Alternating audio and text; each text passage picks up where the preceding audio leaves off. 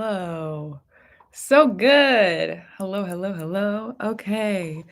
So we're going to sit. Today we're doing personal readings, but I don't think anybody has come into the list yet. So, because we just started. Because we just started. We just got here. Hello, hello. So we are going to be looking at, let's see. Let me go back to my website. Let's see if anybody has come through yet. Orders. Nobody yet. So let's sit and do some, I should probably actually, hold on. Let me turn this. There we go. Perfect. And we're back. Okay. So let's sit. Let's do some collective readings. Personal readings are available if you need them, if you're interested. But let's sit and do some collective energy reading. What do we need to know? What do we need to know on a collective level? Balance, creative balance, creative balance. After being, for myself, I'll speak on a personal level. After being in the dark and not being creative for a while, I think I'll enjoy that balance. Hello to you too. Hello to you too. Yeah, I think I'll enjoy that balance. Information coming through about something that you need to do.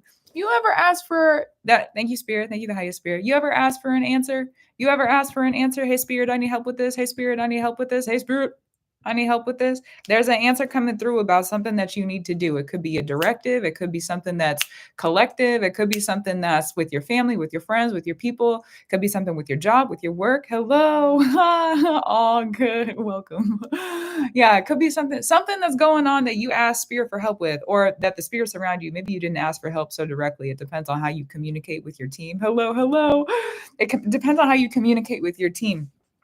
But there's some kind of directive coming, some kind of something to help you, information coming through, something to help you, something that you asked for help with. So there's answers coming through in the next like 2 or 3 days. That's the time frame that I hear. Next 2 or 3 days, there's answers coming through. And we have to remember also too, thank you, Spirit, for this, that Pisces season is the end of the year astrologically. We're closing things out. We're in transition. We're going from one place to the next place. We're not supposed to stay in one place in this season, even though things, how do I say this? Me, I like when things are solidified, but I'm also a fixed sign. I like when things are solidified. I like when things are solid. I like when things are right here, right now, right there, and not moving around. But this is a season where things are shifting, where we're receiving gifts, where things are lifting, where we're changing, where things are changing around us. Plus, with the North Node in Pisces, things are a little bit unpredictable. So it's like be very discerning about what you're learning. And also, there's a lot of shifts happening. Okay, so it changes our direction for the next year, depending on how we lift ourselves and change what's going on. That changes the direction for the upcoming year, how we set ourselves up in this transitionary period. So just a reminder, there's other things here with this, there's other things here with this. Also, hello, everybody. I am doing today, I'm back on doing personal readings, which I haven't done in a while. And Spiritual is just like, you need to get on. So here I am. If you are interested in that, then they're on the website. For people who are, it's linked on YouTube, but for people who are on TikTok, my website is getting censored. So you got to click through the menu to find it, but it's pretty easy to find. So just a heads up. Just a heads up on that. It is what it is. That's where we are. That's where we are. There's more information on the collective reading though. So let's sit with it. What else do we need to see about it? What else do we need to see about it? Something grounding about the future. Okay, so this is a question you asked about the future. This is a collective space, collective reading space. Something you asked about the future, a directive you asked about for the future, investments in the future, something that you asked about for your future. Maybe it's a tool that you need for your future. Maybe it's wisdom that you need for your future. Maybe it's an outlook or a perspective. Maybe there's money. Maybe there's a relationship or networking. I don't know what it is because depending on who you are, who it is, who the reading is for, it's going to be something that's different.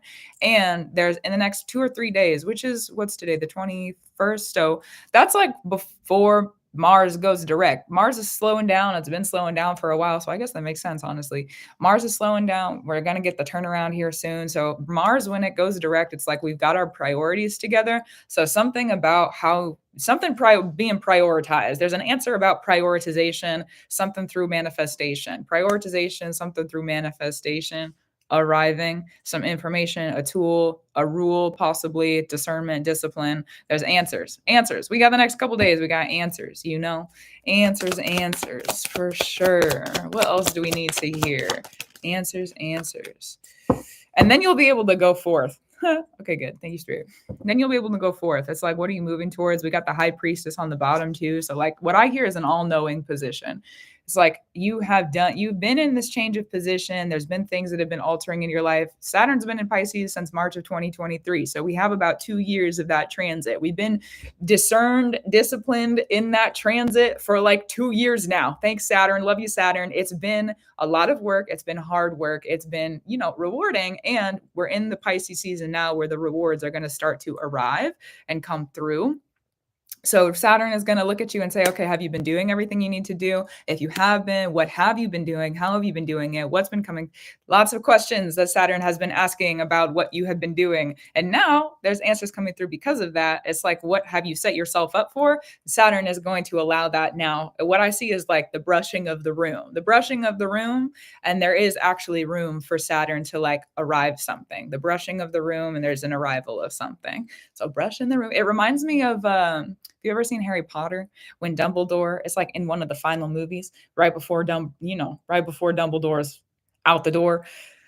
It's the clearing of the fire, how he like lights the fire and then the fire clears out. Oh, that's what it looks like, but it's the clearing of the room. And I hear Saturn. So it could be also, if you're someone who has relationships with the spirits in your practice, a relationship with a spirit of time, a relationship with a spirit of order, those two, and structure. Time, order, structures, those three. Those are going to be Saturn related. So if you have other spirits in your practice that are related to those spaces, there's something clearing, order clearing, something reviewing. What do we got on that one? A grounding of a wish come true. Okay. The Spirit's been telling me that for like 3 days now. 3 days? Okay, interesting. Grounding of a wish come true. Let your heart continue to lead you. Of course. Let your heart continue to lead you. And then there's also a grounding of some direction. Okay, so that's kind of big.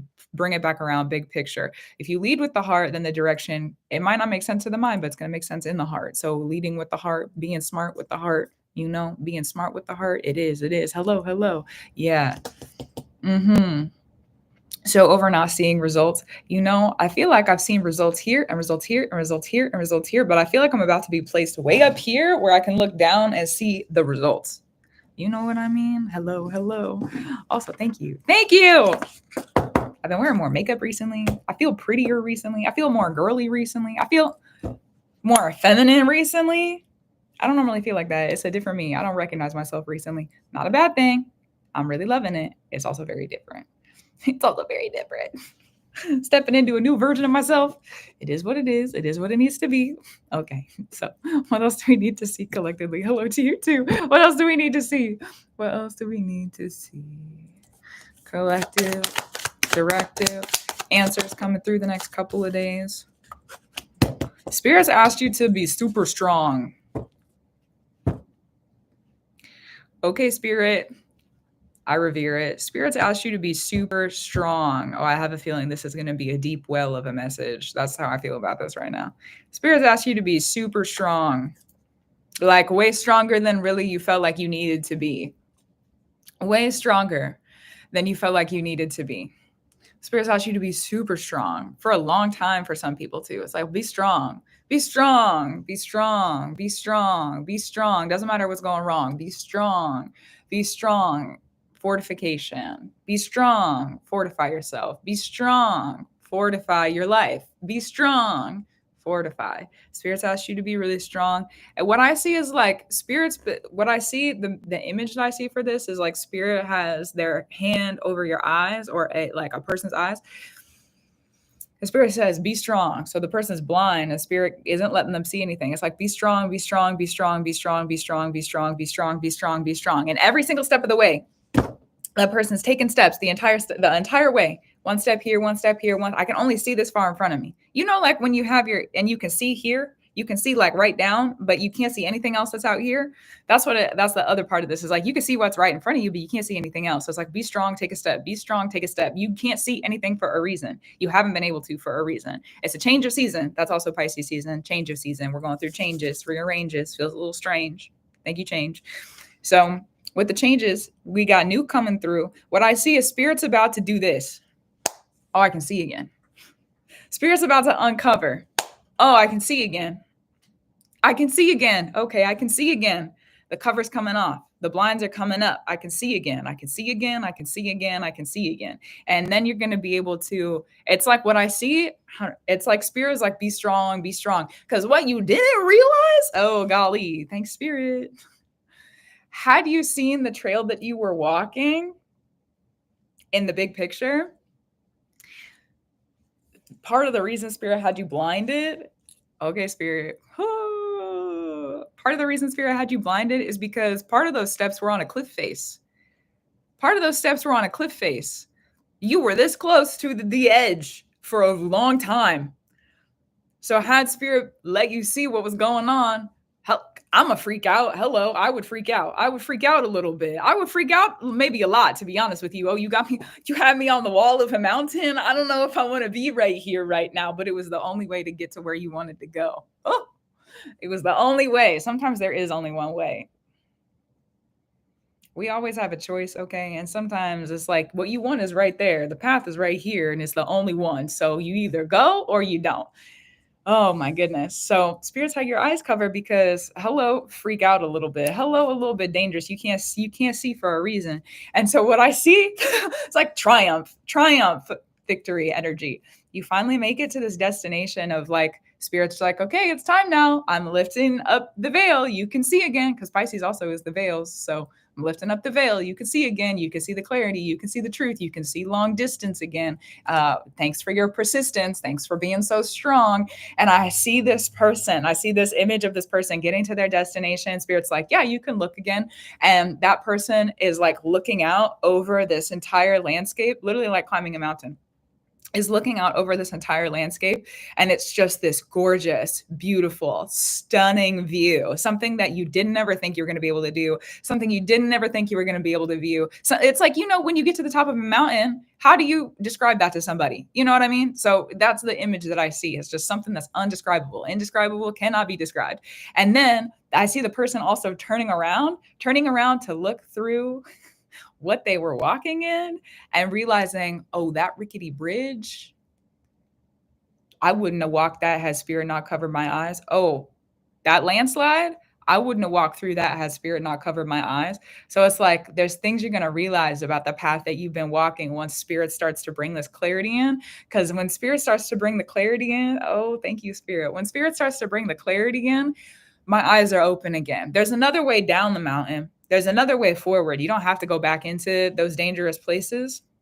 But spirit, it's like, because what I see is like throughout these maybe many years, it's like spirit had you walk in this thing, or spirit had you walk in this thing. And it's like many of those different chapters over and over and over again.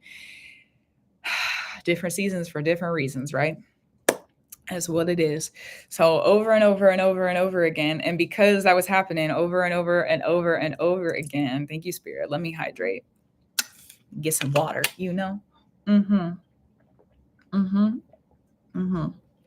Because spirit, love you, water. Thank you, water. Because spirit had you walking in those, it's like one of them was the cliff face. One of them was the rickety bridge. There's a landslide. There's all these things that were like going wrong that you couldn't see the totality of. And I also see a person, like when you get to the end and you turn around and you realize everything you've been doing, I see a person falling to their knees and weeping. Falling to their knees and weeping. Falling to their knees and weeping. I made it so far. I made it so far. I've been persistent for so long. I've been so strong for so long. Because now it's like the feeling I get from this is like spirit's still asking you to be really strong, but you're not tired anymore. You're trained in what you're doing. It's not hard. It's not difficult. You made it to the top of the mountain. Hello. And the top of the mountain is where the least amount of oxygen is. It's like hard to breathe up there. It's difficult to breathe up there. But you made it. You made it. Thank you, spirit. You made it. You made it to the top of the mountain. So now you get to like turn around and weep and maybe set up camp for a little bit and sleep. Hello, you a little tired? Let me set up my tent. I'm going to sleep for a second. I need a rest. I've been telling spirit I need to plan a vacation. Take me off the clock for a second.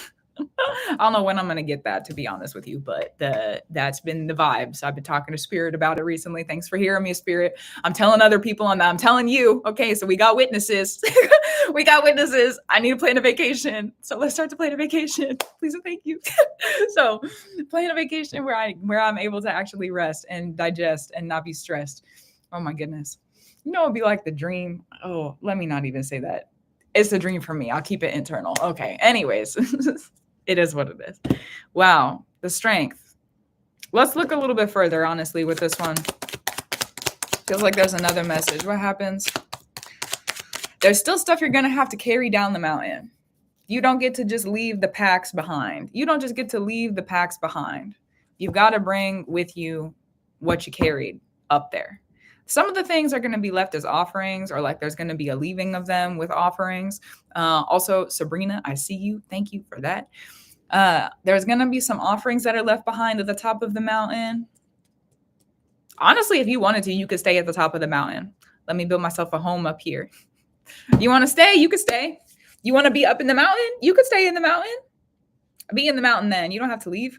Where'd you make it to? You could stay there. Think about that. If you get to see this beautiful, beautiful picture every single day, you wake up and it's this beautiful landscape and it's this beautiful, and think about how long of a path you walked. Think about if anyone was ever going to try to reach you, they're also going to have to take that path. No thanks. No thanks. Because Spirit, if there's people who are going to try to follow you, interesting. Thank you, Spirit. Say like a danger or someone who would be a stranger that you maybe wouldn't trust, or, you know, something that maybe you don't want around you. Spirit's going to ask them to follow the same path, but Spirit's not going to cover their eyes. It was a luxury to have your eyes covered and what you were going through. It was a luxury. Not knowing the people around you and what their real intentions were, not knowing the real truth of the situation, not knowing exactly what was going on or why it was going on or where it was going on. You know, sometimes having our eyes covered. And I thank Spirit for that sometimes, because I'm someone who, how do I say this? I'm really defensive if I know something is happening. But if I don't know, then I'm just like clear and loving, and it doesn't, you know, it doesn't affect me. It doesn't alter me. But if I know that somebody has ill intentions, I'm immediately guarded and very like, you know, it is. That mama bear energy comes out. That's really what it is. The mother in me is like, don't you mess with me. Don't you mess with what's important to me. So if I know that something's going on, I get a little bit, you know, up on guard and in my guard. And so there's been situations in the previous, probably like year and a half. Thank you, Spirit, for this. There's been situations, and honestly, as I'm saying this, I might be realizing some more of them sooner rather than later. I don't know. But it's like Spirit would let me walk through whatever I was going through, not even realizing that the person had ill intentions, not even realizing that they were making fun of me. Like, it just didn't register. I didn't hear it. I didn't hear the, you know, the disdain or the whatever it was, okay, in the situation, in the conversation, in the relationship. I just didn't hear the full intention. I didn't hear the full retention of like the malice. Okay, Spirit, thank you. But then there were some things that, you know, came into clear view. And there's a couple times over the previous year and a half where I was like, thank you for not allowing me to see that in that situation, because I would have acted far differently in that situation if I had known what was going on. You know, I would have responded very differently. I would have been up in the guard energy, but Spirit needed me to get out of that situation without going through a fight. Spirit needed me to get out of that situation without putting up a fight.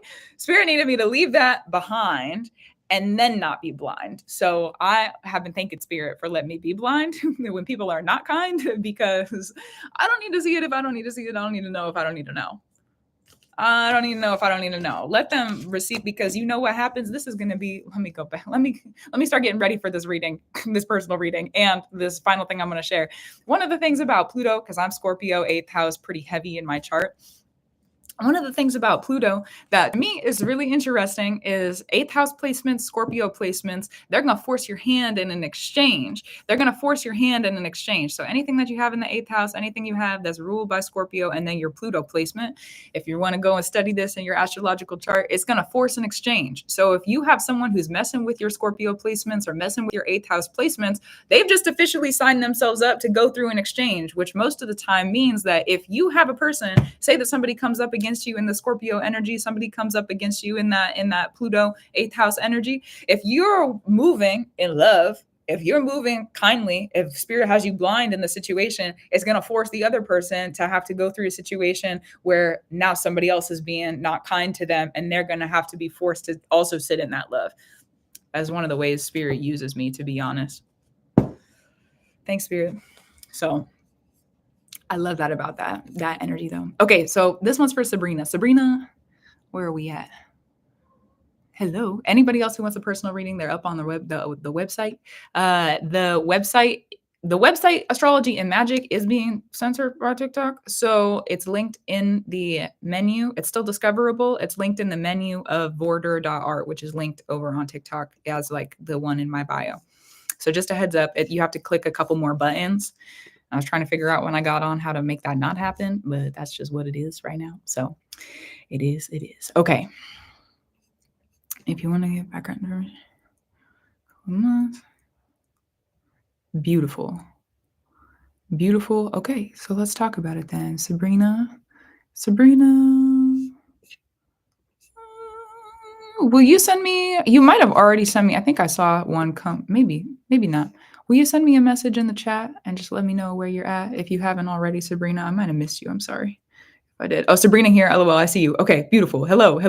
Okay, cool. Let me check in. Let me clock in with what I feel in this. Let me also hydrate. Spirits have been on me about hydration. Bring in the water. Love you, water.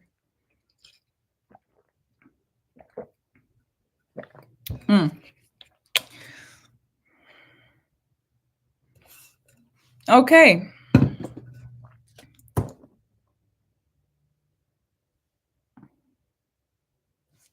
Let's sit with it. Let's see. A new era? Apparently.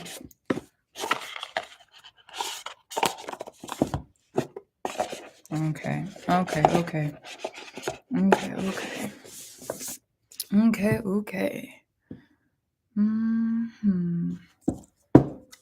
Let's look for Sabrina. I hear arcane. What did you ask about again? Living. Any messages coming through? The stuff that you're going through, it doesn't make sense. Thank you, Spirit. Hold on. Let me integrate that energy for a second. What you're going through, it doesn't make like there's answers that Magick can give to you that like what your spirit is asking you to do. By your spirit, I mean like literally yourself, like the spirit of you. There's things that your spirit is asking you to do that you're like, no, I have other more important things I need to be doing.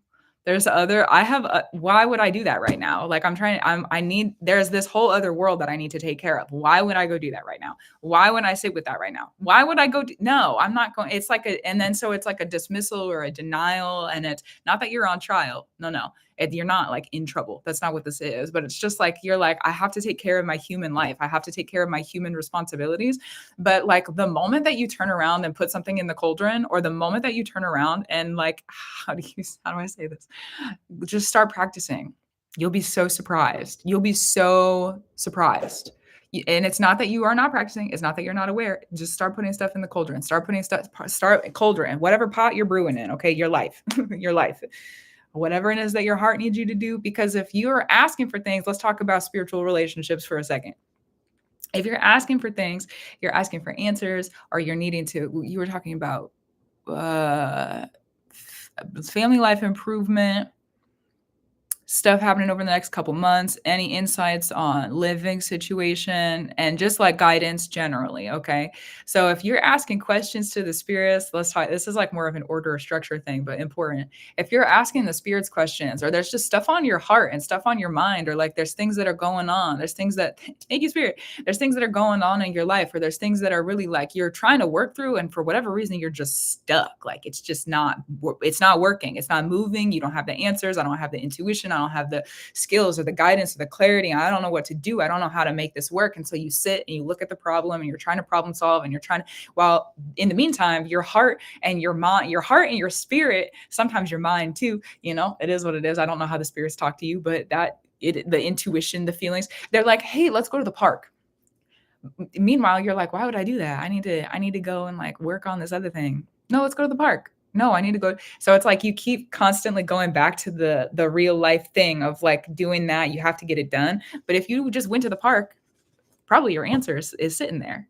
probably your answer is sitting there. There's callings that are being, it's like callings. That's what I would call them. Callings. It's like your heart and your spirit is calling you. Your heart and your spirit is calling you to bring something through. Your heart and your spirit is calling you to answer. There's like answers. You're asking for things and there's answers. Your heart and your spirit. So start listening to the heart and the spirit. That's something with the North Node in Pisces, and this is kind of a general note, but important to bring up for this. With the North Node in Pisces, we're going to be asked to do some things a little bit differently in our spiritual practices over the next couple of years. So discern for yourself how you need to. And also start practicing magic. There's going to be things that start to change because of that. Obviously, I feel like that's like a clearly kind of thing, like yes, hello. And there's some things that are going to be changing. Like if you go, just start practicing. Allow yourself to just follow those intuitive moments and follow the intuitive signs. You'll see how things align. It's like you might not understand at the time, but that step that you're taking is setting yourself up for 3 days from now where you need to get this other thing done. And it's like, oh, I did that thing 3 days ago. So now I have the answer to get myself set up on this place. And then you keep doing that and it keeps setting things up. I call it the wheel. So you have, how do I say, I've been looking to my spiritual practices more. Beautiful, beautiful, beautiful. I keep hearing cauldron. I keep hearing for this one's for Sabrina. I keep hearing cauldron. I keep hearing cauldron. If you have a cauldron or you're working with a cauldron or there's metaphorically, maybe also cauldron, something about a cauldron. Your practice is very cauldron oriented. There's cauldron. If you don't have a cauldron, go get a cauldron is what I feel about that too. Is like, if you feel like you need to go get a cauldron, go get a cauldron, go have some sort of container. Go cauldron. It's cauldron energy. It's the, because when you bring it in, you have to rest it.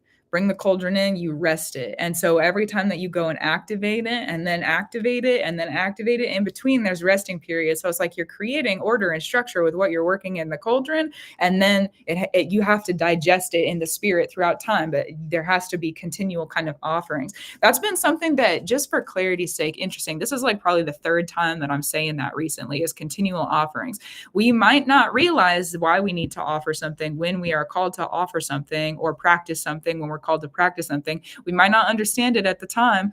And also it may have implications for years in the future that we don't know about, that we are not able to understand. Do I need to give that example? For example, I'll give an example. For example, there was one point in my life, I'll tell you a story. There's one point in my life, it was when I started training jujitsu, and I was going to the gym like pretty frequently, and I was called to make an offering, because for me, everything I do is spiritual. So I was called to make an offering to a very specific spirit before I went into the gym, and I was getting pretty good at the art that I was practicing. Okay. I did make the offering. I felt like I was running behind. Had I taken the time to just make the offering, things that are playing out in my life, or were over the previous couple months, would not have been so difficult. Okay. Because if I go back to that moment in time, things have bigger implications in the future. If I go back to that moment in time, I dismissed the fact that I was called to make an offering, went to the gym, fought through what I needed to fight through. There was a person at the gym. Here we go. Stories about victory. Okay. There was a person at the gym where I knew from the start of my training I was going to be able to get him, to defeat him. Okay. He was bigger. He was stronger. He's more experienced than me. But I was like, I know in my heart of hearts, sometimes I just know things, and I know that I'm going to be able to get him eventually. Okay. So that night I almost had him, and then he slammed my head. I got a bloody nose. I'm not going to let my blood in the middle of training get all over another person, So I got up, cleared it out. And I, like, basically the moment that happened, or like a little bit after, I think it was when I got into the truck and started driving back, I looked at myself and I said, it's because you didn't make the offering. It's because you didn't do it. You knew you needed to do it and you didn't do it. So guess what? They let you fall. You knew you needed to do it and you didn't do it. So guess what? They let you fall. Okay. So for me, that was a hard lesson to learn, because in the previous couple of months, it's returned. And that's, for me, I don't know how your magic works with time, but for me, it's like every couple of years, there's a circle that comes back around. And so with the offering that I skipped over, now in the previous several months, there's things that are starting to activate in my life that have to do with that spirit and have to do with those sorts of offerings. But because I skipped out and dismissed it then, I've corrected that in my order now. I've corrected that in my order where I sit currently. And also, because I wasn't doing it then, I had to relearn the lesson. I had to sit with it again. And so there was things that were happening where I was like, Could have avoided this. Could have avoided this, but I didn't. Can you elaborate more on offerings and how they work? What questions you got about it? Or what? Elaborate on offerings. Offerings. Okay, so offerings, let me sit with it. Offerings. Elaborate on your question. It feels like I need to give a specific answer. Elaborate on your question if you can. So bring some articulations into it. Bring some articulations if you can, or if there's anything that you're like working with or curious about, interested in learning, interested in understanding. Interested in, curious about, interested in learning, interested in understanding. Because there's a lot of different ways that offerings, how do I say? It's like a whole world. It's like a whole, that's kind of true, actually. It's like a whole world. It's like a whole world. Yeah. A whole world. Interesting. A whole world. Let's look at that one. Aha. I love that. Okay. Beautiful. I'm going to pull some cards out because I don't know if you're typing up or not, but typing up a message. I'm going to pull a couple out. Feels, oh, interesting. Let's pull one more. That's good. That's good. Offerings. Yeah. I'll put that one over there, honestly. Yeah, this one needs to come up. Okay. Ooh, wow.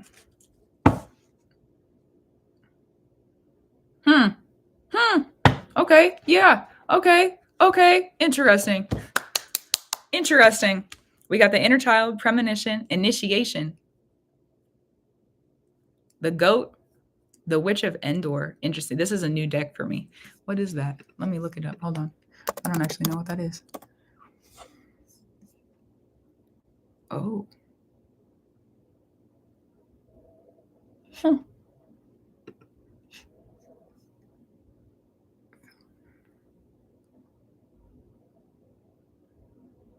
Whoa. I have more research to do on that later. Good point. Okay. For now, though. Okay. Offerings. Elaborate on offerings.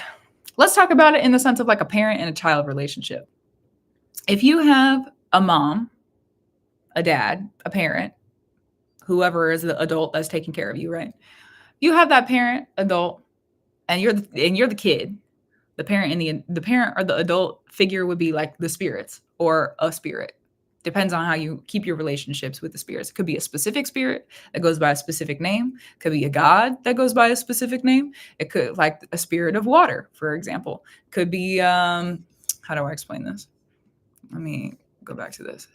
Could be a god. It could be, there's so many different names for spirits. There's so many different elements. There's so many different ways to call on the spirits. So I'm going to give it on a little bit more general of a level, but generally speaking, if we need to get specific, it'll come through. Thank you. That's true. So generally speaking, if the spirits are the parental figures, right? Those parents are going to take care of the kid. Hello, obviously. It's their kid. So we're their children here on the earth. They're going to take care of us. But what happens if that child starts to only come out of their room for meals? They're always on their phone. They're never talking to the parent, the spirit. They're never talking to them. They don't ever talk about what's going on in their life. Maybe they're starting to like go out with their friends, but they're still not talking with the parent. So it's like there's no offerings being made. So the relationship then becomes more distant, and it's more difficult for the spirit, the parental figure, to take care of that kid. It's more difficult for that parent to protect and cover that child. It's more difficult for that parent to know what sort of offerings to bring, like, well, what kind of food do you want me to buy at the grocery store? I don't know that because you don't talk to me anymore about, do you like the food that I'm bringing in or like the cooking that I'm doing? Things like that. So if you start to bring offerings, it could be just you sitting and talking. You feel called to sit and talk to spirit. You feel called to sit and talk. Sometimes I do that and be like, highest spirit, and I sit and talk to the highest spirit. Sometimes I got to sit for the responsibilities that I'm in. Sometimes I have to sit and it's on my heart and on my head. Well, I've got to sit and talk to the gods that are in my practice. Sometimes I've got to sit and I've got to light a candle. Sometimes I've got to sit and I've got to burn stuff in my cauldron. Sometimes I've got to sit and I've got to make them a meal and I've got to offer them food. Sometimes I've got to bring them flowers. Sometimes I've got to go out into nature and bring offerings. Sometimes I need to go and have a conversation with a person that I didn't really think I was going to need to have a conversation with, but there we are. And I have my reminders there. It's like spirits bringing messages through other people. So the offerings that we give, and they are returned to us eventually. And really in the basis of an offering, it is how, who, what, when, where, how, why our relationships with the spirits are nurtured. So one of the things too about practicing what I would call free magic, okay? Magic, everything costs something. So like discernment in that. And one of the things that I would call free magic is if you, please allow me to explain this. I love, truth, free, honor, glory, elevation, gratitude, reverence, love, and justice. If you are just going and practicing your magic, isn't that an offering to magic? You didn't call on magic necessarily. You didn't ask magic for anything. You didn't tell magic what to do. You're just going and with your hands, with your body, with your spirit, with what you've been given in this life, have decided, yeah, you know what? I'm going to go brew this thing. I'm going to go do this thing. I'm going to light a candle. I'm going to light this candle. I'm going to light it up. I'm going to do it because you know what? I have magic. I am magic. There's magic in my life. And that automatically feeds magic. It's a free thing that you've given to magic. Here, magic, I'm going to show up. Here, magic, I'm going to show up. I'm going to show up. I'm going to show up and I'm giving you this offering of my time and my energy. I'm going to show up and I'm doing it because it's fun. And I'm doing it because I'm creative and I want to be creative in it. Magic sees that. And what happens with offerings is normally they're mirror-like. So magic's going to see that and be like, okay, well, let me get creative for you too. Let me get creative for you too. Let me allow me to be in my creative energy. I'm going to send you something down now. I don't know when it's going to show up. I don't know where it's going to show up. But I'm going to send you something down now. I'm going to bring you something in. Because there's also the process. The other card here is initiation. And there's 3 different stages is what I know. 3 different stages. Let me turn over the other one. Hold on. Initiation and imagination. Initiation is a big word, first of all. First and foremost, that's a really big word. And you said you were called back into your practice recently or called back into doing more magic recently. It's a premonitions. And it's like if you don't bring offerings, magic can't help you. But if you have magic, magic wants to help you, but you got to be a channel for it. You got to be a being, a spirit who is like offering their time and their energy to magic. And then magic can offer to you too. So there's like answers, initiation. Also, you're going through something. I understand. Thank you, the highest spirit. Thank you, the spirits of love, truth, free, who do allow me to see. You're going through something that you don't have the understanding of yet, Sabrina. You're going through something that you don't, it's like you can't see clearly yet why you're going through what you're going through. There's things that you're going through that are difficult. There's things that Spirit has answers for you in the future. That's how these things work. That's how these things work. Thank you, highest spirit, for the answers. Spirit has answers for you in the future. And to be able to receive those answers, spirit needs to see how you're going to walk through what is being kind of placed on you. So maybe there was some things that you asked for, or there was a door that you opened with magic, or there was a spell that you cast, or there's, I don't know what activated it, to be honest, but you did something to activate something. I don't know what it is. I can't see it. It doesn't feel like it's my business. So I will leave it be. And that's part of the reason that there's like it feels like unexpected. It's like a problem. It's like, I got to deal with this problem. Like I practice this magic. Wasn't it supposed to be easy? Wasn't the money just supposed to show up at my door? Wasn't the abundance just supposed to be here? No, you got to clear. There's like so much work that goes behind that sort of magic work, even if it's just like a money bowl or like a first of the month money spell, or stuff like that. So much bigger implications than sometimes we would imagine them to be.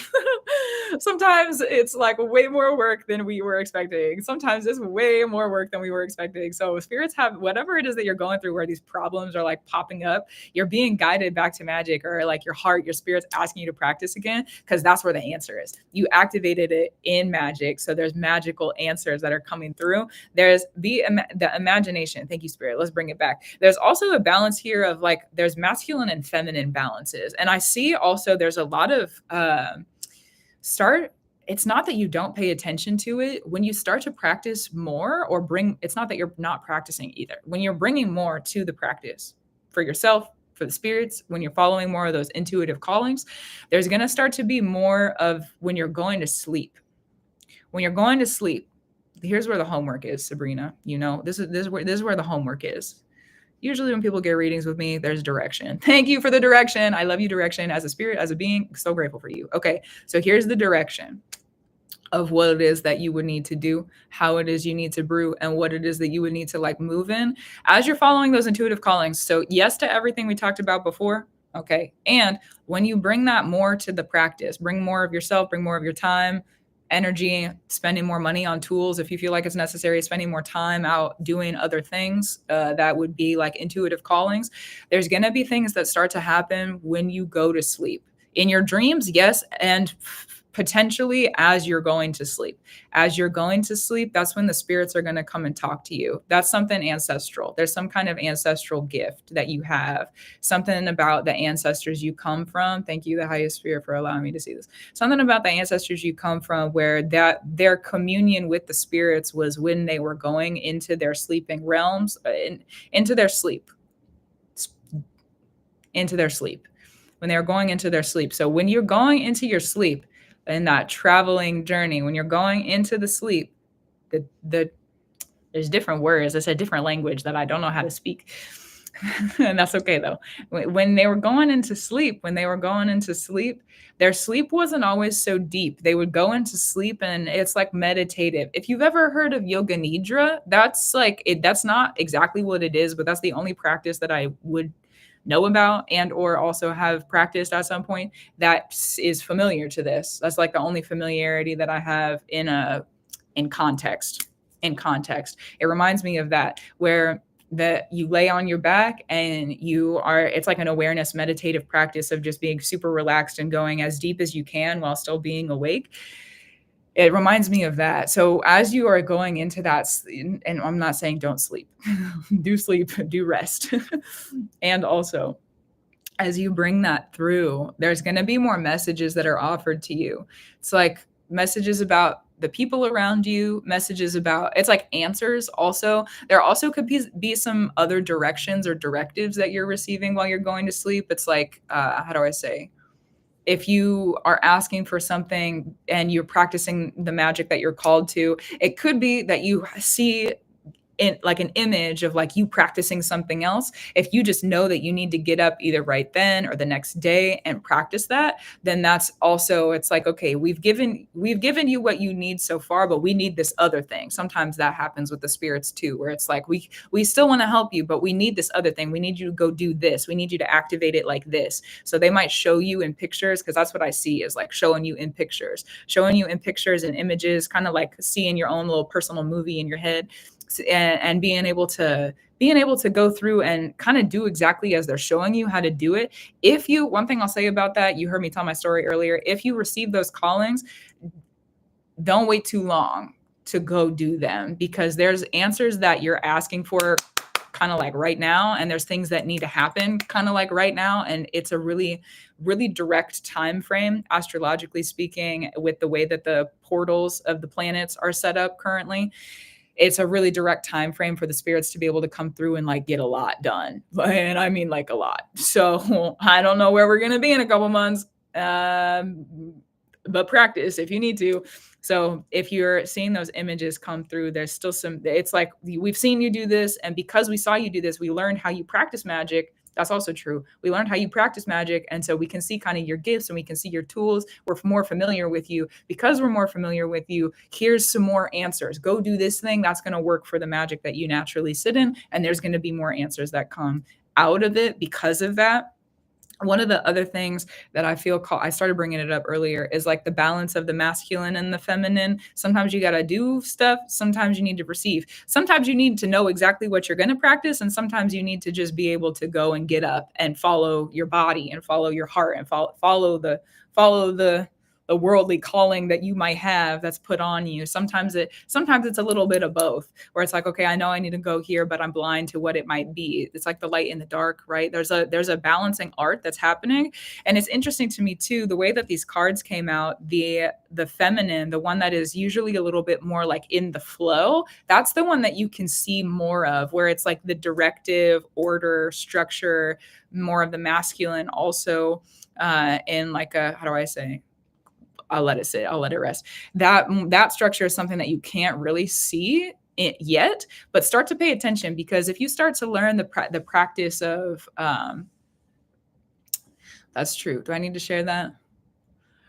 Partially, if you ever, do I need to share that? Let it rest then. Don't let it stress you. Okay. One of the ways that order and structure, thank you, Spirit. One of the ways that order and structure can be learned is like, I know if I need to get a certain kind of work done, I'm going to go sit with Rosemary. I know if I need to get a certain kind of work done, I'm going to go sit with Cayenne. But it takes time to build those relationships and understand that. I also know sometimes there's work that needs to be done under the sun. Sometimes the work needs to be done under the moon. Sometimes I've got to go open the door because certain things need to be done. So if you learn the order, the structure of the magic that you're practicing, it's like you're creating your own tools at that point too. So that's the other part about the practice that will help you. Start studying that. That's the other piece of homework. Okay, so there's 2 pieces of homework. Yes.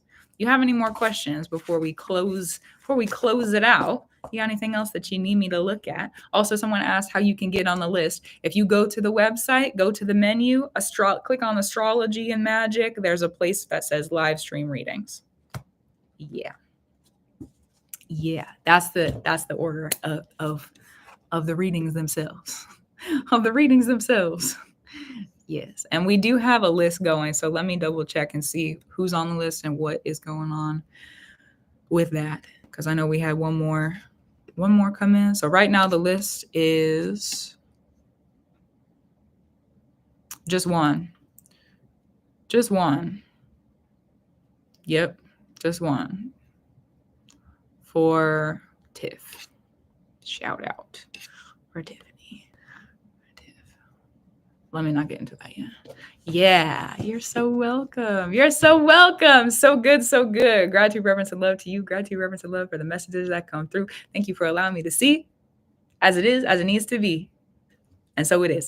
Okay, beautiful. So we have one person on the list right now. For everybody who's asking, we got one person on the list right now. To get on the list, go onto the website. It's vorder.art. It's linked in the bio. This is for a TikTok. YouTube, it's linked in the comments, like the direct link. And then go into the menu, Astrology and Magick. They're censoring on TikTok. They're censoring the actual astrologyandmagic.com. Otherwise, I would have just put the direct link there. But it is what it is. This is the time that we're living in. So if you go to the menu, Astrology and Magick, there's a live stream readings button. Click on that. It'll go through. So yes. And if I order it, yes, the readings will be done on live stream. My private bookings are closed right now. The only people I'm working with right now on a one-to-one basis is people who Spirit is having me help to process. Spirit is having me process. The only people I'm working with on a one-to-one basis are the people that Spirit is having me process through initiation. That's the only thing I'm doing in the private one-on-one space currently. My books are closed. Initiation consultation is up and available if you feel called to look into that. So yes. Okay. With all that being said, let me drink some water. Let me hydrate. Tiff, I don't know. Let me look and see. I think you're on TikTok, but send me a message. Send me a message. I should probably put another button on there. What platform are you on? Yeah, but let me know. General reading. Okay. Nice. Yes, let me hydrate. Just switched. Okay, beautiful. Beautiful. Okay, let me, like I said, hydrate. I need to hydrate. And then we can continue.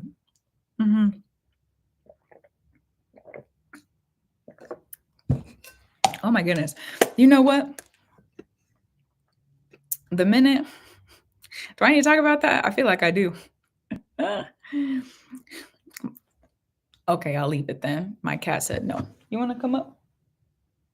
Come on then. Yeah. There you go. Okay. There you go. Okay. You want to help out? How you feel about it? He's been so curious recently. I know. He a sweet little guy. He's been so curious recently. He's just been more active. I guess that makes sense. I've been more active recently too. So of course he's going to be up and more active. It is. We need the rune deck. Hold on. That's what we need for this one. Okay, let's switch it up then. We got some order coming through then. Order. Thank you, Spirit.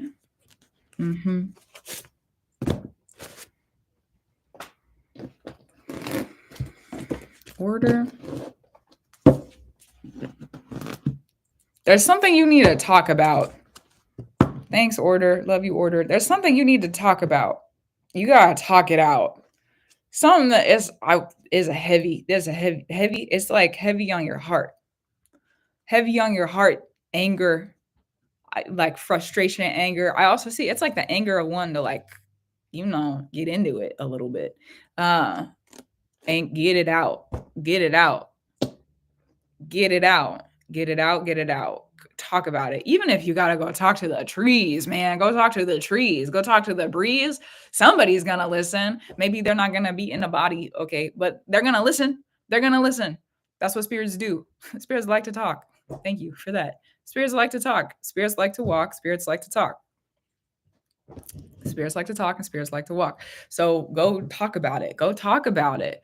The anxiety, talk about it. If you talk about it, you're not going to feel anxious anymore. The anxiety is fear-based because there's something that is like, it's like a trigger trauma, something triggered your trauma. So you're feeling anxious about it. And if you can go and work through what you're feeling, you'll get to the root of it and you'll realize, oh, actually, that's the truth. And it's going to be like, it's like revering the clarity of it. You have to go talk through it though. Go literally after this, get off the internet, go outside, turn the TV off. Okay. Go outside, talk to the trees, talk to the breeze, talk to the animals, talk to the nature, talk to the spirits, talk to them, talk to them, talk to them. They're going to sit and they're going to listen. They're going to sit and they're going to listen. Go and talk to them. Go talk to them. You need to go talk to them.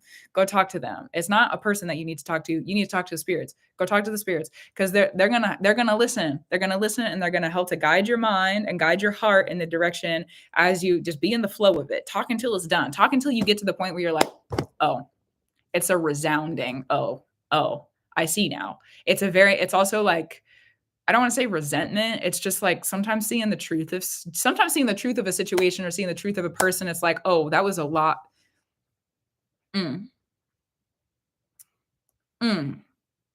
Bitter. It's not bitterness. It's just like, it reminds me of somebody who's like being, do I know? It's just the resoundingness, being like, and set in it. Let's see what else needs to come through. Recently, Spirit's been talking to Spirit's been talking to me through my hands recently. Love you, Spirit. Spirit's been talking to me through my hands recently. It's like I pick something up, I can see immediately. So we didn't pull the cards yet. Let's pull the cards. You're not alone. Even if you feel like you're by yourself, you're not alone. You're not alone. You're not alone. Anytime you feel like you're alone, go talk to the spirits. Go talk to the spirits. That's something that the spirit's having you do right now. What I heard is that is a spiritual checklist assignment for you. Go talk to the spirits if you are going through something. If you're going through something, go talk to the spirits. It's like you nurturing again, they can't know you if you don't talk to them. So go talk to them. Go talk to them, revere them, talk to them. They're going to revere you too. They're going to revere you too. One of the things also, let me share this story with you. One of the things also, I was having a really hard day. I had a bunch of offerings on the altar. Lovely, wonderful, great. Congratulations for that. Okay. And I came back home and it was a hard day. It was a hard day that had a lot to say. I was moving through something difficult. I was feeling triggered, trauma trigger stuff. And I just sat in front of the altar and I talked about it and I talked about it and I talked about it and I talked about it and I cried and I cried and I cried and I talked about it and I cried and I cried and I cried and I talked and I cried and I cried and I cried because that's what I needed. And I did it until I was done. And then at the end of it, they showed me like an image because I have a lot of visions. They showed me an image of a baby. Like a baby in front of the altar crying. Because I feel bad talking to them about my big emotions sometimes. I feel like they're really big. They feel big to me, you know? So I feel bad sometimes. And they show me, but not anymore. I used to. Okay, that's true. Close the door. So they showed me a baby in front of the altar crying. And basically they were like, listen, we're really, really old. And if you need to sit here and you need to cry about it, then like, you're literally a child. You're literally a baby to us. You're literally this tiny little human being. You are a baby. So sit and cry about it if you need to. And I was like, okay, thank you for that. So go talk to them. Go talk. They're going to listen. There are spirits in this world that are really, really, really, really, really, really, really old. Like it's so old that our little tiny human brains could not comprehend how actually old they are. That's crazy to me. And it's real. That's a real thing. You're not by yourself. You're not alone. You're not alone. You're not alone. Just little humans. Just little humans. Got it. Yeah, just little humans. So good. Something else you cannot see. Oh, you're being born into something? Okay. Something. Being born into in union. And this is a spiritual union of your position. Okay. What's going on? You gotta talk to me too. You gotta talk to me too. What's going on? You got questions. You got something going on in your life. Be more specific. You gotta talk to me. You. You gotta talk to me too. What's going on? Love you, and talk to me too about it. Something in the spirit. Something's bothering you in the spirit. Something. And there's something I can't see in the spirit because I have some gifts that need to be gifted. I have some gifts that need to be gifted. You got to lift some stuff then. If you got stuff that needs to be gifted, you got to lift some stuff. You need to make some offerings. You got to practice magic. This is the message in the earlier reading too. Thanks, Spirit. Love you. This is a message in there. Yeah, you got some gifts that need to be gifted. Then you need to lift some stuff. You got to lift your mind. You got to lift your heart. What is it? What is it that you feel like needs to be gifted? So understand, I'm here to lead and I've begun. Beautiful. Okay. Well, then you already won. If you've begun, then you won. Because once you're on the path, can you get off of it? Hello, we're alive. So let yourself drive through it. If you begun, you already won. So it's like get that off you. Get it off you. Get it off of you. Get it off of you. Get it off of you. There's something that, thank you, Spirit. Thank you, Spirit. There's something around you that's making you feel like you're not going to be victorious or you're not going to be. There's something around you that's keeping you from talking. It's taking your words. It's talking for you. It's not even saying anything. That's what I hear. It's like taking your words, not even saying anything. Taking your words and get it off of you. Get it off of you. Get it off of you. You're feeling that's the emotional clearing.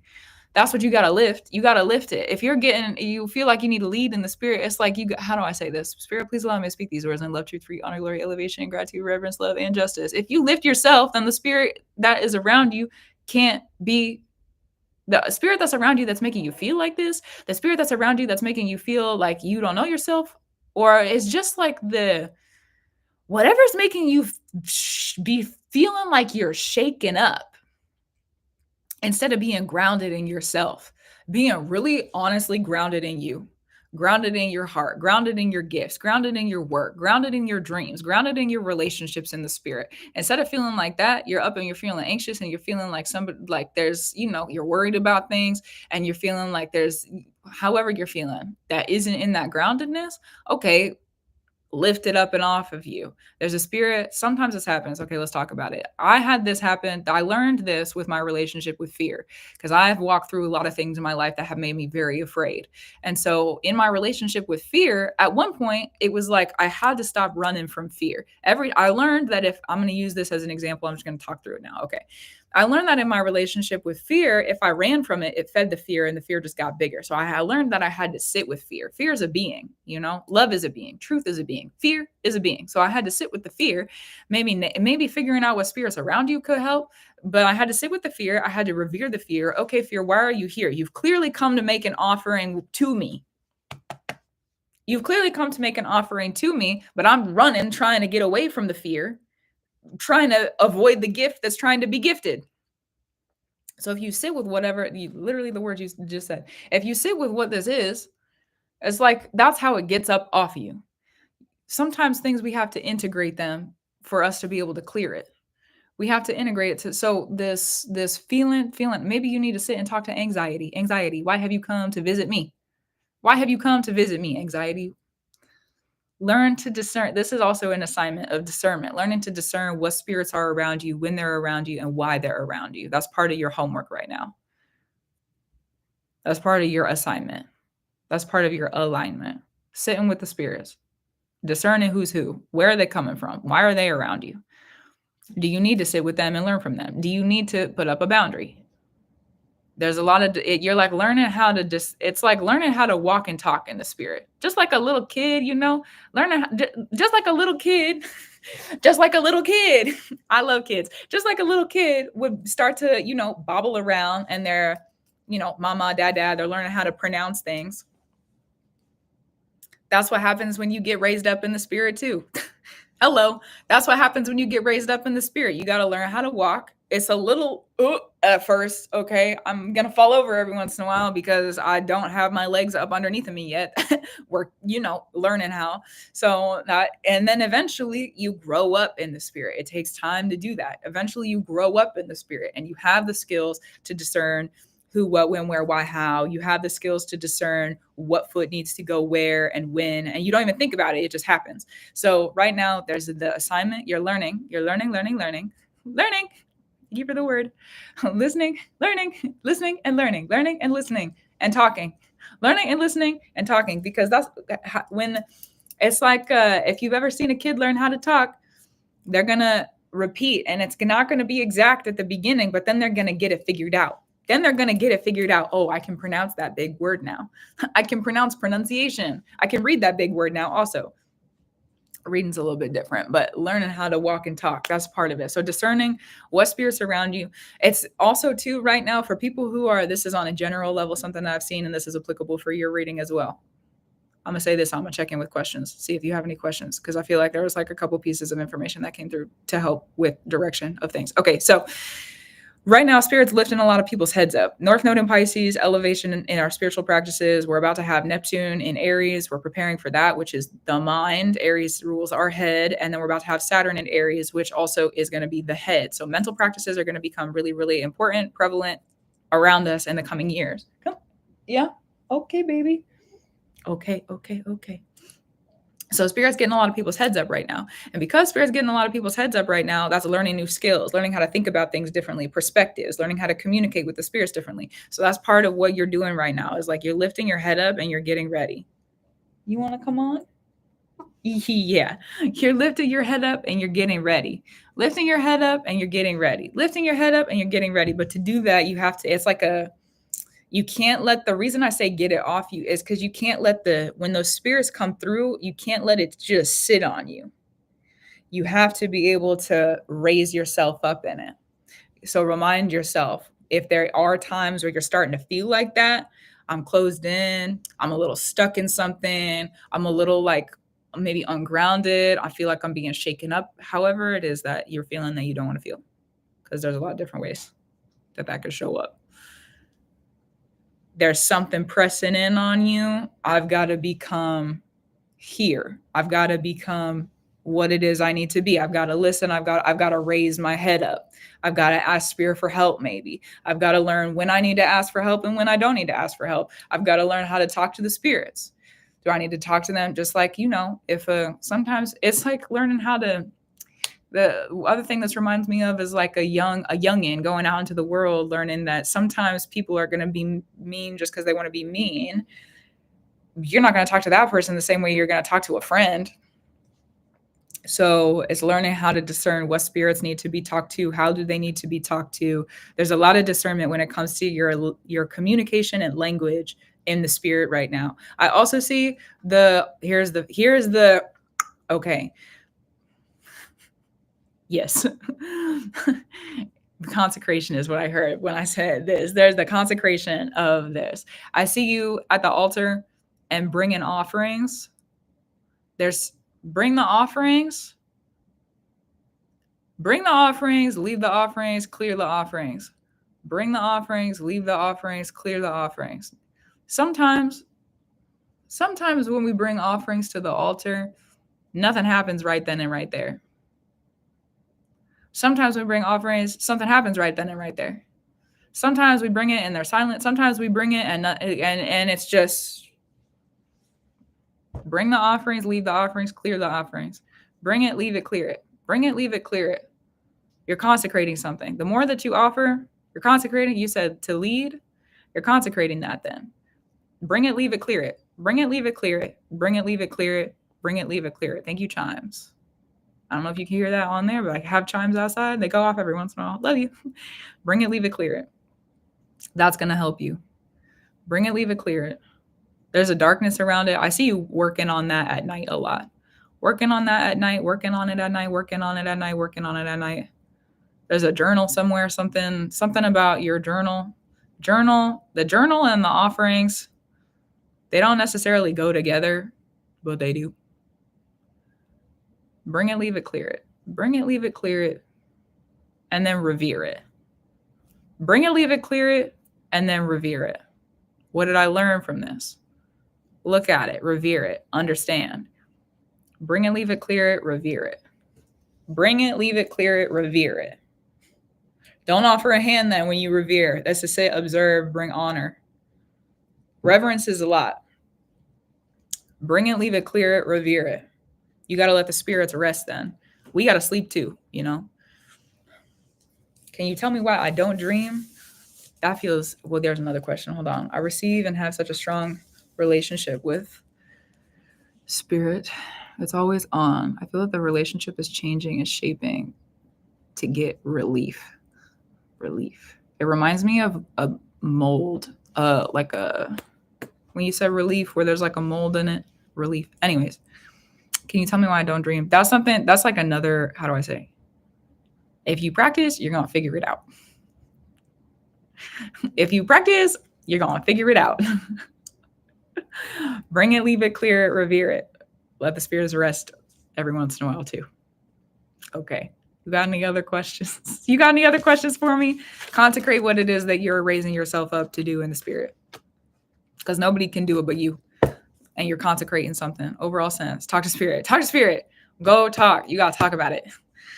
Talk about it, and then you're going to walk about it. You talk about it, and then you're going to walk about it.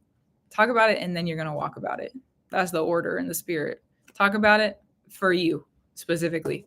Talk about it, and then walk about it. Talk about it, and then walk about it. Talk about it, and then walk about it. You want to walk in it. You want to lead people. You want to be this person in the spirit. You got to talk about it first. How are you supposed to? Imagine if you were walking around, you couldn't talk to anybody. It'd be really hard for people to, you can't, like, if there's an emergency, you can't be like, fire, fire. Fire. You know, you can't, if you can't talk, there's a whole entire skill set that is like out the window. So talk about it and then walk about it. Sometimes too, what I see is like spirit's going to force you to talk about it if you don't. Spirit's going to force you to talk about it if you don't.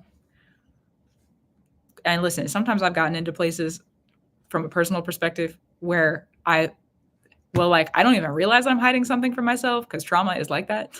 Trauma does that to people, okay? We don't like to look at it till we kind of have to look at it. So there's sometimes throughout the years where I've been placed in a situation or like forced to feel something, like there's something going on around me just to jostle up the energy so that it comes to the surface, and then I'm forced to talk about it. I can't not see it now. But what I also see about that is that spirit's going to have you sit and talk about it. It's like you keep wanting to get up and like go to places and do the things. And it's not to say don't practice and don't follow your intuition. That's not what I'm saying.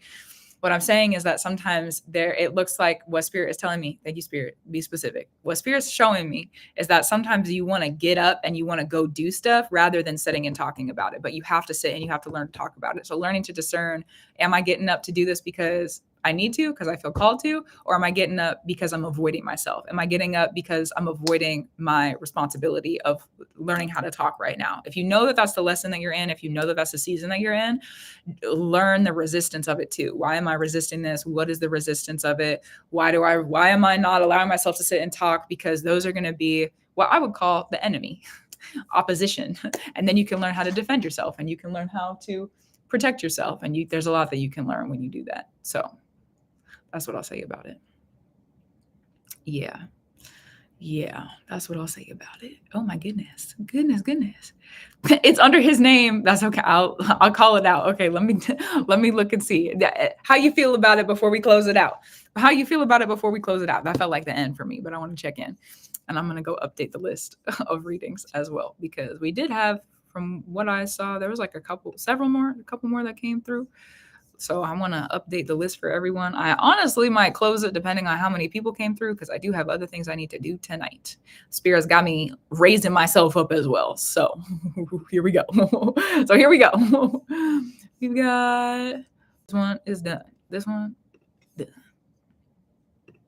Beautiful. Confirm. So, beautiful.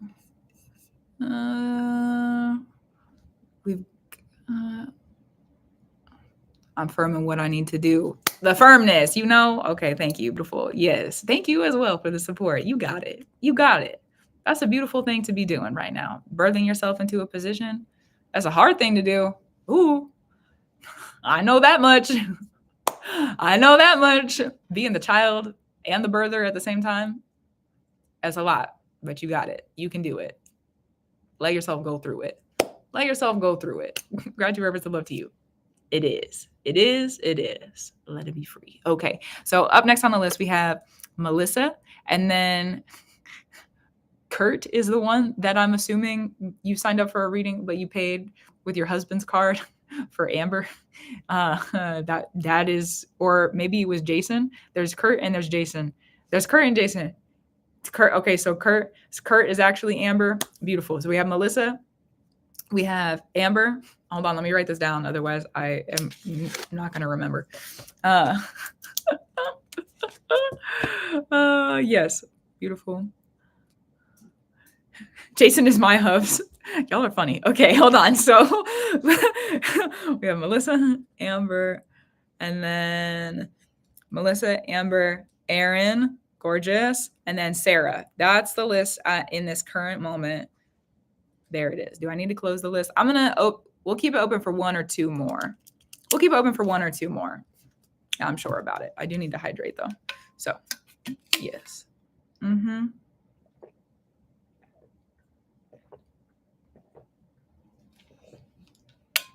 Beautiful, beautiful, beautiful. So good. Okay, so for Melissa. Melissa, hello, hello, hello. Melissa, will you send me a message? Oh, hello, noise. Will you send me a message on the chat where you are and let me know that you are up?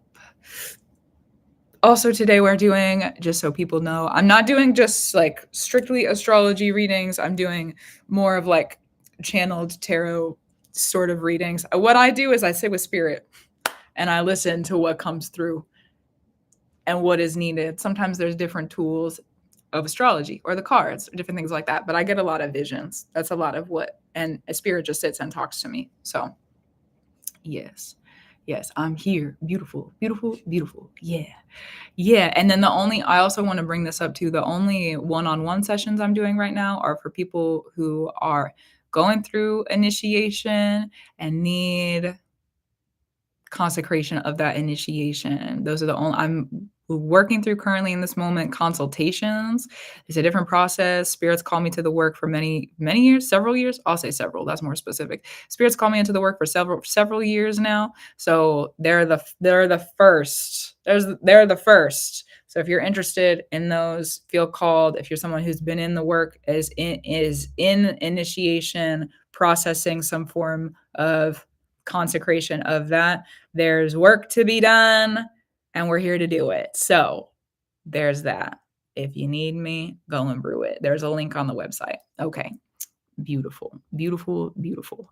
Yes, I think I did see it. I've gotten a lot that have come through and I need to sit and rest and digest with it. But okay, so moving back into it for Melissa. Let me read your question. Not a specific question. Okay. Stuckness? Let's get some unstuckness. Let's be done with the stuckness then. What do I do? What do I do? Okay. Started a job with great pay. I heard a blessing. I heard that's a blessing. It's bugging me, my home life issues. Oh, I understand that part. Keep that. I understand that part. Understood. That's a lesson. There's a blessing and there's a lesson. Overwhelmed. Understood. There's something you asked for. That's why you're back home. There's something you asked for. That's why you're back home. You said you're back home. There's something you asked for. That's why you're back home. Spirit said that's the lesson. There's something you asked for. It could be a relationship. It could be housing. It could be, well, I don't know what it is. Something you asked for that was more than what you were offered. Some sort of alteration. You asked for an alteration, for your life to be altered, for there to be some sort of like specific gift. Could have been an amount of money. It could have been a relation. There's a relationship. Could have been a couple things, many things. A direction, alteration. You asked for an alteration. Thank you. Yes. Oh, yeah. You asked for an alteration. And because you asked for the alteration, you're back home at your parents. Because you asked for the alteration. Okay. Okay. Because you asked for the alteration. What was the alteration? Do I need to know about it? You asked to grow. You asked to grow. You asked to become a different person. In the process of that growth, you asked to grow for family, future, career, something. You asked to grow. You asked to grow. So Spirit says something needs to go. You asked to grow, something needs to go. I'll share with you actually yesterday during the collective reading that I did. One of the things that came through, you want new fruits, you got to work new roots. So, roots including the ancestors, roots definitely including the ancestors. So, if you're back home with your ancestral space, thank you. If you're back home with your ancestral space, then there's something in those roots that's not allowing you to have the fruits that you are asking to have. You asked for something to alter. You asked for a heart change. You asked for a rearrange. You asked for something that felt a little strange. Maybe I don't know how this is going to work. I don't know what this is going to look like. This is what I want for my life. Now it's up to you. Spirit's giving you the lesson. Now it's up to you to go through and root through. Okay, understood. Let's pick up some cards then. To root through what you need to. Because what happens with this kind of work, oh, goodness gracious, here we go again. Spirit, thank you. What happens with this kind of work on an ancestral level when you're clearing this kind of stuff out so that you can do differently than the people who come before you, so that you can unroot what's in the ancestral lineage, so that you can have something different, create something different, become something different than where you come from. The way that that works in the process that Spirit has me explaining to people recently, and the same applicable, well, not same, it is in this reading for you. You have to go into that darkness because the roots are dark. They're under the earth. We don't really see a lot, right? They are there though, and they root us, they ground us. So you go into those dark roots, you bring through the seeds, you bring through what it is that's already rooted, and then it gets lifted up and grown into something, and then you got to reap it. Then you've got to, it's like, harvesting wheat or harvesting like the fruits of a plant, or the harvest of something. Then you've got to harvest it. Then you've got to clear it. And when you clear it, you've got to revere it. You've got to say, okay, I have done the work to bring this to the surface. I have done the work to identify this. Thank you, highest spirit.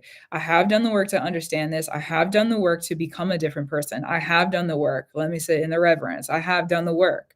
I have done the work. I have done the work. I have done the work. And right now, where you're at, when you're at your parents, because you're feeling stuck, the stuckness that you're with, you got to bring it to the surface. Right now, you're in the process of learning what it even is that's in the darkness. And as it grows up, you'll start to see. It's like observing.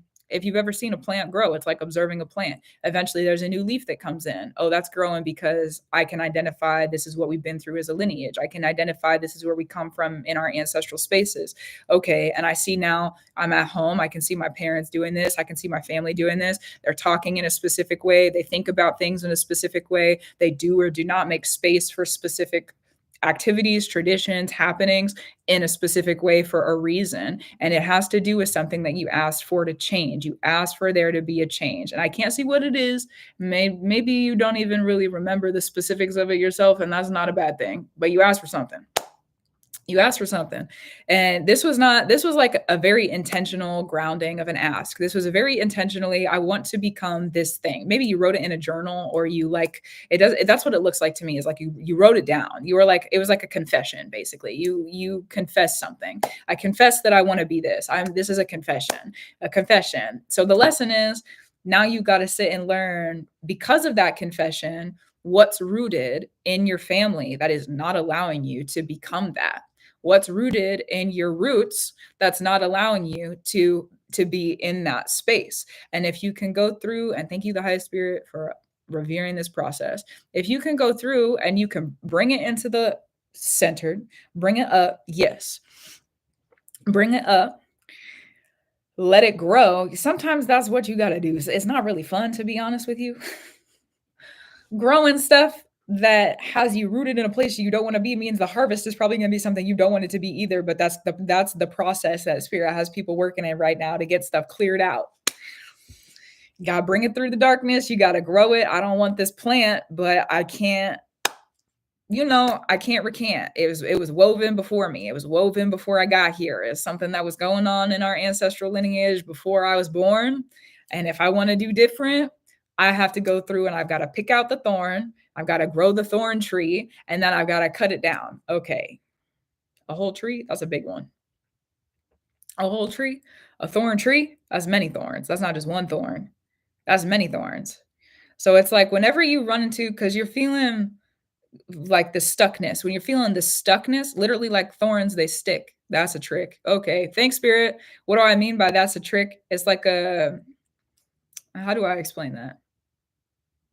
The rhymes. Okay. When I rhyme all the time, when I have those rhymes that come through, sometimes they're tricks, sometimes they're tools. That's a little trick. That's a little trick for you. Is like if you're feeling stuck, something's poking at you. It's a thorn. There's some kind of thorn. So if you can look around and kind of figure out where's the thorn coming from? Why, if I'm feeling stuck, is it because maybe your parents made you feel a certain way? Is it because maybe they're holding boundaries? Or there's a lot of different ways that could go. Again, a whole entire tree of thorns, that's a big tree. There's a lot of thorns. So if you can go through and start to root in it, you got to root in it, you got to bring it up, you got to grow it, and then you got to reap what has been sown. And that, honestly, how do I explain this? If you can do that work, you change the rest of the lineage also. If you can do that work, and it benefits more than just you, because that's a change, that's an alteration in the entire ancestral inheritance. You're going through and changing the inheritance. You are reaping the inheritance from prior generations, not just one. You're going to go back many generations and say, what's been done? You're going to deconstruct that. You're going to bring it into the center place. You're going to grow it. You're going to spend your time and energy saying, yeah, I would rather clear this out than have to build on shaky ground. I would rather clear this out than have like remnants around, And that's work that changes it forever. That's work that's very clever. It changes it forever. You bring it up, you bring it in, and then you're done. You're done. Anybody who comes after you is done. And hello, let's think about perspective also. We are an ancestor ourselves, right? So anything that we create is also ancestral magic. So that means you've created an alteration of literally everything that you practice. Okay, so there's the lesson. Let's talk about the blessing for a second. Let's bring it back. Let's talk about the blessing. You got this new job. You got a new job. You're doing both at the same time. You realize that? You asked for something. So you're doing both at the same time. Here's the seed that you need. Okay, now pull out the weed. Here's the seed you need. This beautiful job. You got the money. You got the, here you go. New opportunity, new offering, something sprouted. You asked for something. Here's the seed. You got the seed. Go pull the weed. You got to do both at the same time. You got to nurture the new while you get rid of the old. Nurture the new, clear out what's done. Nurture the new, because you can't have just one or the other. If we had just one or the other, we'd be in the veils. But we're in a body. So it has to be both. It has to be both. You have the new growth, you have what needs to be finished. So it has to be both at the same time. And because it's both at the same time, you're going to have lessons that are reflecting each other. In the new growth, in the job, in the work, if you start to pay attention to it, you'll notice that there's going to be themes, thematics. There's going to be thematics, sometimes dramatics, maybe. I don't know how the work is. There's going to be thematics. Maybe there's like something really good that's going on, or maybe there's like an office party or work party. I don't know what you're doing, but the office party, work party, there's something that's like celebratory. Maybe at home, there's a reason not to celebrate. Okay, clock it then. Look at how they reflect each other. It might not be so direct. That's like a really direct thing. It could be something that you're feeling stuck in. And if maybe there's like a random conversation that you have with a coworker and you're like, oh, little clues here and there, spend your time. There's not a lot to share around this. Like, it doesn't feel like you're going to be talking to a lot of people around this. It's like an internal lesson. This is something also, what I hear is that you're going to be going through this for basically the entirety, for a little bit more than, actually, but that's what I hear. I haven't looked at the eclipses going into 2026. I've only looked at the eclipses for this year. Maybe it's time for me to get the calendars out again. Okay. And also the North Node just moved into Pisces. The South Node just moved into Virgo. So this is something that what I feel is the thematics of this, what I'm being told, not what I feel, what I see, what Spirit's showing me. Thank you, Spirit. What I see in this is that you're going to have this lesson is through in like a year or two, but it's connected to this lunar node cycle, and what's going on with the lunar nodes. So that's what you're working through. That's the lesson and the blessing. That's the lesson and the blessing. That one was for, let me get a name on it again. Melissa, I'm pretty sure. Yes, Melissa. Thank you, brain. Thank you, brain. Beautiful. You have any more questions? You have any more things that are like sitting with you that feel a little more necessary to bring up, or anything that's any questions on what came up either?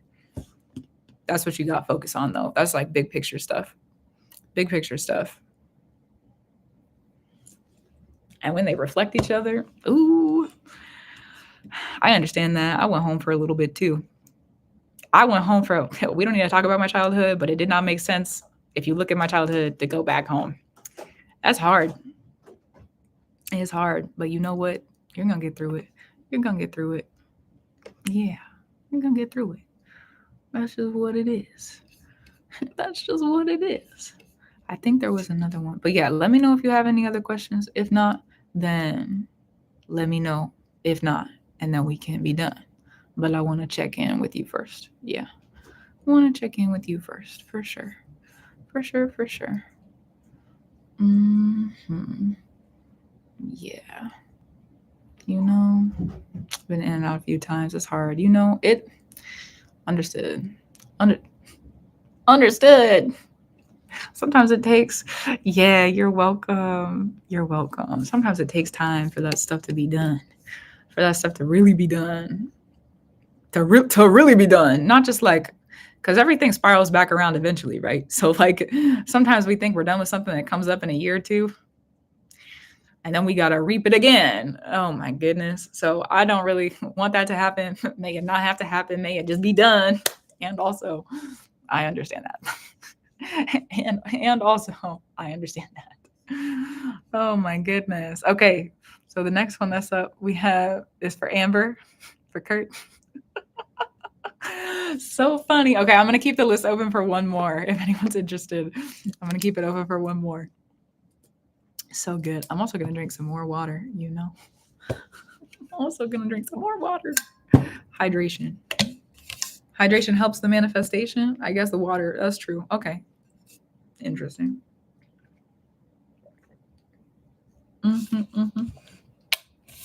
The list, for people who are interested in the list, I would put a direct link into my bio so that you could just click through, except for TikTok is censoring my website right now. So this is what you're going to do. Go to the website, go to the menu, go to Astrology and Magick in the menu, and then you're going to click on the live stream readings. Answers were there. That's where you go through. That's the order. Yes. I'm gonna sit with one more. So we have a list though. We have a list of more than just one more. Okay, so let me look at the note for this one. For this one. And with the laughing face. Hey, you know what? I'm grateful that they came through as they did. You know what? Beautiful. Let me update the list also. I have one for, let's see, Kurt, Jason, which is really Amber and Aaron, and then Sarah, and then Caitlin. Yeah, and then Caitlin. That's the other one. That's the other one that I have. So yes. Okay, so let's go to Amber. So let me read this. That's my list. That's what I got going. Is what I'm working on going to be successful and helpful? Let's talk about it.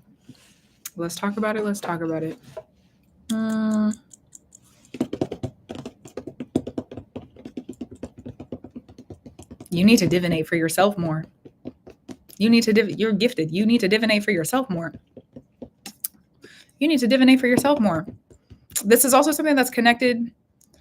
Are you someone who works with womb cycles, moon cycles, one or the other, both?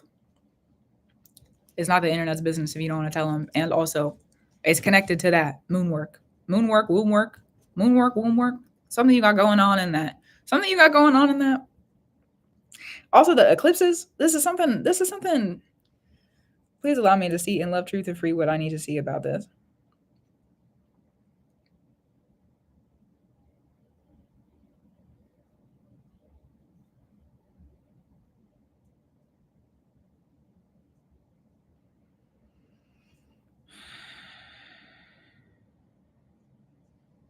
Mm-hmm.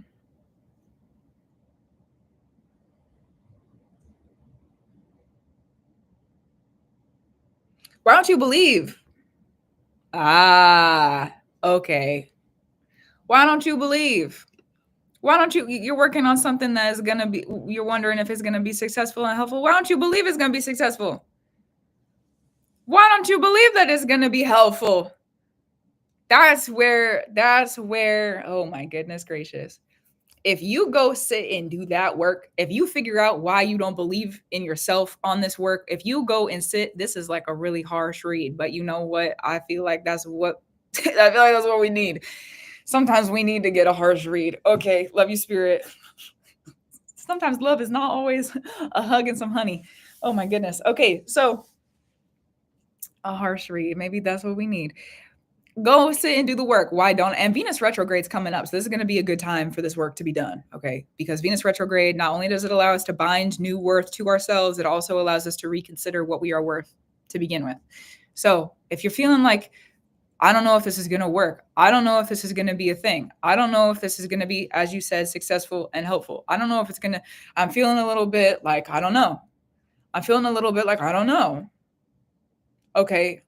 You got to learn how to work the shadow then. And the dark moon's about to move into Scorpio. This is a really good time for you to do that work coming up in the next couple of months. A dark moon's in Scorpio basically all year. This is a great time for you to do that work. Because the dark moon, here's an assignment. You want an assignment, you want some specific directions, let's look at it. March 27th, okay, for Amber. March 20th, I mean, this is general information, but this is also specific for Amber. March 27th is when the dark moon is going to move into Scorpio.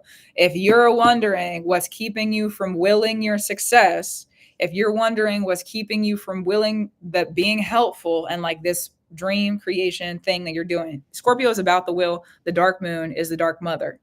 It's the shadow mothers. It's the dark feminine. And so if there's anything, what I've learned about the dark feminine, the reason I'm bringing this up is because one of the things about the dark feminine, the dark mother, the dark moon, and that placement and that work specifically, thank you, the highest spirit, for this lesson and information. A lot of the times, if there is power that's not integrated in the woman, feminine, mother person, if that power has not been, and also Scorpio is about power, so reference for that too. If the power is not integrated, the essence of it, the understanding, the belief of it, the ability to just go do it, the power of it, okay, the will of it, if that's not integrated, a lot of the times that dark moon placement will have us reach out to other people, go get a reading with another person. Will have us asking our friends for advice. Will have us maybe sometimes telling people around us what to do and how to be. Jealousy can come up because of it as well. So it's like really sitting with, it's like what I also call the dark feminine sometimes is like the ugly part of the feminine. It's the ugly part. It's the part that nobody wants to look at. Nobody wants to see it. Nobody wants to be it. Okay. Because we're in society and meant to be these like pretty alluring, beautiful, that's a skill also. And it's also something that society has used to like create a really large hill for people that maybe necessarily doesn't need to be there. It's a very complex topic. It's very complicated and complex. And thank you. Let it rest. Yes. Thank you. And let it rest. And at the same time, because it's the ugly part of the feminine, we kind of teach ourselves not to look at it. So it learns to maybe like be in the shadow, hide a little bit. But if we can learn to look at it, if we can learn to look at the dark feminine, the parts of the feminine that are ugly, giving birth, beautiful, sacred, also messy. Okay. Also messy. So, but look at the reward of it, look at how beautiful it is. Look at how beautiful it is. And at the same time, earthly, love you, earth, earthly. Yes, it is. So if you're in the process of birthing something, okay, if you're in the process of creating this work for yourself, this successful and helpful thing, this is a great time. Venus goes retrograde March 2nd. Let me double check on that. Yeah, March 2nd through April 13th. If you really wanted to get into the don't put all the stuff on pause that you're creating or doing or brewing in the light stuff or in the direct work stuff or and like that. Don't dismiss it. Don't get rid of it. Don't stop doing it. And at the same time, spend about it was like a little less than 2 months. Yeah, month and a half. Spend that month and a half around 2 months because then we have to eclipse season needs to close out at the end of April too. So it's like 2 months starting in March, like a week from now. That's crazy. Eclipse season starts in 7 days, guys. It starts in 7 days. Oh my goodness. It starts in 7 days. I'm not ready, but I'm as ready as I'm gonna be. So here we go. Please allow me to be ready. Okay.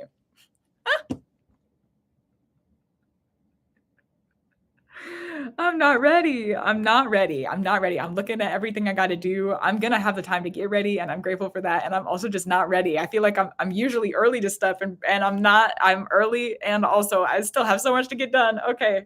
Let me not make it about myself though. Oh my goodness. That's just something I realized sitting here with you in this moment. So during the night, you could set the intention if you wanted to work with the eclipses on it and like harness the power of that kind of like it's going to bring some stuff up in a pretty big way if you do that. And also, if you wanted to do that, you totally could. Pisces is about the transition. So if you wanted to really like get into the transitions, the new moon's on the 28th, you could set some intentions about, being in the transition and how you wanted to yeehaw for real. Let's ride, so there's no other option. We are riding now. Here we go. Oh, also I do need to close that out. Hold on, because there was another order that came through. I think there was two of them actually, so let me close out the list. Thank you for allowing me to do that.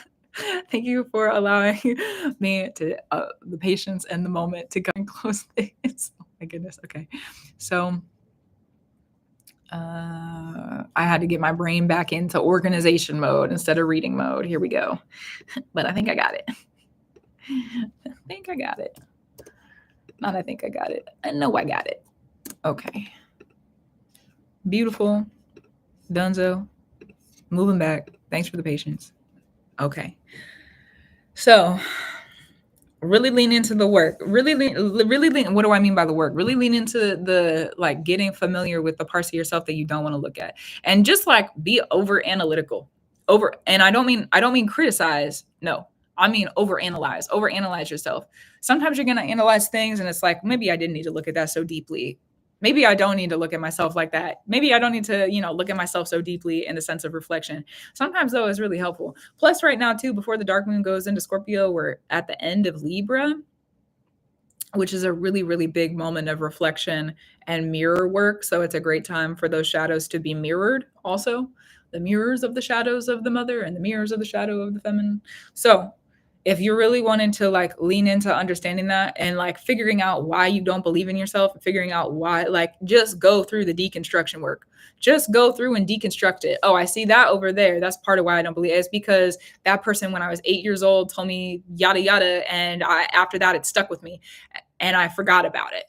And it's been in the shadow ever since. And then there was this partner that I had when I was like 18 years old, and they treated me this way and yada yada.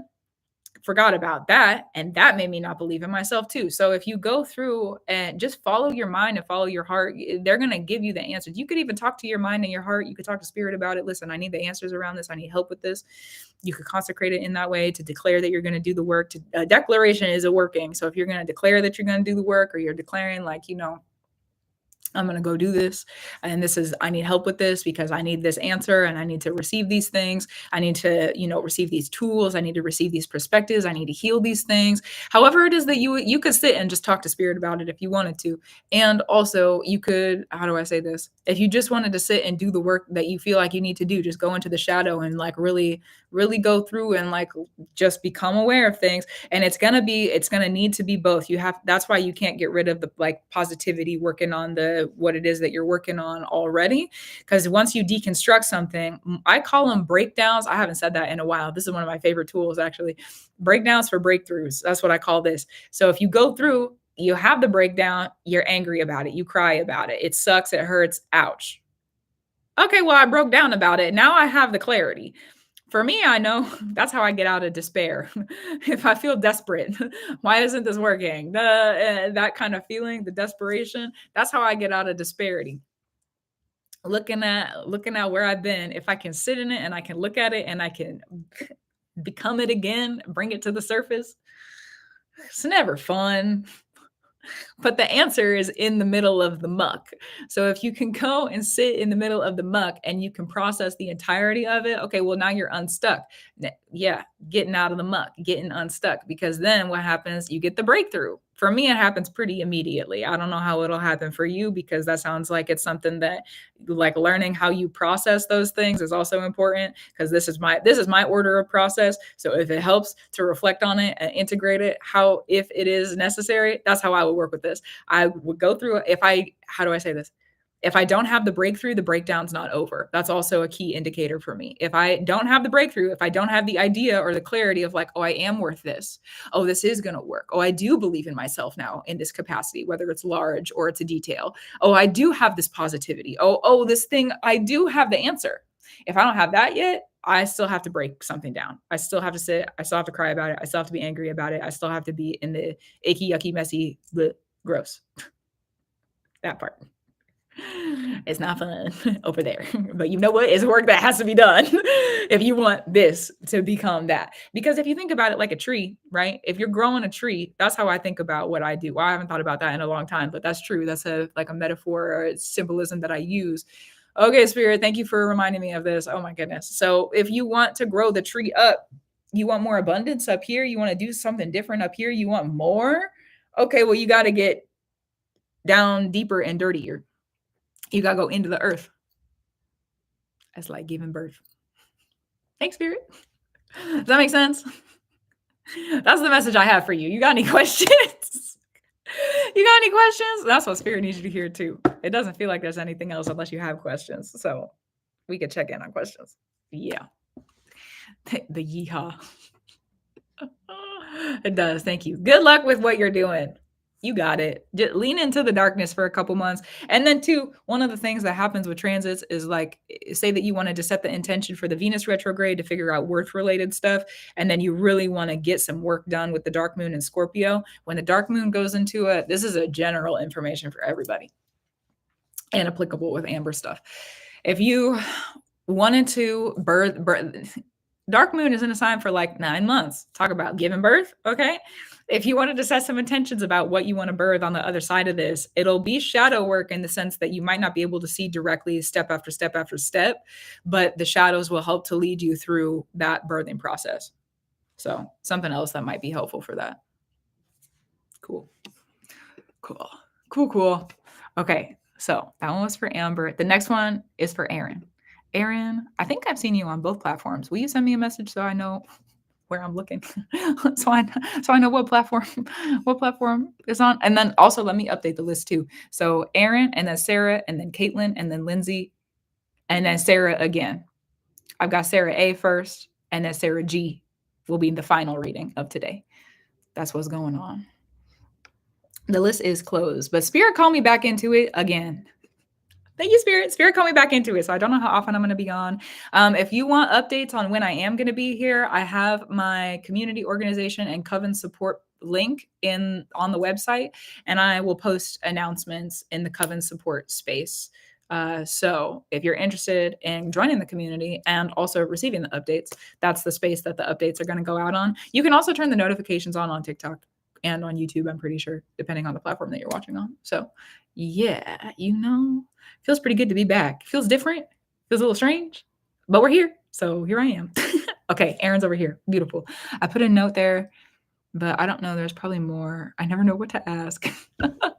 Okay, so let me go back. Let me look at it. And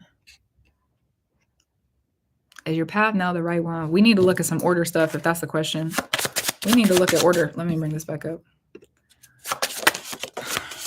Because I've been reading your messages in the group chat, Aaron. Okay, for context, because that was one of my assignments recently. Context, looking at the context. Remember that you're a human. Beautiful. Human. Spirit needs you to remember that you're a human. Let me not brush over that. Spirit needs you to remember that you're a human. You're a human, you're a human, you're a human. Because what I see you like sitting around thinking about stuff. It's like Something about your spiritual practice needs to ground in the physical. You keep what I see is you are looking at spiritual. It's like a spiritual journey or the spiritual practice. Spiritual. You're looking at spirit led work. Thank you, Spirit, for that specific verbiage. You're looking at spirit led work as something that is different than everyday life. That's the perspective that Spirit is offering to me from like where you're sitting in right now, where it's like sitting and reading the cards, or it's like reading the books or meditating, or however it is that you would look at that. The perspective you're sitting in right now is a perspective where, and thank you for allowing me to see this, is a perspective of it's separate from like doing the dishes or separate from making your meals. Maybe not the meals, like kitchen witchery, that's a thing. Or like separate from putting gas in the car or separate than, but spirits in everything. Spirits in everything. Magic is in everything. Well, it is what it is. Spirits in everything. Spirits around us all the time. Spirits in everything. Spirits in us, I got a spirit, you got a spirit. We got a spirit. It is. So you're sitting here and you're thinking about this. It's like it's different. You're thinking about that it's different. You're thinking about that it's different. You're thinking about that it's different. It's different. It's different. What is it that I need to hear about this? Because what I want to do is give you practical advice. But it feels like there's something else. So let me sit with it for just a second. It feels like there's something else.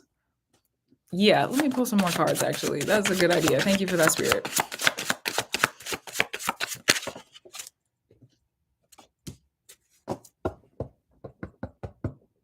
Spirit's not going to give you more. Spirit's not going to give you more in the spirit until you can figure out how to work in the spirit with what you already have in your human life. Getting your is it an apartment or house that you're moving into? I think it's an apartment. I can't remember. So apologies for the incorrectness if in just like not the specificness, but the moving, right? Spirit's got you moving into this new place. You're ushering in an entire new chapter. You're ushering in an entire new home. Like looking at that spiritually, looking at the way that the home is set up. Are you going to clean the floors before you get in there? Are you going to dust the shelves off? How are you getting in there? What's the process of getting in there? The procession. Thank you, Spirit. It's like everything is a spiritual lesson. Everything is everything. Literally everything. Okay. Literally everything is a spiritual lesson. On a personal level, I'm talking to Spirit when I'm doing my dishes. Okay. I'm talking to Spirit when I'm lighting my incense, which of course is like a typical spiritual thing, but I'm talking to Spirit when I'm driving. My car is a spiritual thing. Like there's the branches that are like in the path while I get to the car. That's a spiritual thing. The birds that fly in the window, that's a spiritual thing. I'm sitting and talking. The fact that it's sunny outside right now, that's a spiritual thing too. Spirit is life. They're different beings. Spirit and life are two different beings. So let me be specific. And it's throughout everything that we have going on. So especially because from my understanding also, it sounds like there's a kind of like a beginning of a practitioner. Thank you, Spirit. A beginning of a practitioner. Not to say that you don't already have practices and not to say that you don't already. That's why, because I remember you saying something about there was a mentor, things fell apart with this other mentor. There was a different, it's not just about, because correct me if I'm incorrect. But from what I remember reading or hearing, seeing, is that there was a mentorship, it fell apart, and you said it was because of the money. Something about the money not being sunny, Yeah. Okay, beautiful. Yeah. So, but it wasn't just about the money. Is it ever just about one thing? No. No, it's not. Sometimes it is. Okay, the seriousness of it. But like you can always look deeper into it. Sometimes we don't need to. Keep me blind if I don't need to see it. And we can always look deeper into it. So it wasn't just about those practitioners, the way that the work was working over there is like how do I explain this?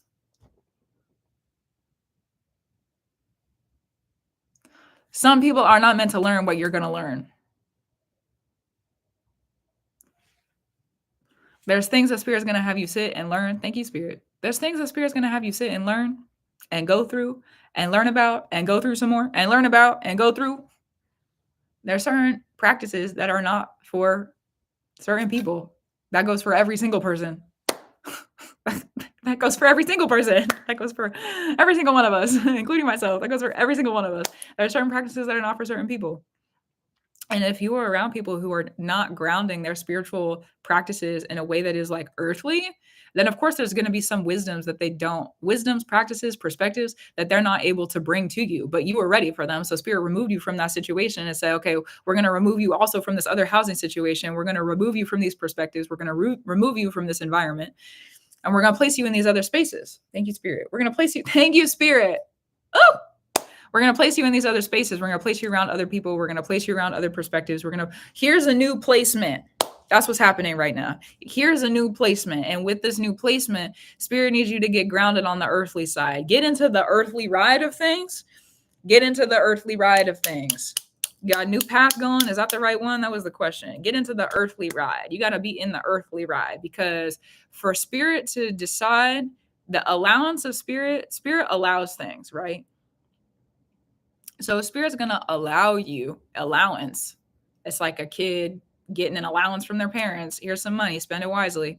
Okay. If spirit's going to allow you the wisdoms that you're asking for, first, that kid, okay, talking about a parent and a kid's not going to get allowance if their room isn't clean and, they're getting F's on their assignments in school. Like the kid's got to be doing what the kid needs to do.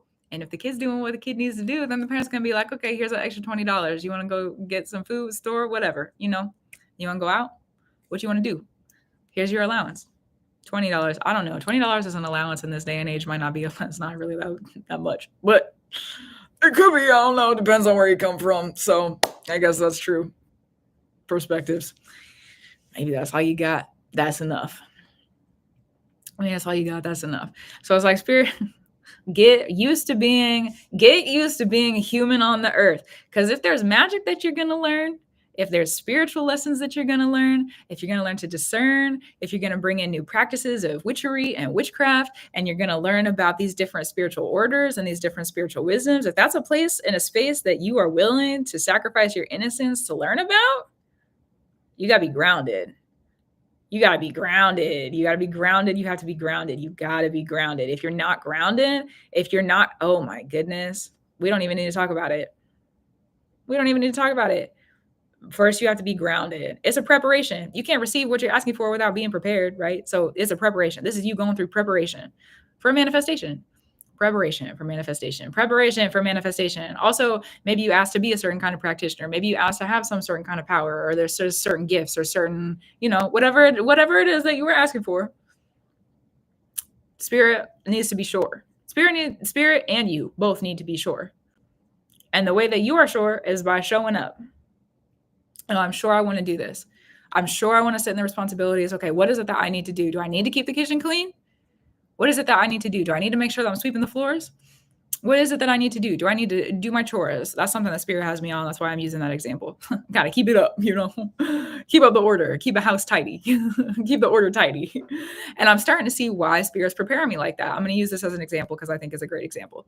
I'm starting to see why spirit has me on that order of things. I live by myself, so like I don't have anyone else here really to keep me accountable to like making sure the dishes are done or like getting my laundry done, things like that. If I wanted it to be messy and I just to live in a mess, I could do that. And cleaning is something that we're not going to get too deep into this, but cleaning is something that has brought me a lot of stress for many reasons that we're not going to get into.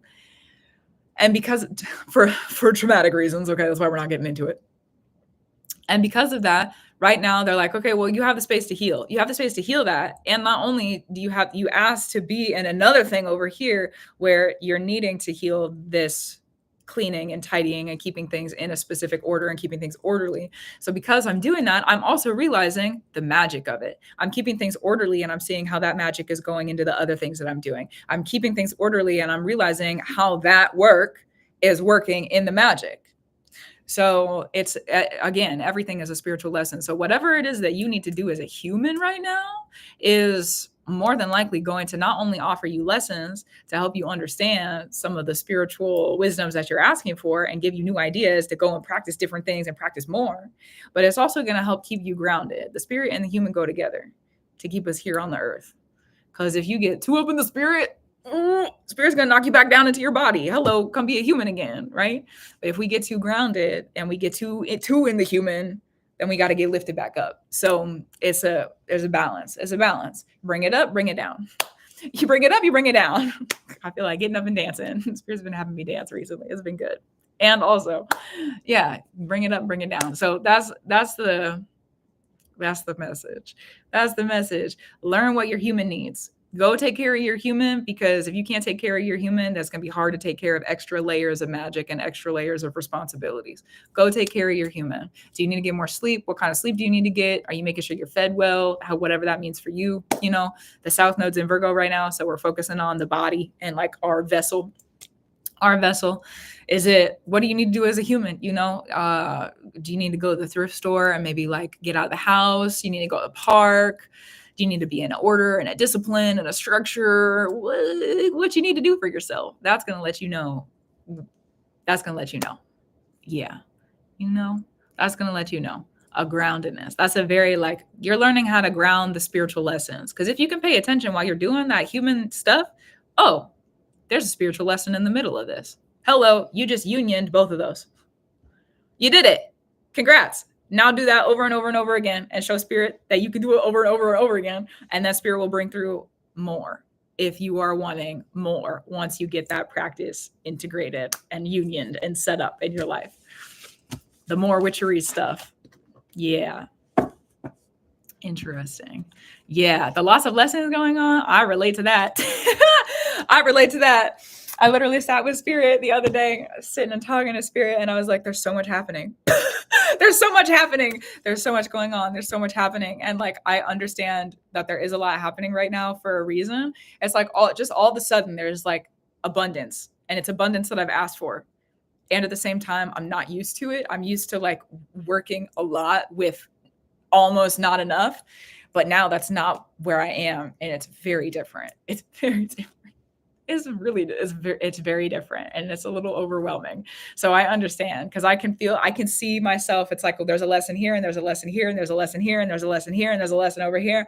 And I'm learning how to be in the flow. There's another one of my lessons. I'm learning how to be in the flow right now and not be so like orderly and structured and like keeping the strictness. I've had to learn that discipline for a reason. And I'm very grateful to have learned that discipline and to continue to learn that discipline. But I'm returning to being more in the like, I'll just get up and do this because I feel like I need to do it. And I'm keeping everything in order at the same time. That's my lesson right now. I've lived in the extreme of being in the flow, and I've lived in the extreme of being in the order and the structure. And now my lesson in basically every single area where I have a lesson is to bring them together. Be in the flow and be in the structure. Be in the light and be in the dark. Be in the bright, be in the spark, and be in the night. You know, so it's like a back and forth. But yeah, I'm sure the move has been well, because that's a lot to like pick up, let go of, clear out, clean, usher in, clean up. Ugh. Yeah. Bring some new plants. You want some new life to come in? Bring some new plants into your space. That's what I hear. That's the extra little gift that I'll offer to you. You got any questions before we close it out? Yeah. That's it then. If not, but if you have questions, then we can sit with them. Go be a human. Go be a human, you know? Yeah. The sameness on the balance. Yeah, it's different. And it's also like so many different areas of my life where it's like this area and this area and this one, and they're all different, but they all are connected. Maybe I just haven't seen the bigger picture yet. I guess that's true. You know? I was told I need structure. Understood. Understood. Yes, I have plant hangers, and they're in the ceiling. Good. Yes. Good. All right. Well, then it's like so many things keep going wrong. You know, the wrongness. Oh my goodness. Talk about being a human. You know how hard it is to look at the stuff that's going wrong and be like, yeah, I can learn something out of this. You know how difficult it is to do that? You know how difficult, that's hard to do. That's why spirit, okay, because I keep hearing spirits testing. Spirits testing you and like making sure. Spirit's testing you and like making sure. You gonna learn from this? Or are you gonna sit and you're gonna wallow in it? You not wallow in it. You gonna sit? Are you gonna learn? You gonna process everything? What's your return gonna look like? How are you gonna return this to spirit? God, that's a hard place to be. That's hard. That's hard. 2 days water heater and went with the electric blew out. Oh my goodness. Yeah, so it's like spirits. What I see from that spirit is placing you in a human position where now you got to figure out. Spirit's placing you in a physical position where now you got to figure out how to be a human. You know what this is? Have you ever seen the show Magicians? Oh, who here has seen the show Magicians? I love that show. I love it. I love it. I love it. I love it. I love it. I love it. It's one of my favorite magic shows. Have you ever seen that show, Erin? Have you ever seen that? Because if you have, if you have, it's so good. Okay, so you have seen it. In like one of the beginning episodes, when she finds the hedge witches and then they lock them in the freezer. It's like right at the very beginning. And she gets locked in the freezer, right? And then eventually they go through that whole thing. It's like not exactly a PG rated, all of that stuff that happens. But yeah, they go through the whole thing in the freezer. They light the fire and there's all that other dramatic stuff that goes on. Okay. So, eventually they're covered in gross. Okay. Gross. They're covered in gross. And she busts the door down. I love this show. She busts the door down and somebody's like, I can't remember his name, but he's like, what did you learn? And she's like, yeah, not everything can be fixed with magic. She's like really angry about it. That's what I hear is like the lesson right now. It's like, don't rely on it. Not that you can't practice it, but you have to, it's like, go bust the door down. Whatever that door is. I don't know, but yeah, that's yeah. That's a hard lesson, especially for me as someone who loves magic. I love magic. I love the spirit work that I do. I love sitting in the spirit. I love being who I am, and I love the gifts that I have, and I love practicing. And it's taken me so many years to just be like, okay, well, I'll go be a human. And I will be in the spirit at the same time. Because what I want to do is sit around and talk to the spirits all day. What I want to do is sit around and bring offerings to nature. Like that's all I want to do. But like taxes and rent and like we're a human. So it is. Yes. Good. If I could just sit, golly, what a dream. If I could just sit in a temple every day. How do I say this? Do I need to put it away? No, I'm going to say what I need to say. If I could just sit in a temple every day and bring the offerings to the spirits and I guess that's true. Thank you, spirit. You know what? Valid. Thank you. Beautiful. That's true. I did watch a video on monastic life, the monastic lifestyle, and I believe it was I don't remember, honestly. Zen Buddhist. I could be incorrect about that. But I remember one of the women who was talking, what did she say?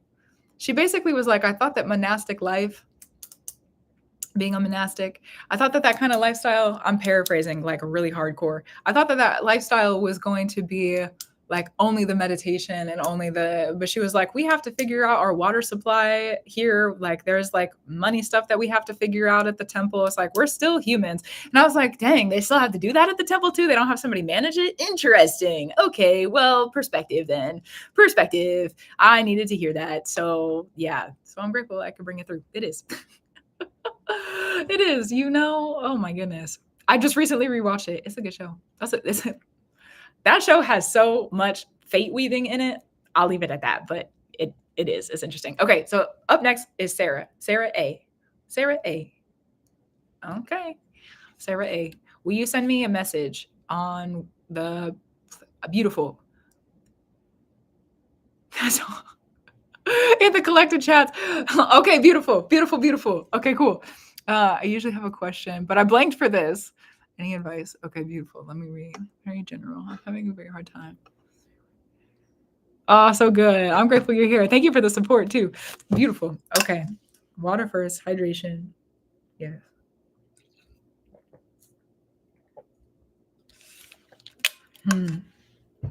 Protection. Okay. This is going to change your direction a little bit. That's what I heard.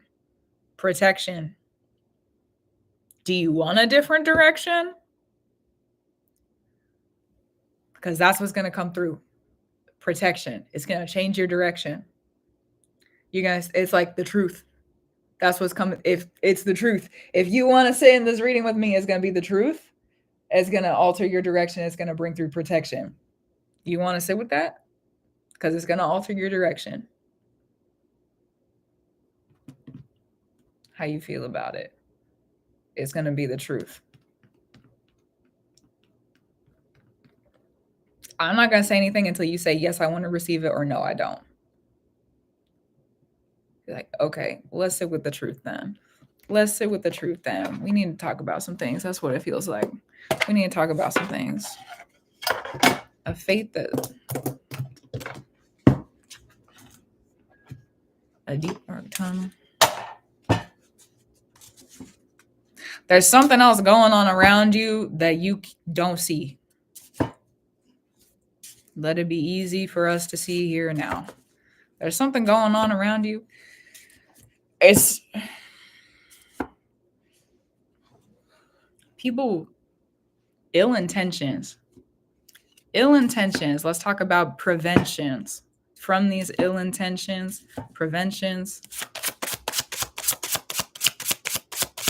The reason you haven't seen it is because they haven't allowed you to see it. They being the person that this is. Spirits just let them, because I was talking about spiritual allowance earlier, or spirit, let me be more specific. I need to be very specific in this reading. So let me be more specific. I was talking earlier, if you're in the space, about spirit allowing things to happen. Sometimes spirit will allow things to happen so that we can learn the lesson or we can reap the reward. Sometimes spirit will allow things to happen so that we can go through and receive something that we need to receive. This is, spirit is allowing this to happen, but this is not something that you ask to go through. There's a difference between the two. The reason that you haven't seen the ill intention, it's not just ill intentions. They want to take something from you. That is not a mistake. To take something?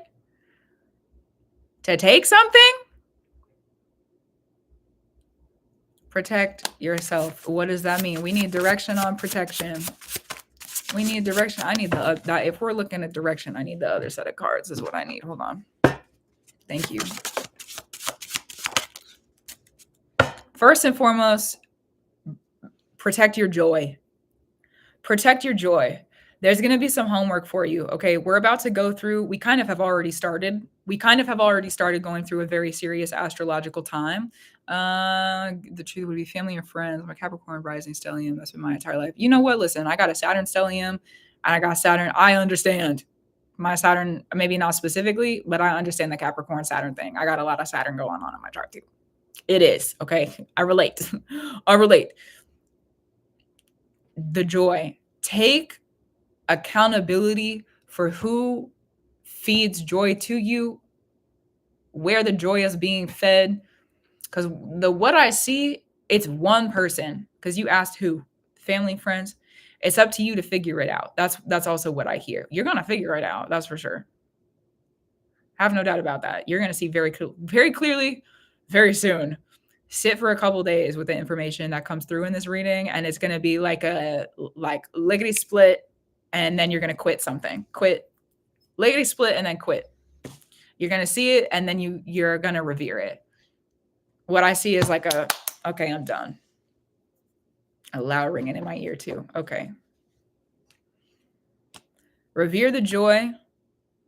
This isn't just joy. This isn't just joy.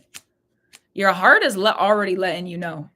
Your heart's already letting you know that you need to let somebody go. But you're like, no, they can stay. No, I don't want to walk away. No, I don't want to. No. No.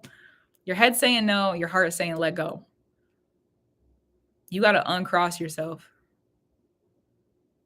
And uncrossing and unbinding. And uncrossing and unbinding. Okay, spirit. Pick these up. Hold on. And uncrossing, you got to uncross yourself.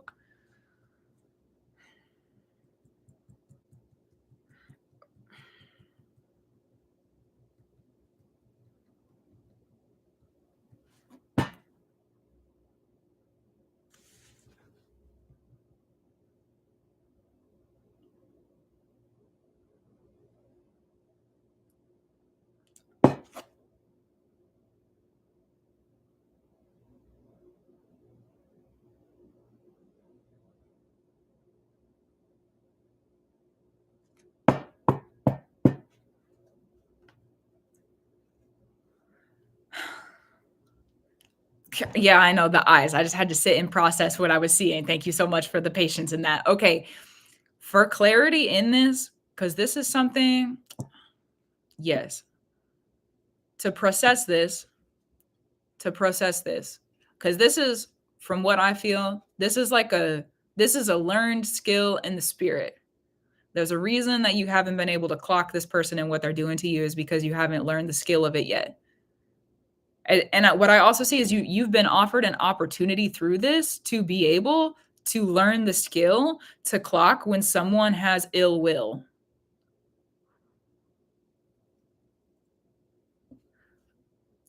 So what I feel about this is I'm not supposed to tell you who it is. I'm not supposed to really give you there's going to be more information that comes through. And also the thing that I see you doing, go get a 3-day candle. It's a work. You want to work? You want to sit in the work? You want to work? Do you want to work? Let me know. You want to work? Because I see your work. I see the work. You want to work on it? You want the work? Okay, beautiful. Okay, so go receive a 3-day candle. Make sure it's a 3-day candle, not a 7-day candle. The 7-day candle is going to burn for too long. You need this done now. Thank you now. Love you, presents. You need it done now. Go receive a white candle. 3 days. It needs to be a 3-day candle. 3 days, 3 days, 3 days. Even if you need to, okay, even if they don't have a 3-day candle at your local store, if you need to go to, like a name brand store and pick up a candle that's like around the size of what you would think a 3-day candle might be, generally, you could do that too. If you needed to. Because this is something that you probably need to go do right now after you get off the call. Or as soon as you can. Okay, so go receive a 3-day candle. Light it. Gratitude, reverence, however it is you open your rituals, however it is that you work that, however it is you do that. Revere that for yourself. Light your candle. Sit. Pray about it. Say what you got to say. Say what you got to say. Say what you got to say. I don't know what's going to come out, but you talk about it. Talk about it. Talk about it. And then I see once you talk about it, you're going to get up. There's other work that you're going to be doing. It's like then the path opens and you're able to go and figure out the rest of it'll lead you down the path to understanding. But while that candle, and they go together, and while that candle is burning, let your head learn. Pay attention, because what you're learning to do is discern who around you has ill will. Ill will, please allow me to explain this in love, truth, free, honor, glory, elevation, gratitude, reverence, justice, and love. Ill will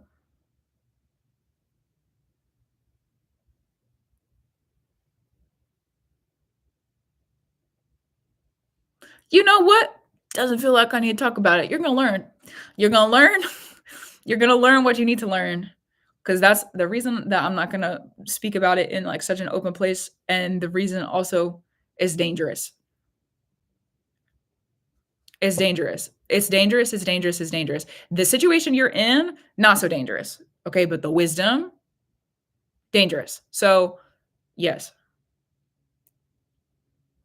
this is not, I'm how do I say, not to be stressed. Okay. Granted, maybe a little bit stressful. It is what it is. Understand sometimes there's darker wisdoms. I'm okay with being blind if I need to be. Shout out. Love you, spirit. The candle is so that you're not blind anymore, just for specific clarity. Learning this kind of magic, the learning to discern this kind of magic, learning to learn this kind of magic is so that it's like being able to hold a knife. You're not going to, how do I say this? You have to understand the danger of that tool. It's still a tool. It's neutral. You could cut a cord with a knife. Okay. You could carve something out of wood with a knife. There's a lot of things that you can do with the blade. It is what it is. Okay. So when you learn this kind of magic, it's a little bit darker. It's a little bit deeper. It's something that's a little bit more rooted. It's something that's a little bit more rooted. Okay. Not always something to be fruited from the roots. Sometimes they are roots. That's true. Something that's a little bit more rooted. And when you learn that kind of magic, this is like a general note. When you learn that kind of magic, the magic that protects you, the magic that allows you to discern who is who has ill intent towards you, you don't, in my opinion, you don't want to share that with other people. You don't want to share that with other people because then you give them your tricks, you give them your like information. Oh, okay, well, I know that if that person from a like a predatory kind of place, I know that if that person, they're telling me about all these things that they do to protect themselves, well then let me just work around that. I can work around that. Let me work around it. It's so gross. So if you have somebody who's around you who has ill intent, because what I see is you like laughing ha-ha with them, laughing ha-ha and sharing information with them, laughing ha-ha and like they're a friend, laughing ha-ha and being around them when they're really only around you to steal. They're there to steal something. It's not something in the physical. They're there. It's like they're like siphoning your joy. They're taking your wisdom. They want to be you. Okay. They want to be you. You have what they want, but what they want is you. They want to be you. And there's a lot of different words I could say about that in a different way on a different day. And for now, that's what you need to know about it. Because there's probably going to be, this is how this happens for me. When Spirit has me walk through these sort of darker places or the spaces, thank you, Spirit, for allowing me to have gone through the experiences where I'm able to even offer this kind of information. The way that Spirit has me, so discernment for yourself, because everybody walks in Spirit different, right? The way the Spirit has me walk through these kinds of situations is that there's usually layers and layers and layers and layers of the magic that gets revealed to me. How does it work on an ancestral level? How does it work on a God spirit level? How does it work on a natural and a neutral level? How does it work within my emotions? How does it work in my mental? There's all these different layers. So the grounding of it, you got to ground it. Ground the information of what's happening, ground the information and the application of the tools, ground the information, and then there's no desecration. There's no desecration. Nothing yet has happened. This is precautionary. This is a precaution. And thank you. You know what? The spirit of precaution, because precaution has been offered to me recently, and I am so very grateful for precaution. Thank you, precaution. Okay. You're awesome. And I'm grateful for you. And I'm grateful you're here. Thank you, precaution. What a change in the order. Okay. Precaution. Thank you. Thank you. Yes. Thank you, precaution. Thank you. Thank you for the precaution. To have caution, to be cautious. I'm grateful for the caution, the warning signs, Spirit's been offering warning signs to me. Let me listen when they show up. So here's a warning sign, and also kind of how to handle that warning sign. Oh my goodness. What it feels like right now is that it's just like you got to brush it off. That's what it feels like right now. There's not like a rush. You just got to brush it off. You got to brush it off. Got to brush it off. You got to leave it alone. You could also, if you wanted to do a breaking of a binding, because part of this is uncrossing, Spirit's going to show you what that looks like when the candles go in, though. That's not something for me to speak, because again, protection work, if you learn it and you don't tell anybody about it, you're going to be able to have it even more protected. You want that spoken in front of, hello. Okay. So Spirit will tell you if it needs to be done, how it needs to be done, when it needs to be done, where it needs to be done, what the work is. But it's an uncrossing, breaking of a binding. That was the other word. An uncrossing and a breaking of a binding. That's what I have for you. Is there anything else that you need for clarity on specification other than go get your candle and do your work? 3 days. Yeah. 3 days. Haven't been sure. See, listen to those thoughts. Been thinking of an uncrossing? There's a reason. There's a reason. I'm thinking about uncrossing something. Why am I thinking about that? Check in, Okay. Haven't been sure how to go about it. Beautiful. It'll happen. You have to get the candle first. There's an order to things sometimes, Sarah. So you have to get the candle first. Candle, speak on it. Then you'll get up and do other work. Speak on it until you're done. Light the candle. Do, the work that needs to be done. And then there's going to be other directions. There's going to be directions about the uncrossing and the breaking of the binds. Yeah. The white candle. Okay, so let's talk about it. The white candle, 3-day candle with reverence, to revere the spirit of the candle, to revere the spirits that will be involved in the work, to revere the fire and the flame, to revere the earth and the wind and the water and the air and the land and the sea and the spark. That's a lot of names. And also, revering the elements. Revere the elements. Revere. This is how I make these things clear. Revere life. Revere death. Revere the will, especially if you're learning lessons of the will. Revere the will. Revere the highest spirit. And then if you wanted to, revere other spirits too, revering the mother spirits and the godmother spirits, and revering the highest mother spirits, and revering the highest father spirits, if you need to, revering whoever else you need to offer reverence to. Love you. Okay. And then light the candle. Talk to the candle about what's going on. What are you feeling? How are you feeling? You've been thinking about this uncrossing. You need to talk it out. Talk it out. Breathe life into it. Because the fire is going to burn the air, right? So if it's burning the earth too, but the fire is going to burn the air. So when you speak the words, thank you, Spirit, for the order. And thank you, order. I love you, order. Love you. If you speak words over it, then you have changed. You have altered the air with your words. That's how we share words with each other. We alter the air. Love you, air. So grateful for you, air. We alter the air. So you have altered the air, and the fire is going to eat it up. You alter the air, the fire is going to eat it up. Fire says, yes, I'll eat that.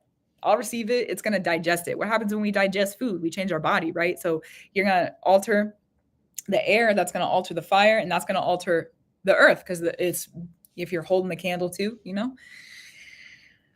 the fire, transformation, things are going to change. There's light. It's going to bring light probably to your head, to your heart, to your being, to your body, to your spirit. And also the fire is going to listen. The air is listening. The fire is listening. You give a reverence to the spirits also. You give a reverence to the spirits that are listening to you. Okay, well, I need to talk about this thing. They're going to hear you. Spirits like to spirits talk. Spirits talk. So love you. Thank you for the talking. So if you're sitting and talking, they're going to come through and talk to you. It's a reverence back and forth of the order. If you sit and offer your words and you speak until everything is out that you need to talk about, they're going to come through and talk to you about everything they need to talk to you about too. And then it's not an offering to anyone. It's not an offering to anyone. Leave the candle free. Let it rest. Let it be. Let it burn. Let yourself learn. Let it burn and learn. Burn and learn all the way through. And then when those 3 days are done, you'll know what you need to do.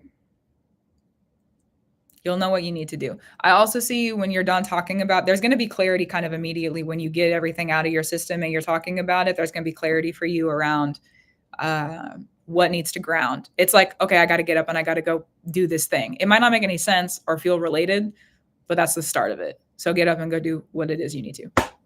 That's the work. You're going to know at the end. You're going to know at the end everything that you need to. There could be things that come in your dreams too. There could be things also sometimes when that kind of work happens, there could be things that are activated. This is another kind of precautionary thing. There could be some things that are activated that have to do with the work that don't look like they have to do with the work, but they have to do with the work. If the spirits hear you, they're going to move stuff. Probably. So just pay attention to some themes that could come up around you, maybe people that reach out to you, or there's a lot of different ways that could happen. I am not the highest spirit, so I don't have that authority to tell you exactly what it's going to be, and it feels like it just needs to happen, and you can discern in the process. So thank you for making me. That's true. Yeah. Beautiful. Yes. You got it. Enjoy the work. Enjoy the work. And thank you for the support. And also, continue it. You got it. You can do it. You can do it. Okay, so that one was for Sarah. Let me get this one closed out. Oh my goodness. I love when the work comes through. Love you, the work. Somebody's shouting out there. I don't know if you can hear that on screen, but leave it be. Okay. Next one up is for Caitlin. Caitlin Lindsay, and then Sarah. Caitlin, will you send me a message. I don't know which platform you're on, but I'm here. So we can send me a message and let me know you're here too. And I'm going to read your note. Beautiful. Ooh.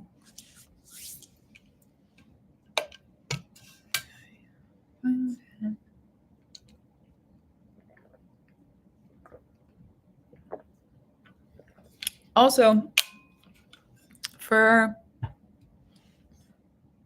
Caitlin. Where you at, Caitlin? Where you at, Caitlin? Where you at, Caitlin? Because you're up next. You're up. You're up. You're up. Where you at? Where you at? Where you at? Where you at? Oh, beautiful. I go by Forest. I love that. Okay, Forest. Beautiful. Beautiful. Beautiful. Beautiful. Okay, so Forest. Before I tap into this or go into this energy, I have a precautionary a precautionary question, or like a pre question, maybe not cautionary, but just like a pre question, because you're asking about ancestral things. What are you already, like? How do I say this? What work are you already doing around ancestral stuff, or kind of like, what's your experience with the ancestral? I don't need to know everything, but like, are you already offering to the ancestors? Are you already connecting with them? Or is this like a introduction? How do I say this? And also, there might be some follow-up questions. That's what I have to start with. Feels like I need to ask that before I just jump into this. Because, I don't want to go waking up the spirits without knowing, yeah. Deconstructing. Okay. Deconstructing mother's ancestral lineage, working with them. Want to incorporate the dad side. Okay. Where do your gifts come from spiritually? Feels like it's both. Hold on. I need to sit with my eyes closed for a second to be able to see this.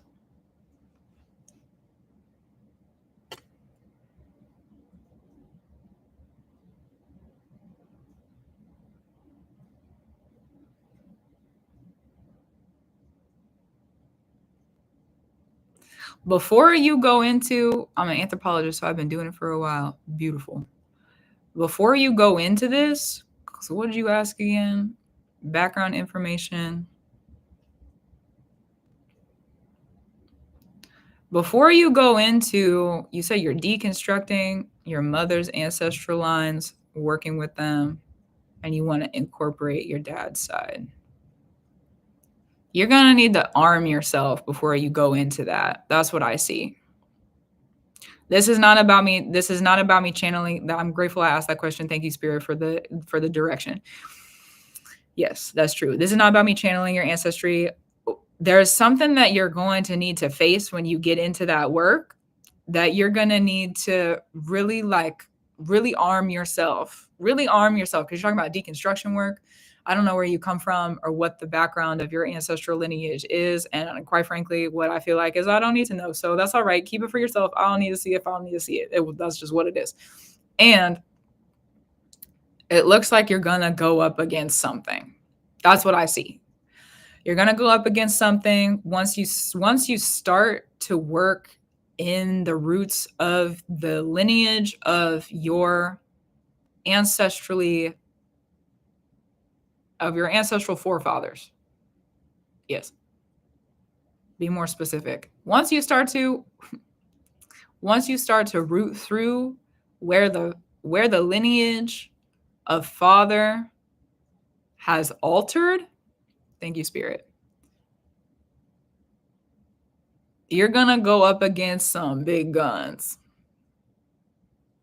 You're going to go up against some things that you didn't know, you didn't even think could exist. You're going to go up against some things that you didn't. It's not to like resist the work. Preparation is a prep. This is to help earn you some preparation. That's what this is, to help earn you some preparation for that process procession of deconstruction, because there's a large group gathering of spirits on that ancestral lineage that ride very differently than you, ride very, very, very differently, very, very differently. Okay, very differently. They are very different than you. They're very different than your natural inclination. They're very different. They're very different. They're what a gift you are to your lineage. You're very different than they are. You are very different. Very, very, very, very, very different. Having that sort of had a feeling. So you're very different. You are very different, and there are several. There's a lineage of generations of that sort of energy that I can feel. It's for now, we're gonna let it be where it is. I'm not gonna go like super deep into it, but they're definitely like, what I see them, this is what I am looking at right now. What I see them doing, like, you're working with the mother lineage, It's like kind of a back and forth. Deconstruct some stuff, go back into it, deconstruct some stuff, find some love in it, create some healthy boundaries, relationships in it. It's very flow oriented. You got some good stuff going on. Okay, even if it's not always fun, it's a pretty simple, easy back and forth. The other side of this work, though, is going to be side where you need to have armor. This side is about being a charmer. There's gifts, there's lifts, there's other certain work that, how do I say this? There's some, like, the word eclectic came into me. It's like eclectic, some stuff going on eclectically, it's like eclectic. This other side, though, is like they're ready to fight you. They don't really like who you are as a person. They don't agree with you. They also just want to fight because they want to fight. Some people are like that. Okay. There's a large, it's like it's a gathering. They're gathered together. Sometimes we go through lineage for what in context is important, okay? Sometimes when we look at ancestral lineages, it's like, oh, there's one person here that maybe, like, altered some things in a way that we didn't really agree with. And then go back a couple generations, there's a person there that altered some things that maybe we didn't really agree with. So we got to, root through how we need to. But what I see is like, it's like generation after generation after generation after generation after generation after generation. It's like it's a gathering. It's a gathering of them. So you're going to really need to, and there's some things that we can't learn until we go into it. That's true. And you don't want to start this work before you're prepared for it. You don't want to start this work before you're prepared for it, because if you walked into that unprepared, they have you balled up crying on the floor, and you don't need that. You don't need that. Okay, so if that's what's going on, what needs to be done for precaution, preparation? What's the direction of preparation then? What's the direction of preparation? Because if the mother's lineage had the skills to be able to combat this, it would have already been done. But here we are, right? So that's God work. That's what that is. That's God work. Okay, so that's another question I have for you then. What's your experience with offering to the spirits? Those are the tools, the offerings, and the wisdoms that are going to allow you to be prepared, not be scared, and to create the work and the world that you need to make sure that you can make it through that work. Because you're going to come out the other side of that and be, a hero. That's the kind of work that you're signing up for if you want to do that. But it's also, you need like the structure of the gods. You need structures from the gods. You need tools from the gods. You need their help. You need their help. Offer to Hades, Persephone, Hecate, Loki, Aphrodite, and Lilith often. I also work with them. Okay, so here's going to be interesting. Okay. Interesting. We got some directions. You ready for some directions? Because these directions are work. This is work. So before I give it to you, I just want to make sure that you're all right with it. But I can see some directions.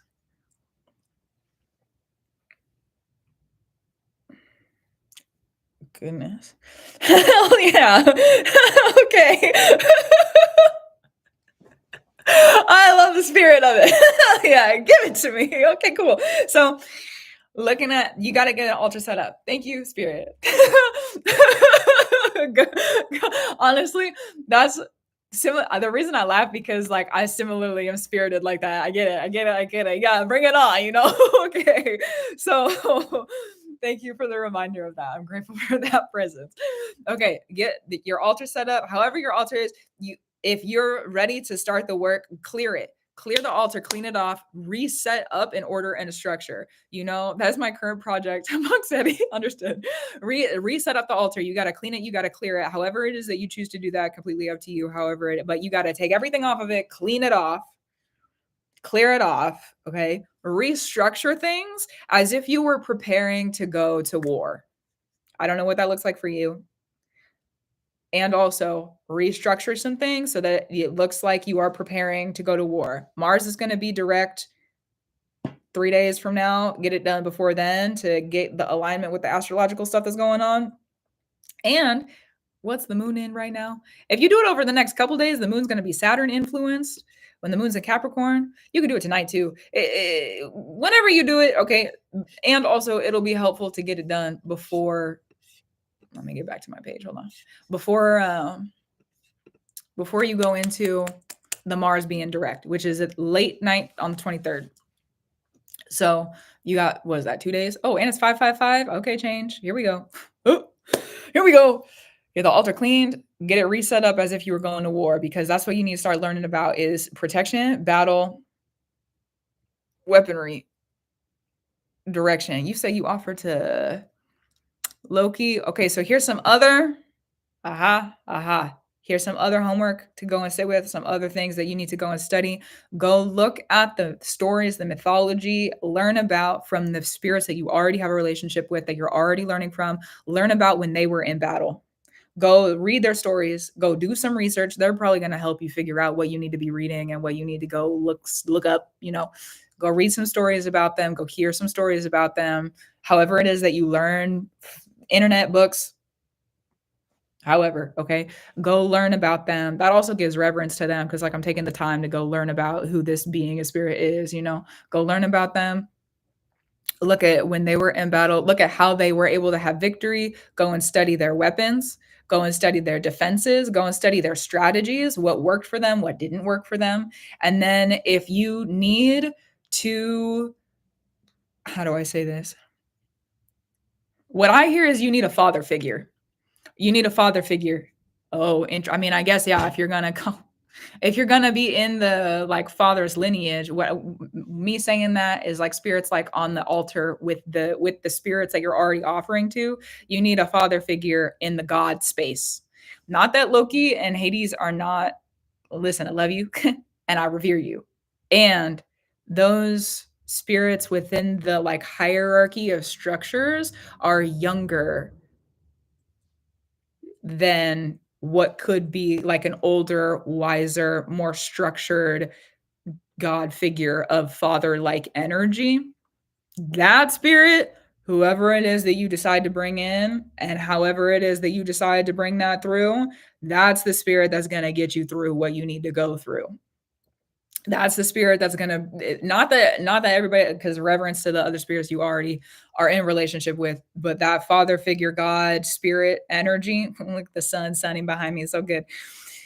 That's the spirit that's going to bring through the, like, it's hard lessons, it's hard structure, it's hard. You could sit with Saturn if you wanted to. Saturn is going to be, and look at your Saturn placement in your chart too. That could be helpful. Go and look at, there needs to be a structure oriented God spirit that you start a relationship with. If you're going to, because you don't have to, but if you're going to, and if you're going to be in the work of going up against this entire, like a gathering of generations that want you to not be who you are, you're going to need to have that father God figure to help give you the tools and the wisdoms. And because that's a war battle energy going through those roots, so up against you. So if you can bring through a God spirit that is order, structure oriented, then you're going to be able to get through it. One of the things about that I've learned and this is from my experience, one of the things about those God spirit order structure, at least the one that sits in my practice with me very specifically, beings, okay? Let's talk about Saturn on a general level, okay? They're gonna let you, this is the father figure, right? Saturn's gonna let you fall the verb over. Spirit's gonna let you fall over. The spirit, Saturn, be more specific to me. Saturn's gonna let you fall over. I guess spirit would allow it too. That's true, honestly. They're gonna let you fall over. They're gonna let you scrape a knee. What'd you learn from it? Oh, didn't you see 3 months ago we gave you this tool? Why didn't you bring it with you? Okay. So it's harder lessons. Mothers are different. Mothers are different because you got there. From what I see, there's a lot of mother figures on your altar. There's a lot of mother figures in your work, and you're working ancestrally in the mother lineage. Okay. So lots of mother energy around you, which I love for you. Thank you for that. The mother energy around you. Fathers are different. The fathers in the spirit, especially war-oriented father figures, they're gonna ask a lot more of you. Like, like, like a lot more. I don't know exactly what's gonna be asked of you because it'll depend upon the specific energies and the specific tools. What's specific to you is gonna be different probably. And they're gonna ask a lot more of you. They're gonna ask like way more than probably you're ready for. Not to say don't do the work. I'm just saying whoever is ready to walk into that sort of thing. Okay. I know me going through my path, I was not. I wasn't. No, I wasn't. But they still helped me. They still helped me. They let me learn the lessons the hard way. They let me figure out how to not learn the lessons the hard way. And I was able to earn a different kind of relationship with that godfather figure, father order structure, God, disciplined, war oriented, structured, ordered being. I just realized my Saturn is in Pisces. Oh, and you're going through your Saturn return? Okay, well, clock that for yourself too. That makes sense. That makes sense. And it's in the 12th house? That makes sense. That makes sense. This is honestly the next couple of months, Forrest, let's be real about it. The next couple of months, with all the activations of Pisces stuff and Saturn stuff and the North Node and everything that's happening with that area of our transits right now, this is going to be probably a really big focus for you over the coming like 2 to 3 months. And of course, it'll course through while the North Node is in Pisces. But the next couple of months, what I hear is like 3. It's like the next 3 months are going to be hard hitter months. They're going to be hard hitter months. But if you're able to really keep it up, and what I see too is that once you start offering to this father figure, God, structure, order, time, being, once you start offering to them, it's like every day be consistent. This is not something that because how do I explain this? When you start offering to a new God, this is in my experience, this is how the work has been shown to me from spirit. When you start offering to a new God, that's activating new ancestral roots that maybe you haven't really like worked in or like learned about. So if you're offering to this new God being of order, time, structure to help you get through what the ancestors have given to you, the ancestors are going to start to wake up a little bit. They're going to see that you're giving offerings to this new being. They're going to be able, they might not know what you're doing with it. They might not know what you're receiving from them, but they're going to wake up a little bit. When you do God work and you offer to the gods, that wakes up the ancestors. When you do ancestral work, it wakes up the spirits that are up there. They go back and forth. It is. So if you're offering to a new God being, this is like, you're prepared, you're ready. You're prepared and you're ready. Otherwise, we wouldn't be sitting here talking about it. You're prepared and you're ready, but you've got it. Before you get into the ancestral work of it, you need the tools. You need to be in that relationship. It's going to be a hard hitter. There's going to be some things that happen that are going to have you being like, why did I even start this? That's what I feel about it. Why did I just the frustration of it. Why did I even start this? Why did I even start it? You know why you started it. Remind yourself. The victory's worth it. You get to the other side of that. You're a hero. Not a zero. You're a hero. You get to the other side of it. You've earned the honor of that God. Hello. You get to the other side of it. You've earned the honor. Where I come from, that also means you earn glory. Thank you, glory. Thank you, honor. Thank you, order. I love you. Okay. Honor is earned. It can be offered, it can be revered, and also going through battle stuff is earned. It's earned. So if you are prepared for this, which it sounds like, feels like it is, now's the time. The transits are supporting you going through and doing the work and coming out a victor on the other side of things. So just understand that it's going to ask a lot of you.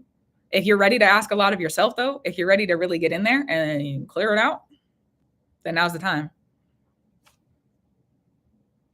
I also just heard it's now or never, kid.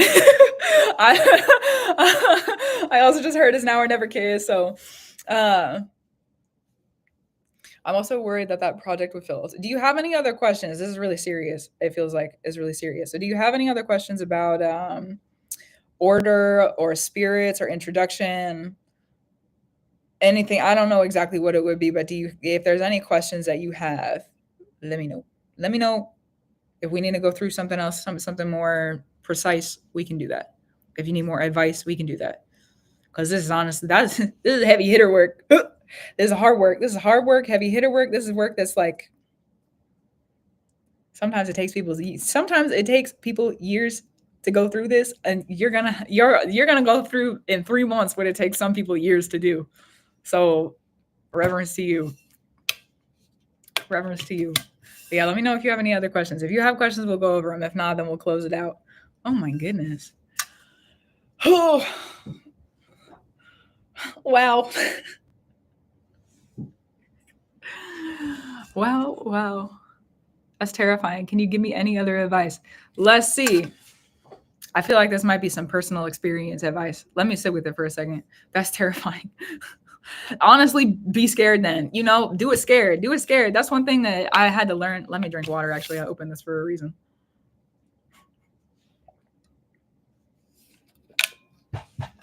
Be scared then. Be scared then. If there's truly, really ancestral spirits in your lineage who don't like you and don't want you to be who you are, don't they think they would use fear so that you wouldn't come after them and correct some things? Yeah. So be afraid then. Be afraid. A lot of the training that I've done when it comes to like ancestral battle work, because that's what that is.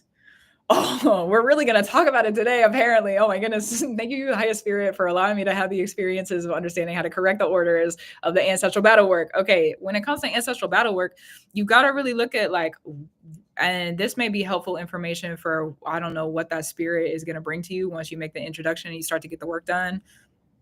And also feels like I need to talk about it, so I'm going to talk about it. You really have to look at like, in society, how are you related to society as an ancestor for you? And then how is your father in this position and where you come from in your lineage? How are they related to society? What were they working in? What were the tools that they were working in that could possibly work against you? You have to learn how to deconstruct those tools. You have to learn how to make sure you can defend yourself from those tools. When it comes to, how do I say this? Prophecy and divination, sometimes when you go up against that kind of generational gathering of ancestral battle work, sometimes even going through prophecy and divination, because if you're sitting and channeling, sometimes, how do I say, please allow me to speak this in love, truth, free, honor, glory, elevation, gratitude, reverence, love, and justice, especially because you offer to the tricksters. Love you, the tricksters. Especially because you offer to the tricksters. Okay, yeah. Sometimes even prophecy and divination stuff isn't going to make any sense. Sometimes even then, like the messages get blocked. Because I think about, like it's easier to pick somebody off if they're by themselves. So if they can get you, if the ancestors you're going up against, if they can get you isolated from the ancestors who you actually really need to be communicating with, and now you don't have anybody because you're going up against the ancestors over here, and you can't, for whatever reason, get in the communication with the ancestors you're normally in communication with, because now you have to go through this battle. Sometimes prophecy and divination stuff doesn't even work. So it's like it's a process of learning how to strengthen the will so that nobody can come up against you and knock you over. You're strengthening the will ancestrally. My will shall be stronger than those ancestors I disagree with. And there's not a question about it. Because they're not going to take that from me. They're not going to take away my will. They're not going to take away my choice. Ever. Not ever. Okay. So you have to learn how to discern, is this my will? Is this the ancestors sneakily coming up, around me? If you've been called, one of the things that might be helpful as preparation, if you've been called to any kind of sobriety or clearing out of the diet, I would highly recommend that you follow those callings, or if they come up within the work, because that's, you're feeding your body, you're feeding certain kind of ancestors. Really focus on, that's going to help to ground you with the South Node in Virgo. If you're going up against the battle work, really pay attention and be very mindful and aware of how you are feeding your body while you're going through this process.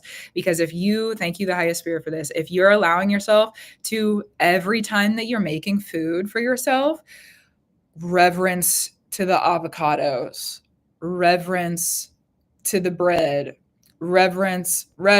I'm just reverent. I'm going to become a reverent person. Reverent. I'm giving reverence, reverent to the food. That means what's grounded through you as an ancestor is also going to be reverent, which means when the battle comes up against you, reverent. I can revere these spirits, because let's also think about this. If you have ancestors in your lineage who would disagree with you and don't want you to be who you are, you've got to look at their tool. Spiritual battle is different. That kind of battle is a little bit different. They're not coming at you with a club, you know? They're not coming at you with a... It's a spiritual tool that's going to be used against you. So let me go back. If you're looking at their tools, let's say, I'm going to give you an example, all right? Maybe they don't honor you. Maybe they don't honor you as a person. Maybe they don't honor you as a spirit. Maybe they don't honor you as a being. Gratitude, reverence, and love to you, spirit. Maybe they don't honor you. Maybe that's their weapon against you. They've decided to actively not honor you. They've decided to actively not love you. So what happens if you are reverent enough to sit and honor them, to honor who they are, to honor where they come from, to honor them? If you're reverent enough to sit and to honor them, guess what's a goner now? The cycle of not being able to honor each other, not being able to honor because they're a part of the ancestral lineage and they've actively decided not to honor the ancestors. That is you. So if you're able to sit, this is a cycle that I just got through. So this is the example that I'm going to give to you. If you're able to sit and offer honor to those who are not able to honor you, well, then congratulations. That's the work you need to do. So being able to identify their tools, because that's a tool. Not honoring somebody is a tool. If you can identify their tools, and this is where that God figure structure order comes in. There is where the helpful, there's the identification. How do I identify this? Where is this coming from? What's the spirit? What's the tool? What's the order? And also possibly, how do I make it through that? There's going to be more about your will on how to make it through that, right? Okay. Thank you, spirit. And understanding that while you're deconstructing their order that doesn't like you, you're simultaneously constructing an order that's new. So how you do that is going to create a new person. Ancestral battle is not always what we think it might be. Ancestral battle, if there's people who would come up against you in ways that could harm you, whether they're living or gone,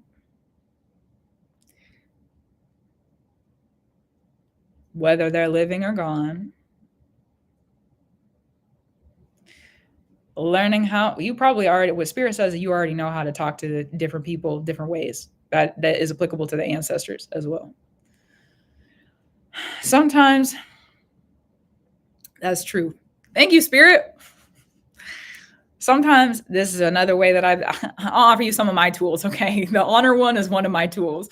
Another one of my tools is like, if I come up against an ancestor in my lineage who forced me to go through something, okay, well, I'm going to force you to rest now. Okay. You get to rest. Go be asleep, because you're not breathing life into me. You're not breathing life into me. You go rest. Go rest. No, go rest. Otherwise, you're making me stressed. You're stressed. We're not doing this. Go rest. Go sleep. Go sleep. So there's another one of my tools for helpful information. Ancestral battle is, you got to figure out who you are, what you're willing to fight for, what the victory's worth.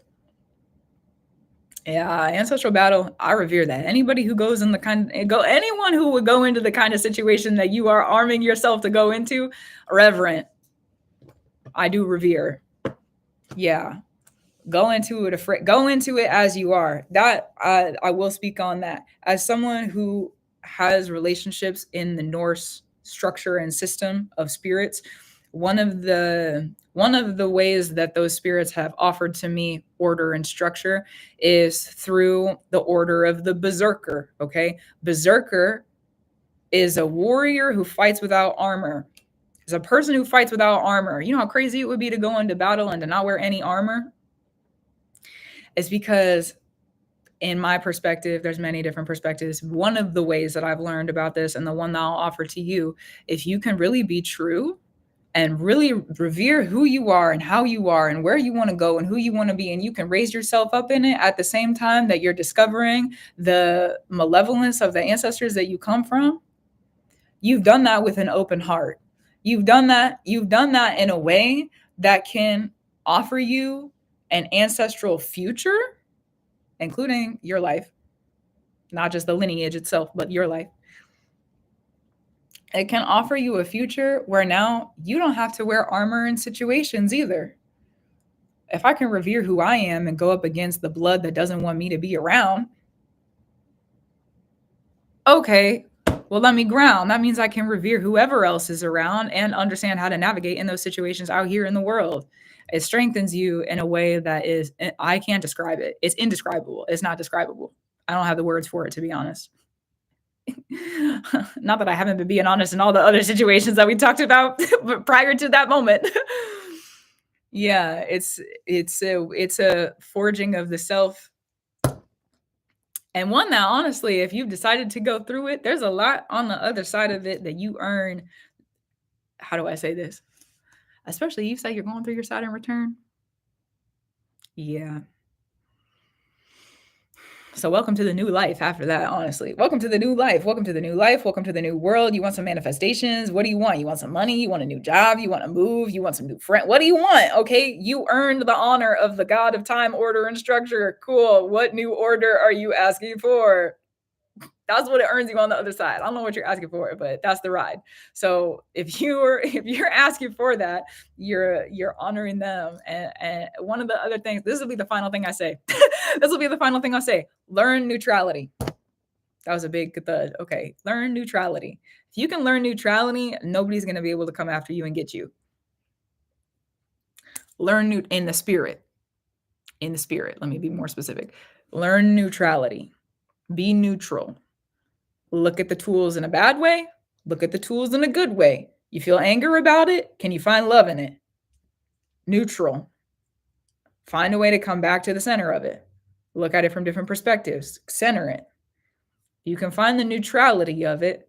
Thank you, Spirit. If you can find the neutrality of it, you have allowed yourself to actually integrate what the tool is.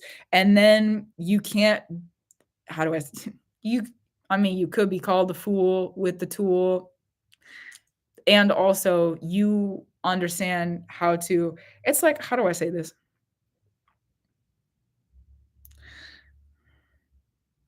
It's like understanding that a paintbrush can harm an institution. Neutral. Yeah, a paintbrush can be used to paint a picture. Yeah, a paintbrush can be used to, face paint. I could even use a paintbrush to put my hair up if I wanted to, like a little stick. It is.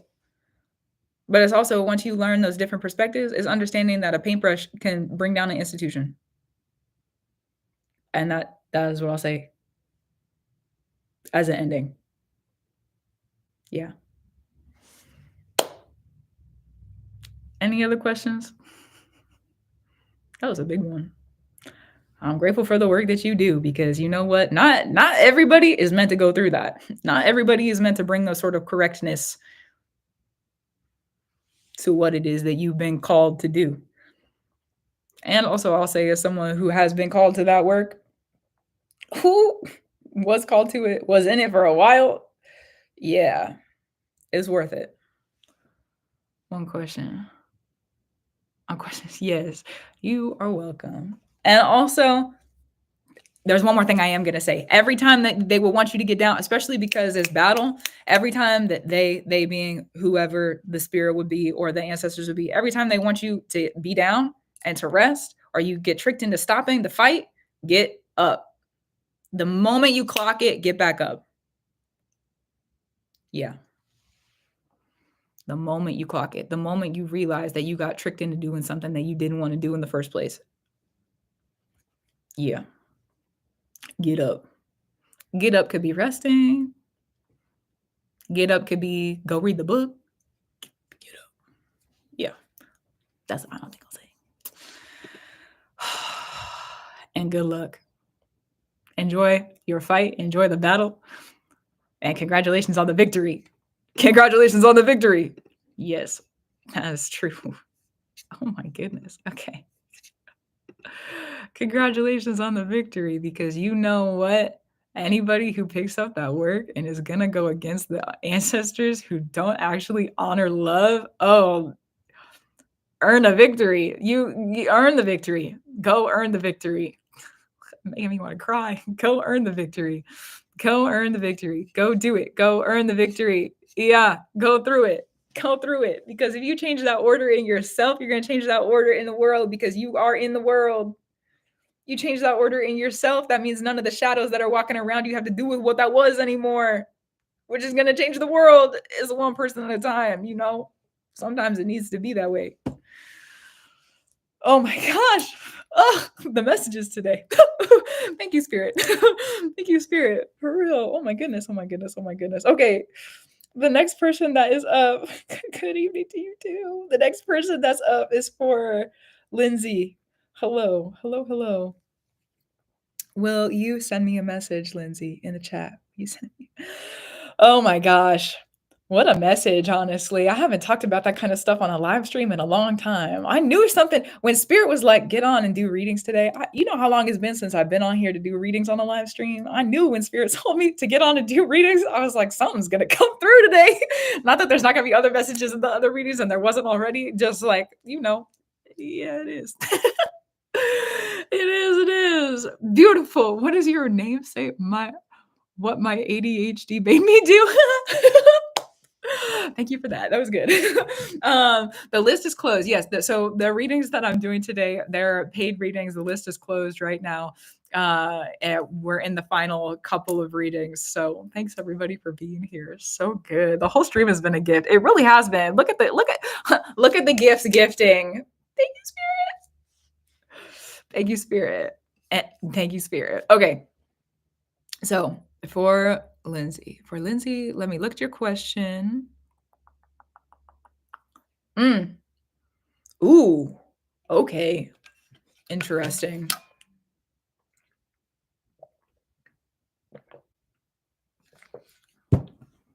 I need to sit in discernment before I speak on this.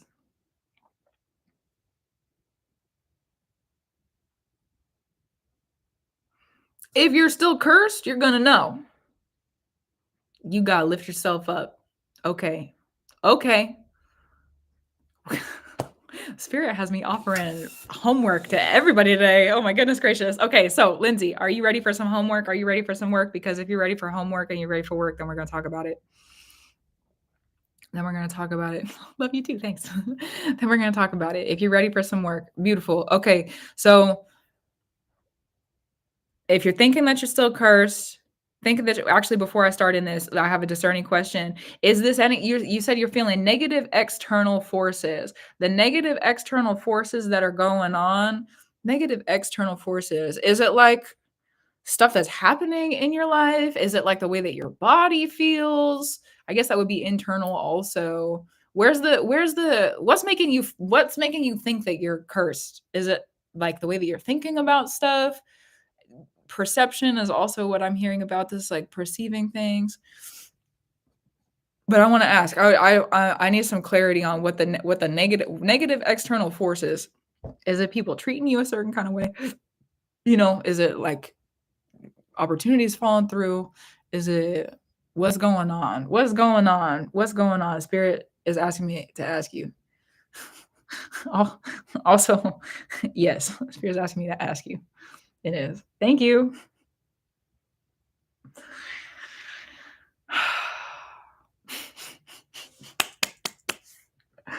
Yeah, what's going on? What's going on? What's the negative external force? Found a witch bottle in my house that was left by someone that I cleared some stuff out. Did you find Oh, okay. Did you find it after somebody came over? Did you just move in and find it? What's the context of the bottle? What's the context? And then you found some runes on your window? Okay. Okay. Let me pull some cards.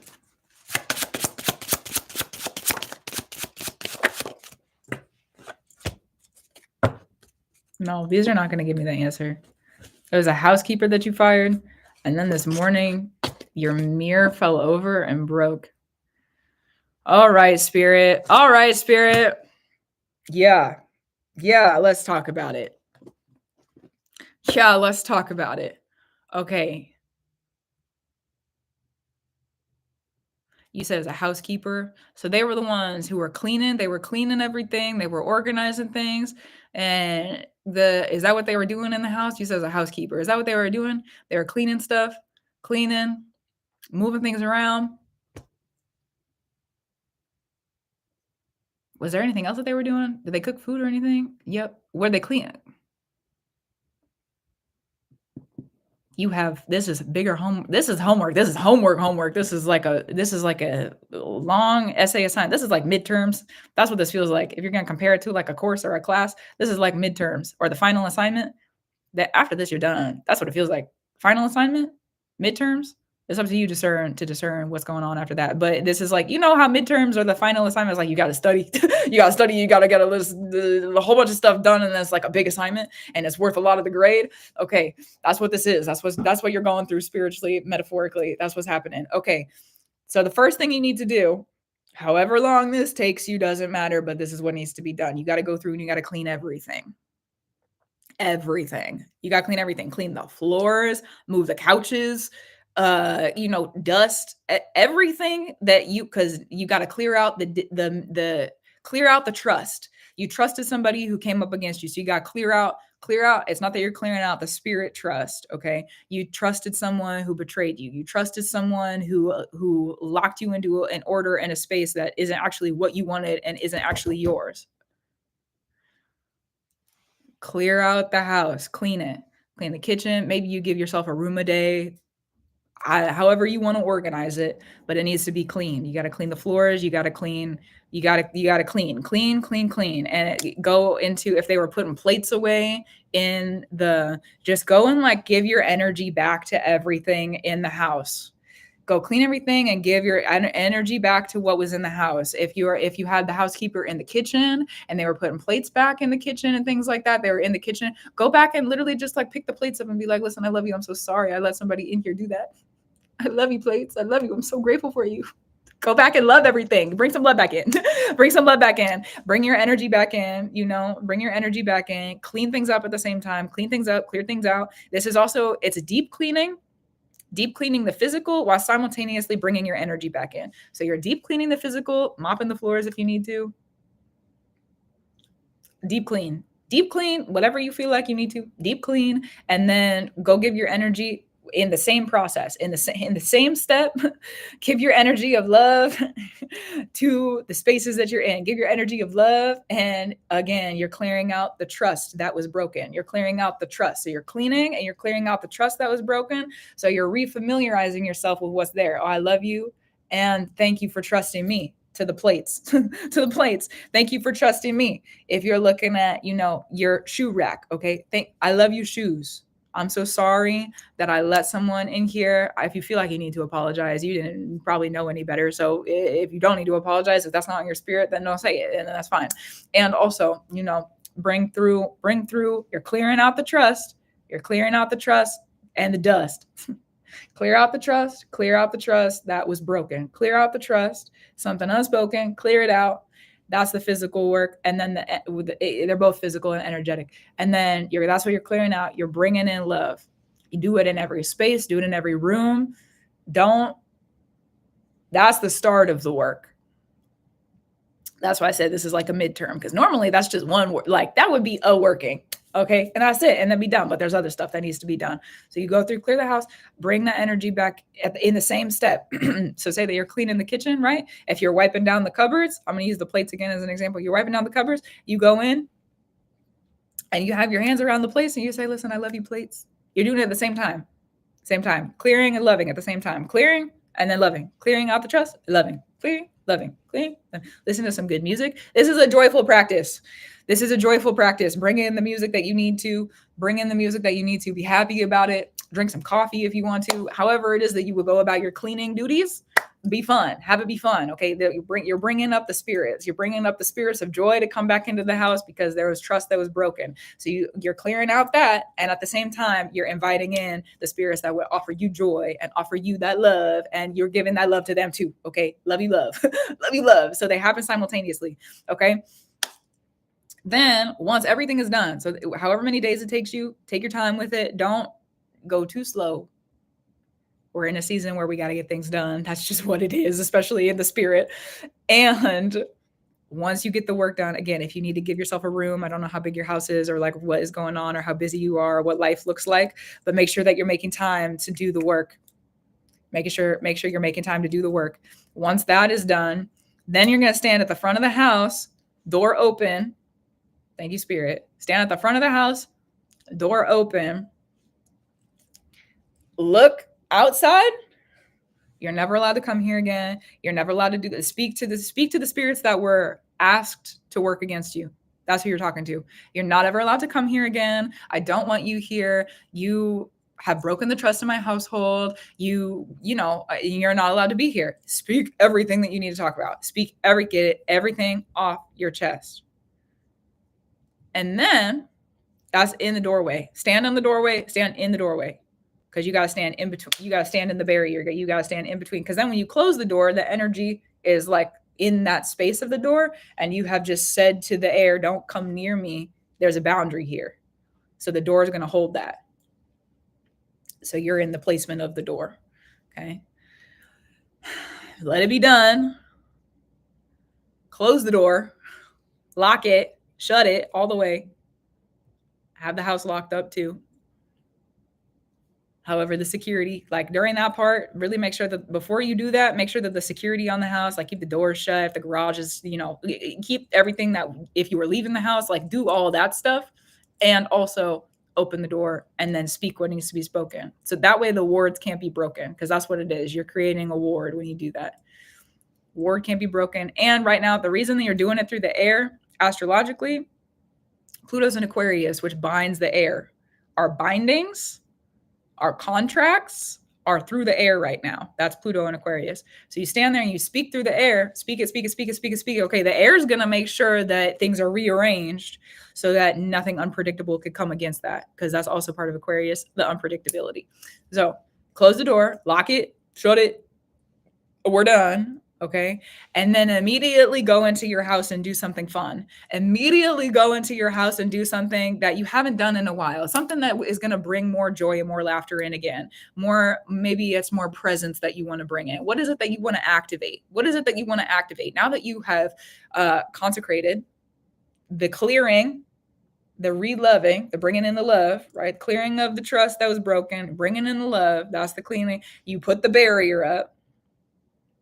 A heavy carrier, a barrier. Do it at night. It needs to be done at night. Speak in the doorway at night when it's not so bright outside. Because that way, if things need to get a little shifty, your words are going to protect you then too. Okay, so speak what needs to be spoken. The words cannot be broken.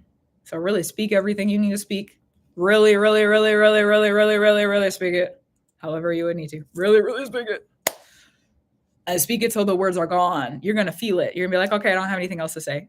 If you're unsure, you still got to talk about something. So talk about it. It's a little uncomfortable sometimes, but you know what? Sometimes that's just what it needs to be. Telling spirits to go away. Oh, okay. And tell them to go. Tell them to get out. Tell them to go. However you would do that. Sometimes you don't need to tell them so aggressively. Sometimes we do need to be gentle. It's what's on your heart. That's your magic. Okay, close the door, come inside. And then what is it you want to activate? You want more peace and like the warm, cozy feeling. You want to light some candles for yourself. You want to sit and have wine and watch a movie. What is it that you want to do? What do you want to activate more of after that's done? Because then that's going to set up a new structure and a new order for what's welcome in the home. What are you welcoming in with your action, with your processing, with your order? There also too, it's not just something to like, oh, I think I'm going to go and do this now. Or I think, no, be really intentional about it. This is like, be really, really intentional. You'll probably figure out while you're cleaning the house, however long that takes, you'll probably figure out like, this is what I need to do. I'm thinking about it, treat it like a ritual. Even if you're going to sit down and like have a wine movie night, like treat that as a ritual as well. However it is that you bring in that invitation of action after those barriers are set, it's something that it needs to be done very intentionally. And so while you're cleaning the house, think about it, kind of understand where you're at with it. What is it that you want to, activate? Because that's going to, like I said, it's going to activate a new order. You're clearing out this old order where the trust was broken. It's done now. That's the point of this work. It's done now. And what is it that you really want, actually? What is it that you've been given an opportunity? If the order's broken, you've been given an opportunity to create a new order. Oh, thanks, Spirit. Okay, kind of a gross situation. And at the same time, here's new order. You got an opportunity to bring in some new stuff. So what you want? Be specific about it. Be specific about it and allow yourself to be like really, really intentional with it. You could do a ritual when you get inside if you want to. That's not going to be a part of my work to offer to you within like specific clarities, but you could do that if you wanted to. However you do it though, you need to be like intentional. You need to be specific about it. That's the work. That's the order. Yeah. And you need to make sure the other part of this is that after that night, the night that you consecrate the barrier and then you activate whatever it is, make sure that you cleanse yourself. That's the final. Make sure that you cleanse yourself. Bathe, shower, however you take care of yourself, go cleanse. You know how they say like an everything shower for women? Go take an everything shower. Everything shower. To clean it. Clean yourself. Clean yourself. Yeah. That's the work. Yeah. There's going to be a replay on YouTube. These get recorded on YouTube. So if you need to go back and look at the order, if you weren't taking notes or you missed some things or whatever it is, there's going to be a replay. And also, do you have questions before we close it? Because that was a lot. I'm not gonna lie to you. That's a lot. That's a large work. That's multiple different days of multiple different things. So is there more than one person? Is someone unknown or new? I found the rune on my window afterwards. Does it matter? She didn't have access anymore. Does it matter? There's people coming up against you. Doesn't matter. You got other people coming in the house too? And was the rune inside, outside? Because there's something. Does it matter? Does it matter to you? Because what did you say again? Is there more than one person? Oh, is there more than one person? The reason I say doesn't matter, let me be more specific, because that was kind of aggressive. The reason I say doesn't matter is like somebody's coming up against you. Doesn't matter how many people it is, go fight back. That's why I say doesn't matter. That's why I say doesn't matter. Doesn't matter if it's one person or if it's a group of people. They're still messing with you. If it matters to you, then it matters. But if it doesn't matter, then like go fight for yourself. If it doesn't matter, then go fight for yourself. Unless it does matter. And if it matters, then we can talk about it. She didn't have access anymore. It could have been something that was hidden from the, yes, because I need to know if I need to cut more people out. Okay. So that's the work you're going to, let's back it up. That's the work. Okay, Spirit. Thank you, Spirit. That's the work for when you're sure that everything's done with the people. Because if you got more people in the house. Okay, Spirit. Hold on. I didn't know that part. I thought you only had one person coming in. Okay.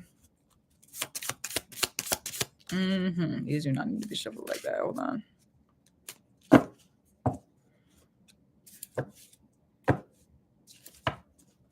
There's a reason this is happening.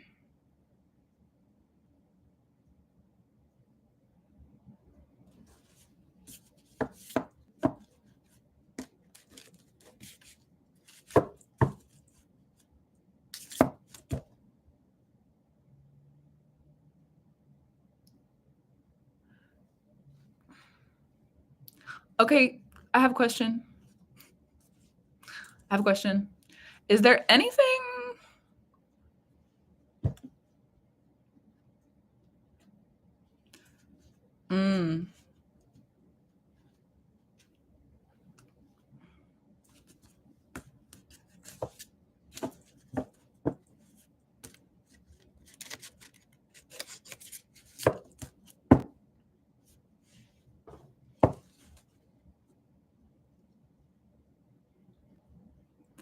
you have a friend around you? This is what Spirit's showing me.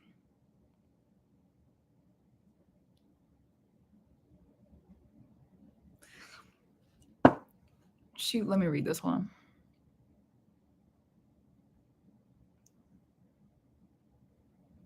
She was. I thought we did what we needed to do, and more weird stuff started happening. There's another person. Somebody who doesn't work for you. Somebody who's not coming in. Somebody who isn't like involved in that kind of stuff. There's a person around you. I don't know if you call them a friend or not, but there's a person around you. I see sharing of drink or sharing of community. You let somebody in, not necessarily to your house, but to your heart, to your life, to your world.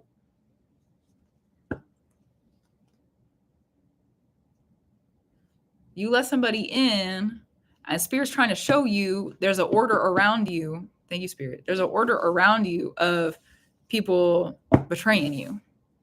But Spirit's showing you through magic and through the Spirit because for whatever reason, that's what you need to see.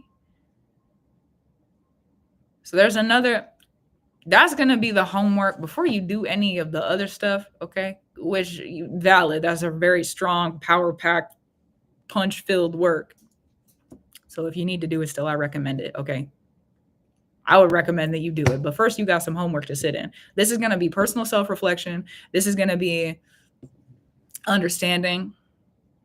Okay, really sit with you, your work, your life goals, your priorities, your wants, your wishes,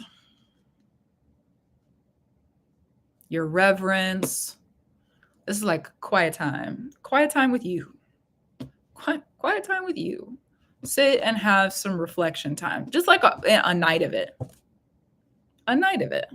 Sit and have some reflection time. A night of reflection. Into the night also, reflection.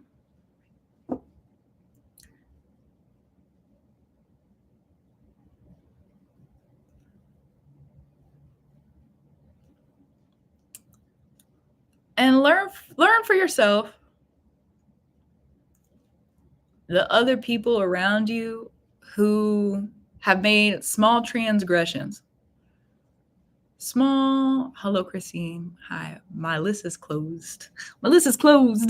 But for other people who are interested in that, I'm going to get back to that in just a second. For other people who are interested in that, and for this, Spirits call me back into this doing readings on live stream. I haven't done it in a long time. My private list is closed right now. And also notifications on TikTok, notifications on YouTube, and then the Coven space I announce. I'm going to try to remember to do it kind of every single time I go on, announce that I'm going on stream. So that's my answer for you. It has been a long time. Yes. Welcome back in. Okay. Returning to the reading. And thank you for the patience. Reflect. Don't deflect either. Don't deflect. Don't deflect. Don't deflect. As in, like, if you see something that, don't excuse yourself and don't excuse other people. If you see something that's happening around you and it makes you uncomfortable, you didn't like what they did, you don't like the way they were talking to you, you have priorities and you've been avoiding them and you've been hanging out with other people, there's a lot of different ways that it could show up. There's no shame in admitting that we haven't been loyal to ourselves.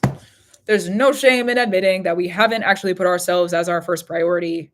Sometimes in the world that we live in, we are taught that other people come before us. Okay, it takes a long time to learn, at least it has for me, and I'm still in the process of learning how to strengthen my individuality and putting myself first. It takes a long time to unlearn the people pleasing. It takes a long time to unlearn that sort of thing where you learn the tactics and the strategies and the deconstruction work of why we would even be called to sit in a position to please other people in the first place. What about me? What about my pleasure? What about me being in the center? It's my life. So have a night of self-reflection where you are able to go and sit with yourself and understand. Thank you, Spirit. Oh, sit with yourself and understand, have I betrayed myself recently? Have I betrayed myself recently? Because a lot of the times when this kind of magic, in my experience, and this is what Spirit's asking me to share with you, a lot of the times when this kind of magic comes up, or there's practitioners that would come against you, or somebody's putting jars in your house, a lot of the times the hole or the entrance that would allow them to do that is going to be internal. Whether we like to recall that and sit with it and work with it or not, I for sure think that that's kind of gross to look at. And it's also some of the most necessary work I've ever done. So if you're able to say, how, is there any place where you betrayed yourself recently, being the previous like 6 or 7 months? Have I betrayed? Maybe even 8, 9 months. Could be a little bit longer. Especially with that work being so strong that came through, with that channeling, what Spirit gave to you. Yeah. Love you, Spirit. Let Spirit have me channel. I suppose that's true. Thank you. That was a big work. That's a big work. The entrance point. You could go, there's a couple different ways you could go about this. I'm kind of grateful that came up this way, actually. You could go and do the cleaning work and do the physical work, and then understand that you're probably going to go through a period of self-reflection where you're figuring out how you have, maybe betrayed yourself, or you haven't been loyal to yourself, or you've been putting other priorities first. There'll be a rearrange in your life when that happens, and you can use that work that came through to activate those. That's a big activation also. That's a big activation. So you can use the work to activate that, and then have the order kind of like fall together, come together, and continue to do the work. And or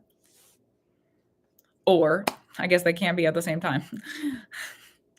Or you sit in the self-reflection and take some time, and I really like, it needs to be intentional time, and go through and clear out, like, have you lost any friends recently? Is there like structures that have kind of fallen apart in your life for whatever reason? Why is that happening? How did you betray yourself because I keep hearing like self-betrayal. There's something that you wouldn't normally look at that's betraying the self. Something that you wouldn't normally look at that's betraying the self. And what I also see around this is there's a lot of layers to be able to get to the actual thing. Sometimes that is how the shadow is. So there's a lot of layers to be able to even like root in it. It could be something that's mother related, ancestral related, because that's another kind of like work space around it that I see that could be related. It's not going to be maybe as direct, and just to relate kind of like a space of place. Thank you, Spirit. So you can sit in that self-reflection work. What I hear is like, if you wanted to sit with that self-reflection work over the Venus retrograde and be really intentional about it, maybe don't use the entire retrograde. It doesn't feel like that's necessary. It's a month and a half, starts on March 2nd. It doesn't need to be the whole entire time. Or you could do that for a little bit and feel around how you feel about it, and then do the work that came through. That might be a good idea, to be honest, just to get familiar with what's going on, and then do the work And the reason that I got kind of up in it is because we got the eclipses coming up. So if it, like, with how big that work is, to do it even near the season of the eclipses is going to allow you to like have the activational energy of what the eclipses are offering. And plus the cleaning work is probably going to take more than just a couple of days. And the new moon in Pisces that activates eclipse season is on the 28th. So if you wanted to activate the boundary and the barrier of the take the next 7 days, I was hearing that while I was saying it and I didn't have the room to say it. So thanks Spirit for keeping it here so that we could get all the way to the conclusionary point. You want to clean for the next 7 days and then be in the new moon of the Pisces energy to say, hey, set the boundary, set the barrier, and then intentionally go in and activate something for yourself.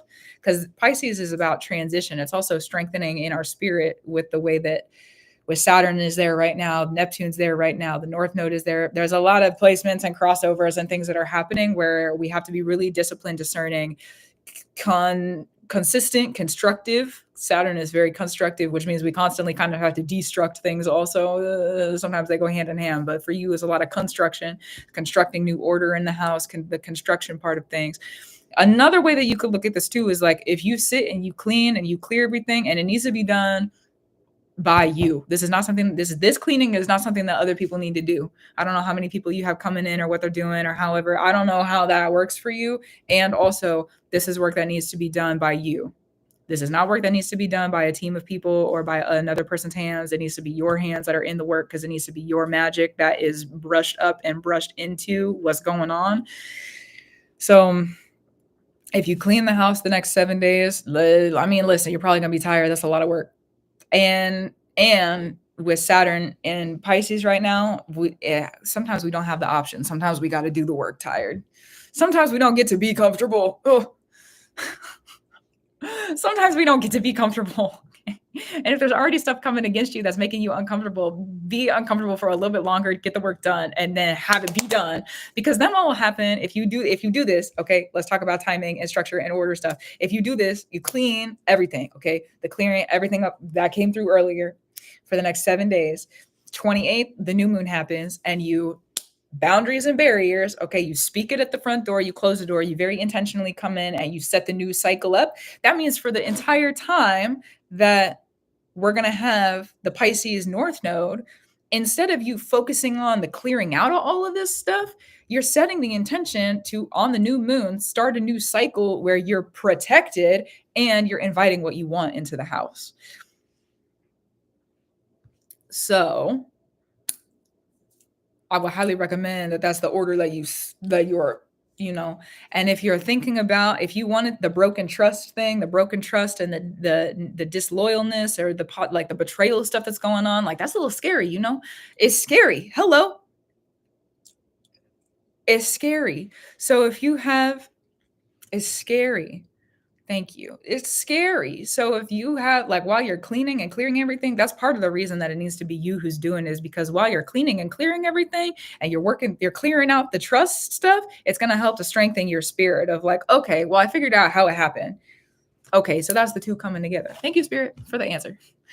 Instead of sitting around and thinking about it, ground it in the physical, the South Node in Virgo. That's true. Ground it in the physical by the work being done. And when the work is done and how the work is done, because how the work is done, what I mean by that is like, do you start in the kitchen? Are you going to clean the bathrooms? The howness. How are you deciding to do the work? That's going to help to give you the strength in the spirit. And at the same time, again, you're clearing out the trust that was broken, which means you're strengthening something else. So you strengthen the love, bring the love back in, and also strengthening your trust in yourself. There's betrayal. Oh, how can I bring in more loyalty here? Okay, how can I strengthen and fortify my loyalty? Was I being disloyal to myself? How was I? And how are these other people being disloyal to me? How did that even slip past my radar? This is not to say that you are the problem. This is to say that sometimes we are offered opportunity to become more aware. Thank the gods for that. I'm so grateful for the awareness and the take careness and the receiving and the reception, and let there be no deception. And may this work, even though it is a lot of work, be very easy for you. Because if you got people coming through your home with that sort of protection work, Also, if you get the house clean and you reset everything, you got other people coming in to clean on it because you're going to be able to keep your eyes on everything and say, okay, well, yes, thank you for coming in and cleaning everything. Now I can just look and see, is anybody doing anything a little shifty? You're going to be able to know because you're the one who set the order up as like a like clean slate kind of thing. You're going to be able to know. I know the order. I know the order in my house. If somebody's in here moving stuff around, I'm going to be able to look at it and be like, wait a minute. Wasn't that over there? It moved a couple inches. And then you can sit and think about it. It's going to be way easier to actually protect yourself. It's going to be way easier. And you're going to learn the lessons probably as you like go through the process. Spirit's probably going to have on your heart and mind everything that needs to be thought about, cleared out, and understood from what has been happening. And I'm really sorry that happened to you. Honestly, I haven't said that yet. I've been up in the of it, and I'm really sorry that happened to you. Going through that kind of stuff is hard. Going through having somebody come into your home and betray you on a magic level? No. Oh no. I know for me, I'll say this, and then if you have questions, I want to ask about that too. I know for me going through this kind of thing, having somebody come into my home and betray me, not only did it allow me the tools to make sure that nobody could fuck with me ever again. Thank you, Spirit. It also allowed me to have more wits about me. Not that I didn't already have some smarty stuff going on, okay? And also, it allowed me to have more wits about me. Not just in my home either, but like in the world. It allowed me to have more wits about my practice. It helped me be a little bit wittier, a little bit grittier about some things. It got me strengthened up a little bit in the spirit because I don't play about that kind of stuff. I don't play about that kind of stuff. My well-being, my house. No. My well-being in my house? I don't think so. I don't think so. What movie is that from? The Incredibles? Leave the saving the world to the men? I don't think so. I don't think so. So do you have any I'm grateful we got to end that on a comedic note. Do you have any questions or anything that was a lot of processing on my end too. So, and there was a couple different things that got ordered and then got put together. So I just want to make sure that you feel okay with that. Again, midterms, finals, there will be a result. Yeah. How you feel about it? You have any questions? If not, let me know also, and then we'll close it out. But I want to check in. Yeah. That was a heavy hitter work. Oh my goodness. That's a big work. That's a big working. I mean, the eclipses are big energy, big magic. And also, that's big work. Oh my goodness. That's solid. I have a breathwork thing also. Hey, cool. That's great. Make sure that the alignment with, I guess that's what's grounding it. Beautiful. Okay, beautiful. What I hear about that too is set some intentions, because you said a breathwork thing. It sounds like, is it like a course or like other people are involved, or there's like it sounds like there's learning from multiple people. That's like the energy I get from that, or just like having multiple people in the work of that. What I hear is make sure that you set some intentions for yourself too, or like make sure that there's like there's some intentions for the self, and like further the intentions. I don't know what that looks like for you, but if you further the intentions, thank you, Spirit. Thank you, Spirit. If you further the intentions, like maybe you add in addition to what it is that you're learning with the breath work. And I think this is kind of where Spirit was going with the like it has to be really intentional and be really specific. So if you're learning about the breath work and like there's a breath work stuff going on, being really intentional about, maybe there's like other stuff you want to invite in, or is it like more, I don't want to speak too much about the invitation in, because that's like a very creative, you got free room now, you've been offered an opportunity to do something else, and I'm not going to put my thumbprint on it, so for you. But go through and have some time of like getting deeper into the specifics of that. And you could do that probably while you're cleaning. There's probably going to be some ideas coming up too. That's one thing I've learned about this North Node in Pisces and the South Node in Virgo, is that the work that needs to be done in the spirit has to also be done while we are active in the physical. Okay, Virgo. Thank you. Love you. So, yeah. So that's the other piece to it. Okay. You feel good about it? I feel like that's pretty grounded. I feel like that's pretty good. Yeah. I feel like that's pretty good. I feel like that's pretty good. My goodness. Yeah, you are welcome. You know what? Good luck getting that out. Get it out. Get it out. Good luck getting that out. Good luck getting it out and get it out. And good luck getting it out and get it out. Oh my God. Get it out. Get it out. Get it out. Get it out. Golly. Mm-mm. Mm-mm. I can't even believe that what happened to you. Ugh, I can't even believe that something not exactly that, but I can't even believe that I've been through a situation that would allow me to even bring that to you. Ugh, the wisdoms and the teaching. Ugh. People do some things in this world with magic that are beyond me, and not in a way I want to be. Sometimes things are beyond me, and I want to, learn about it, or become it, or understand it. Sometimes things are beyond me. Keep it away. You know, keep it wherever it is that's not here.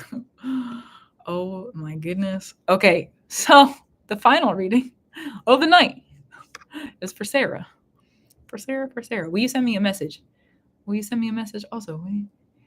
I thought I did that before I went on vacation, but I guess it snuck back in. In here. In here. Wait. The Zoe cat. Are you Sarah?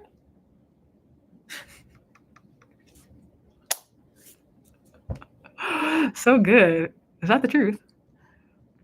But yeah, good luck getting that out. Get it out. Get it out. Oh my gosh. I get to read for you. So good. Wow. That's why I was like, wait a minute.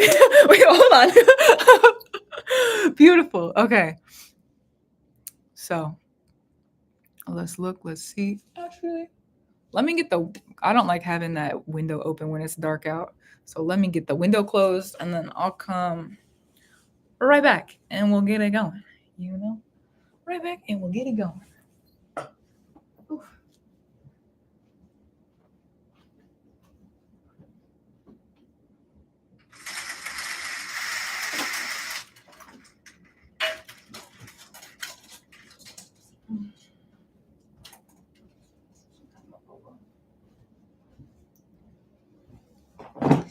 Me with my daily processions of making sure my house is taken care of.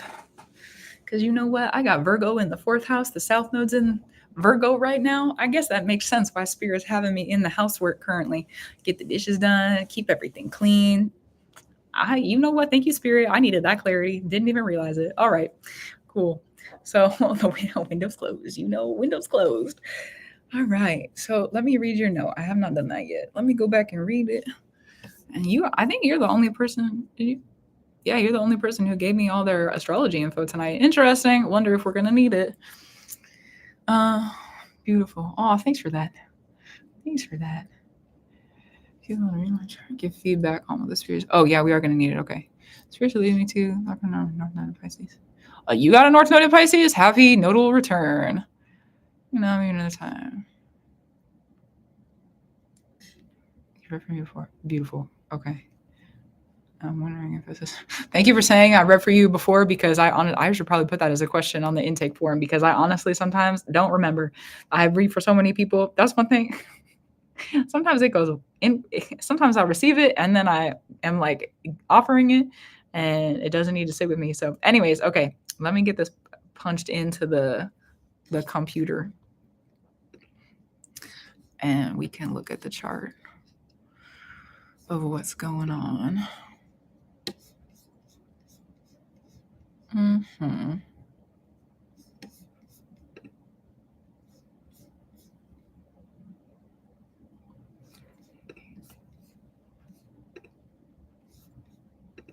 Also, happy belated birthday. Happy belated birthday.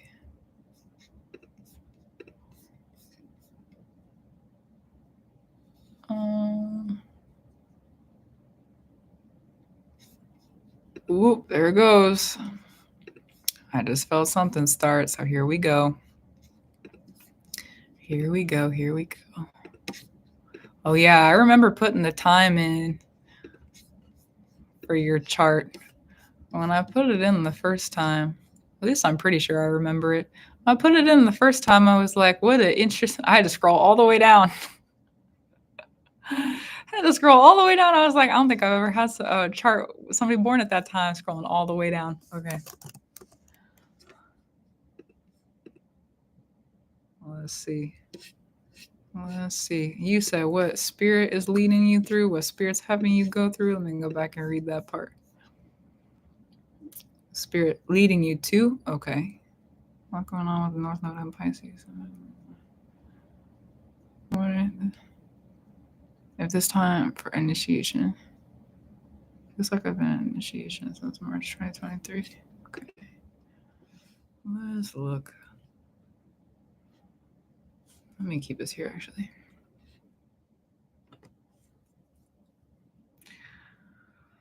There isn't anything that you need to do differently if Spirit's having you go through an initiation. You just need to do what Spirit's needing you to do. If Spirit is having you go through an initiation, you just need to do what you need to do. If Spirit is having you, because you said, what's Spirit leading you to? Let me sit in channel for a second. That's why I said, I don't know if I'm going to need this astrology chart or not. We might. I have it pulled up. Hold on. If Spirit has you going through an initiation,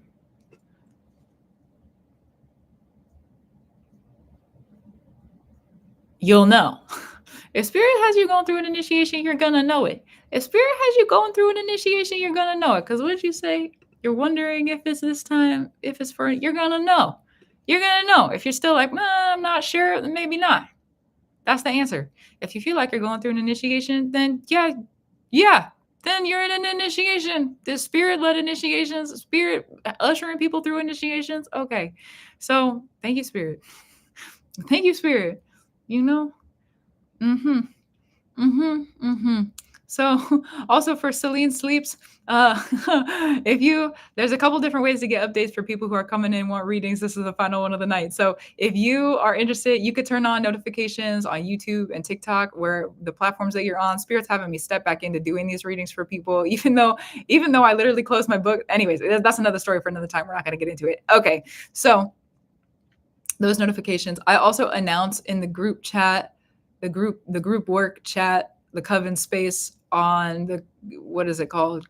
Community organization and the Coven support. That's the link on the website.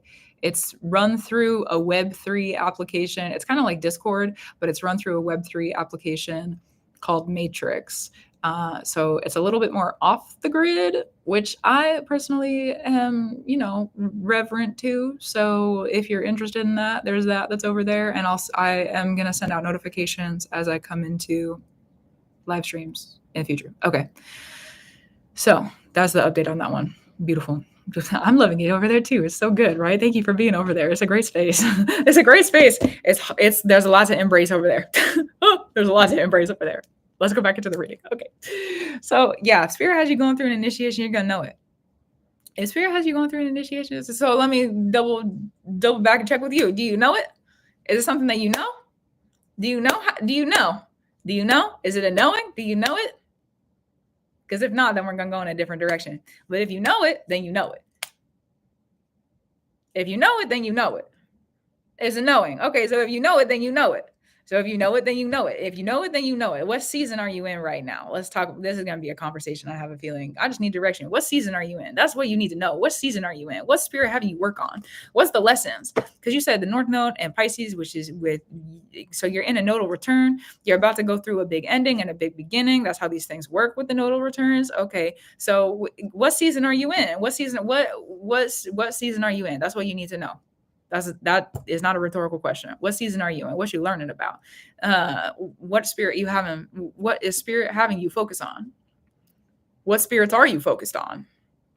What direction are you focused on? You just need a direction. Spirit's already got you pointed somewhere. Spirit's already got you in a direction. So what are you working on? What season are you in? Because if you are able to really look at everything, it's not just about the season. It's about what's going on. What's the order? What's the pattern? What's the structure? Really think about it. Really think about it, because if you're going through an initiation, that means eventually you're not going to need me to tell you.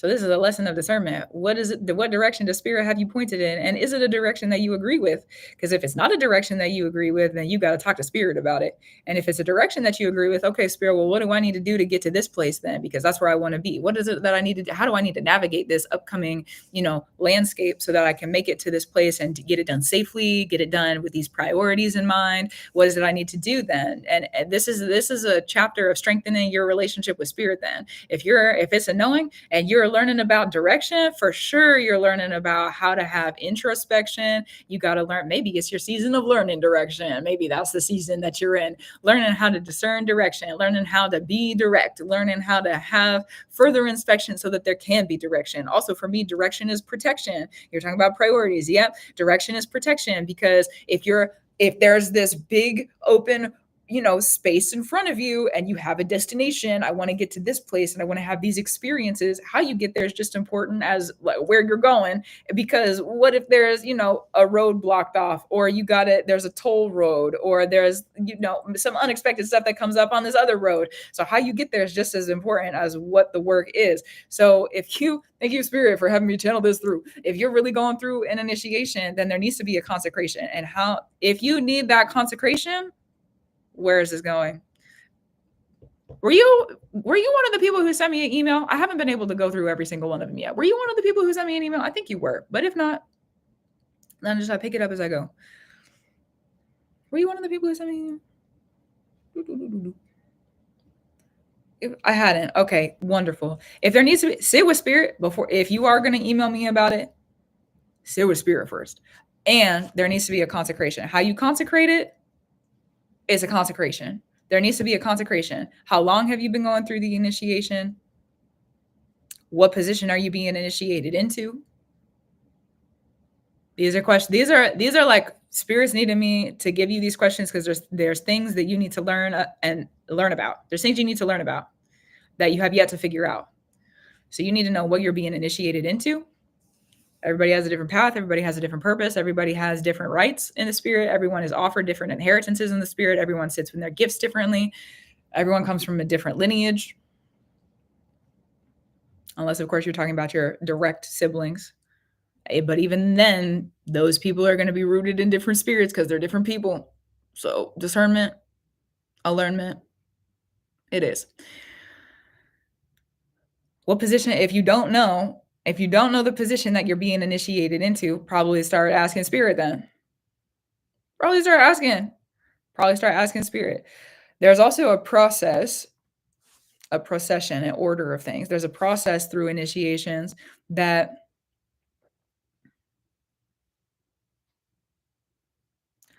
hasn't been yet made clear to me exactly where you would be in the position of that process.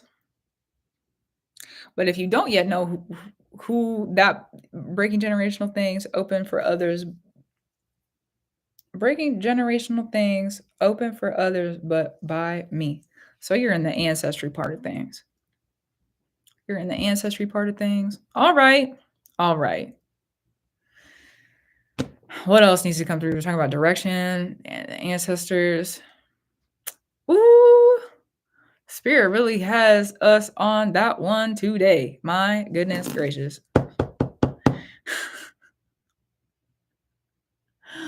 You're working through ancestry. What I hear is you got to snatch your will back from them.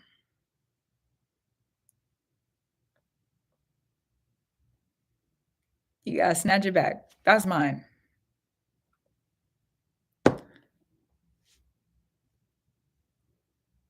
It's time. That's why I hear it's time. It's time you stand up to them. You've been learning about it. You've been loving them. You've been gentle. You've been caring. You've been kind. It's time you stand up a little bit. Speak up for yourself. Don't talk to me like that. Don't tell me what to do. I gave an offering to you and you're coming through to command me? Absolutely not. You got to double check though, because if you were commanding in your offering, then they're going to have a right to return a command. So then it will be a self-correction. Okay, well, listen, next time I bring an offering, I'm not going to say commandment. We got to work through it, okay? We all come from an ancestral lineage, and we're kind of stuck with them. So we got to figure out in our order of self and in our order of practice, how are we going to have that relationship with them?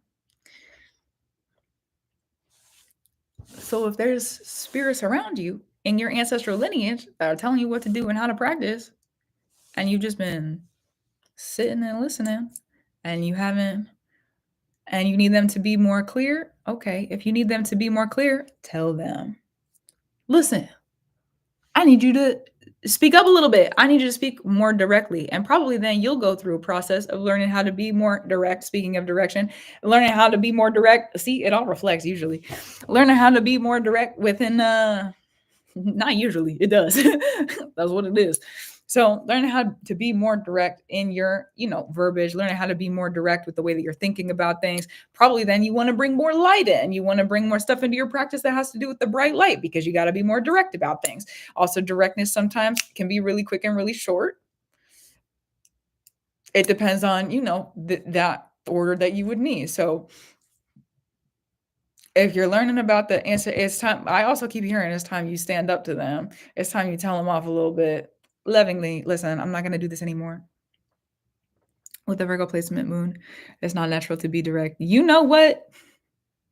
I do not understand that specific placement, but I do understand the yes, thank you. I do understand the Virgo influence of things. Yeah.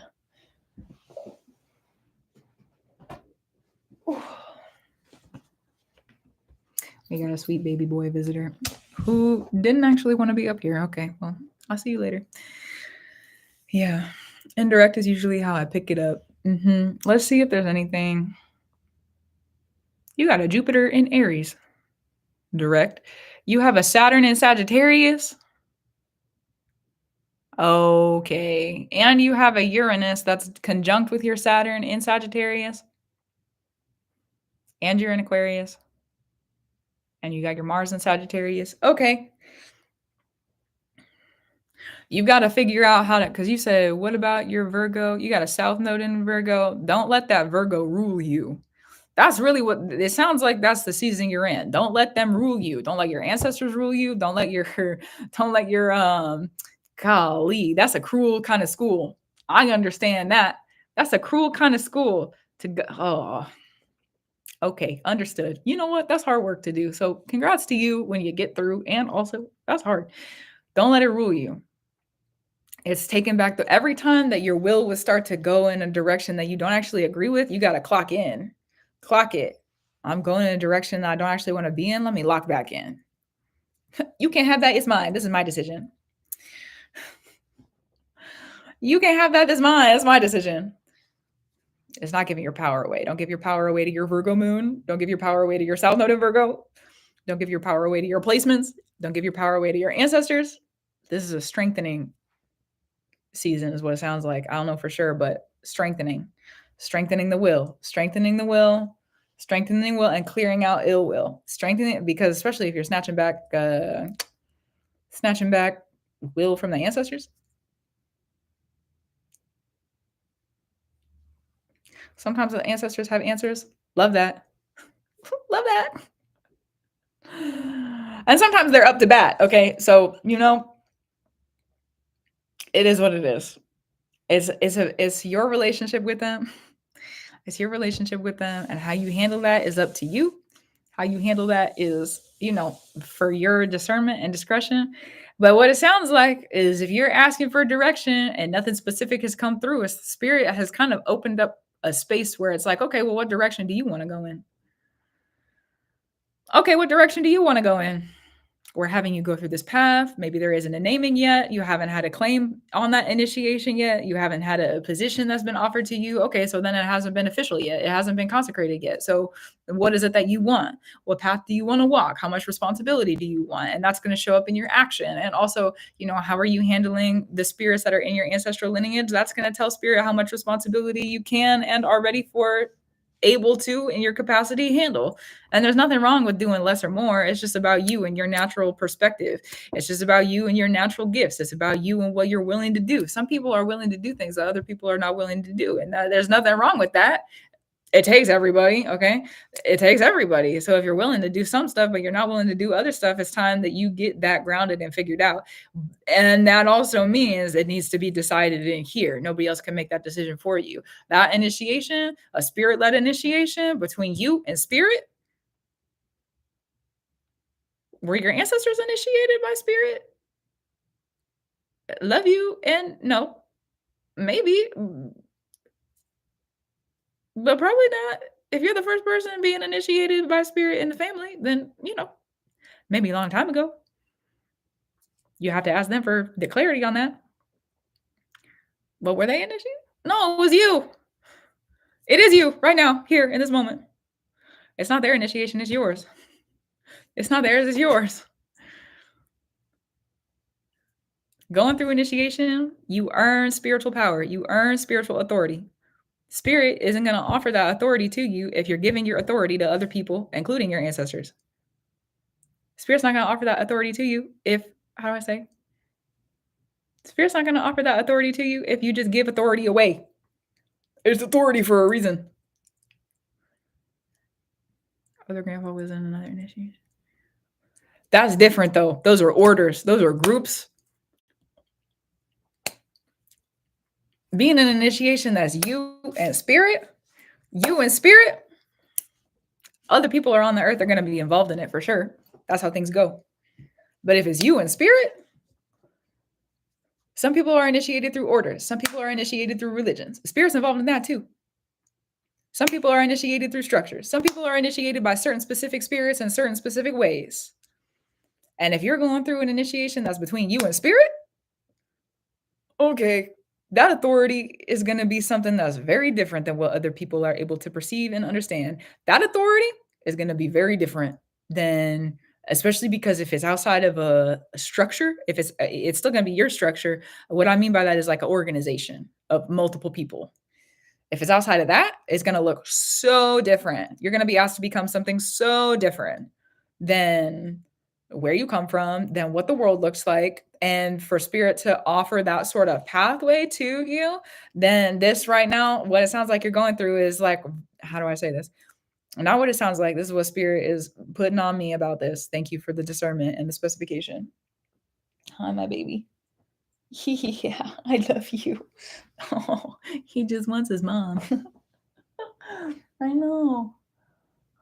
I love you too. I know he just woke up from a nap, and he hasn't had a lot of me time today because I've been working doing stuff. You want to come up? You want to come up? You can come and visit. You want to come up? You come up. Yeah. So it sounds like spirits. It sounds like this chapter is spirit making sure that you're more mature. Sounds like spirit's making sure that you're more mature and that you're ready to be the person that you said you were going to be. That's what it sounds like. That's what I see. That's what I see. So are you ready? That's what this chapter is. Oh, okay. Who are you ready? Are you ready? Yeah. Are you ready?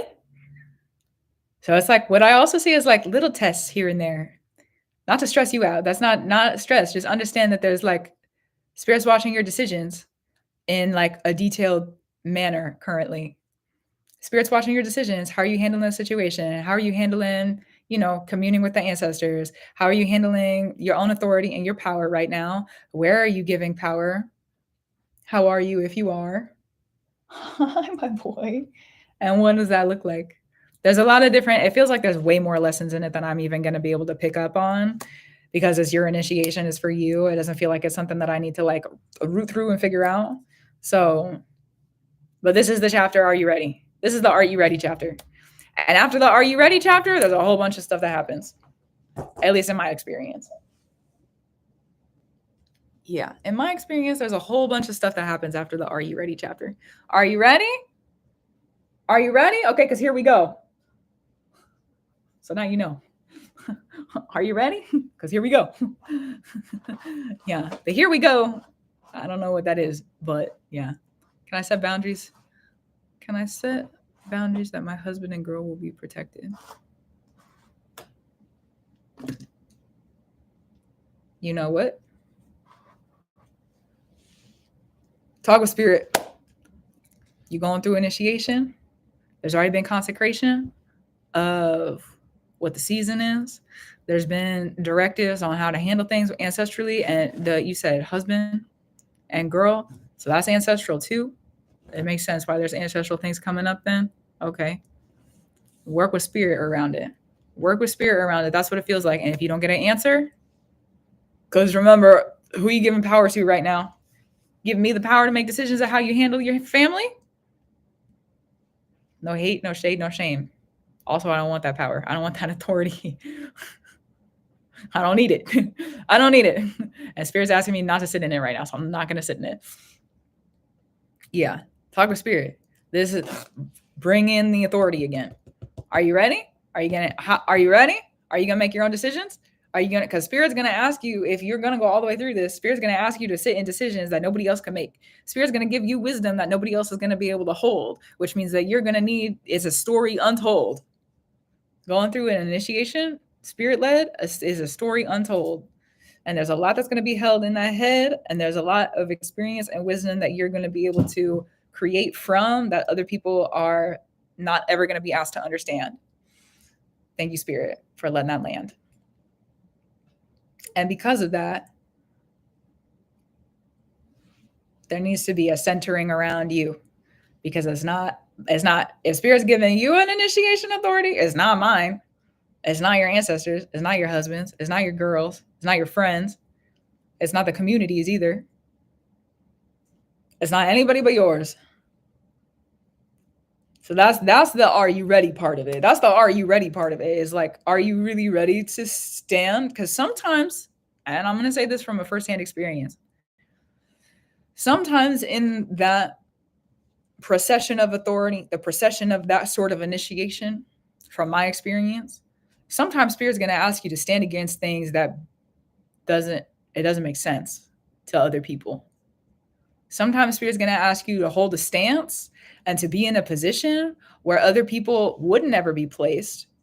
Maybe it's displacing you from what you really want to be doing. And now you're having to learn a lesson that other people are not ever going to have to learn. They're not ever going to have to learn it. Ever. They're not ever going to have to hold the wisdom. They're not ever going to have to hold the secrets. They're not ever going to have to pick it up. That's what you're asking for, is to understand those secrets, to understand those mysteries, to understand, thank you, Spirit, to understand those stories.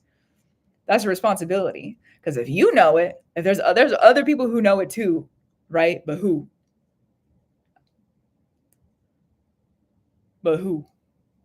And if you go through enough of that, you realize how valuable that information is, how sometimes dangerous it can be. Not all the time is it, but sometimes it is. And you also realize why nobody else knows it, why Spirit is giving it to you in secret, where no one else can see it or be it. And the only person who can decide what to do with that information is you. And for whatever reason, Spirit said, you're the one. So are you going to get the work done? Because if you're going to get the work done, if you're going to go on the journey, if you're going to go on the path of that initiation that you've been offered, thank you, Spirit. I love you, Spirit. I really do love you, Spirit. If you're going to go down that path, and that's true, thank you. If you're going to go down that, and also, thank you. If you're going to go down that path, and you, thank you. And you're going to, sit in the authority of it, the initiation of it, the consecration. To have it be consecrated is very different. It's very different. It's very different. And that's forever. You don't get to take that off. You don't get to take it off. It's not a shirt. It's not a shirt. It's not a necklace. It's not an amulet. It's not any of that. If you go through and consecrate it, it's yours forever, which means you're going to be responsible to Spirit in that authority for the rest of your life. So are you ready for it? Because that's forever. Are you ready? Because Spirit might ask you to do some things that you're like, why? I don't know. I don't understand. Eventually, probably you will. But if you're going on that path, Spirit's gonna tell you to do some things that maybe you wouldn't have done had you chosen to not go down that path. But this is a turning point for you. This area of life that you're in. Are you ready? Are you ready? And not only are you ready, what are you ready for? That's also, thank you, Spirit. That's also what you're working with right now. Not only are you ready, what are you ready for? Are you ready for this? Yes. Are you ready for this? Yes. Are you ready for this? Maybe not. Are you ready for this? For sure. Are you ready for that? I don't know yet. Let's go back to it. Sometimes you can't go back to it. Sometimes the decision needs to be made then and there. So, that's the season, chapter. That's the chapter. Are you ready? Are you ready? And what are you ready for? And if you're ready, then we're going to soar. Here we go. We're going up. But if not, you're going to stay grounded. And there's nothing wrong with that. We're humans. We have to be grounded. Thank the gods that I am a human on this earth. I'm so grateful I'm a human and there's blood running through my veins and I got my feet on the ground and my head can move around. I'm so grateful I'm a human. I'm so grateful to be this spirit. I'm so grateful to be me. Yes. Yes. You have any other questions for me? I'm scared. You got to do it scared. You know what? Oh, golly. Yeah. Sometimes you do have to do it scared. It's uncomfortable. Sometimes we got to do things that are uncomfortable. And with the North Node, you got a North Node in Pisces. Spirituality is naturally uncomfortable for you. So here we are. Here we are. And also you have how do I say? You can do it. I believe in you. You know what? Shout out to that. Shout out. Shout out. Shout out. Yeah. Speaking of courage, thank you for that, Lisa. Speaking of courage, one of the things that I sit with when it comes to bravery, fear, and courage is that bravery is the spark, courage is the path. So when I face fear, okay, and the way that I bring up the bravery, I sit in love. That's my source of bravery. Okay, how can I love myself? I do love myself. Doesn't matter how afraid I am. I love me in my fear. Love is like one of my ultimate power sources, if you want to call it that. I love love. Love is one of my origins. That's true. Oh, yeah, that's true. That's true. I love you, love. And I love being a child of love, daughter of love. I love being a lover. I love love. I love love. Thank you, love. Thank you, mother love. I love you, mother love. And I love you, love. So for me, that's where I sit in love. Every time that I have faced fear and actually been able to go through it, okay, and do it well, okay, and do it well and not trip over my own feet. Because sometimes that's happened. And it is what it is. But if I'm going to sit in there, I'm going to love myself. Okay, do I love me enough to get through this? Yeah. Do I love me enough to face the consequences of going through this? Yeah. Okay, bravery. Let's go. The courage. Here we go. That's my crazy. That's my crazy. Yeah, that's my crazy. But honestly, I love being my kind of crazy. I wouldn't want to be any other kind of crazy. So, yeah. It is. It is. You got any other questions for me? It sounds like there's a lot to maneuver with right now. Sit with, maneuver with, understand, create with, practice with, discern through, create through, protect, direct. Yeah. Yeah, I'll be around. I'll be here. And if Spirit's calling me to come back to readings on the internet, I'll be here. I'm here. Thanks, Spirit. So beautiful. That's the list. That's it. That's it. That's what we got. I've been on for how long? How long have I been on here? 4 hours.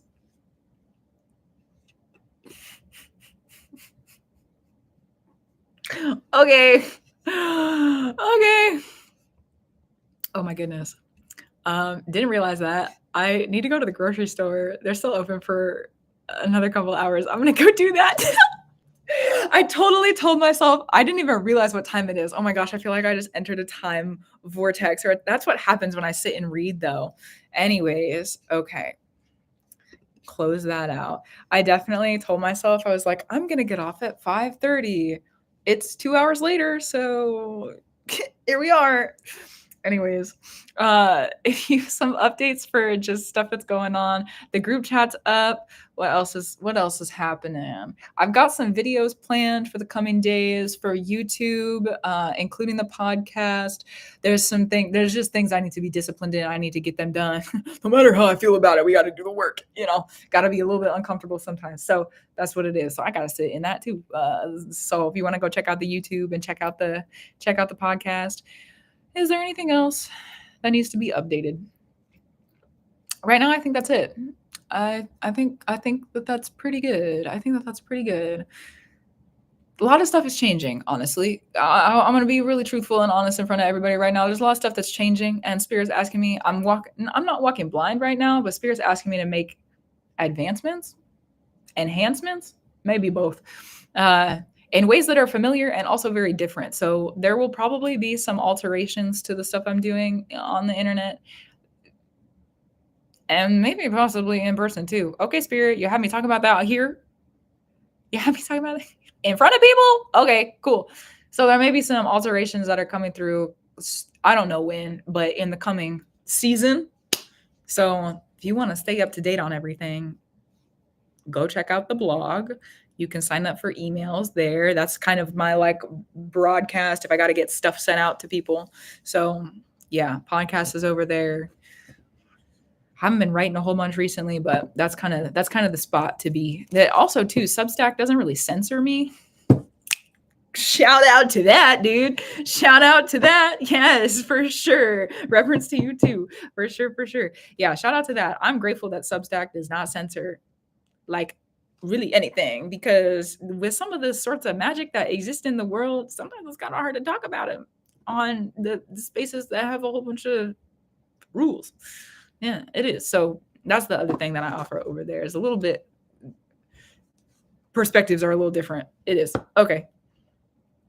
Also, we'll leave that be for now. Do I need to leave that be? We'll leave it be for now. Okay, that's it. Thank you for supporting me. Thank you for being here.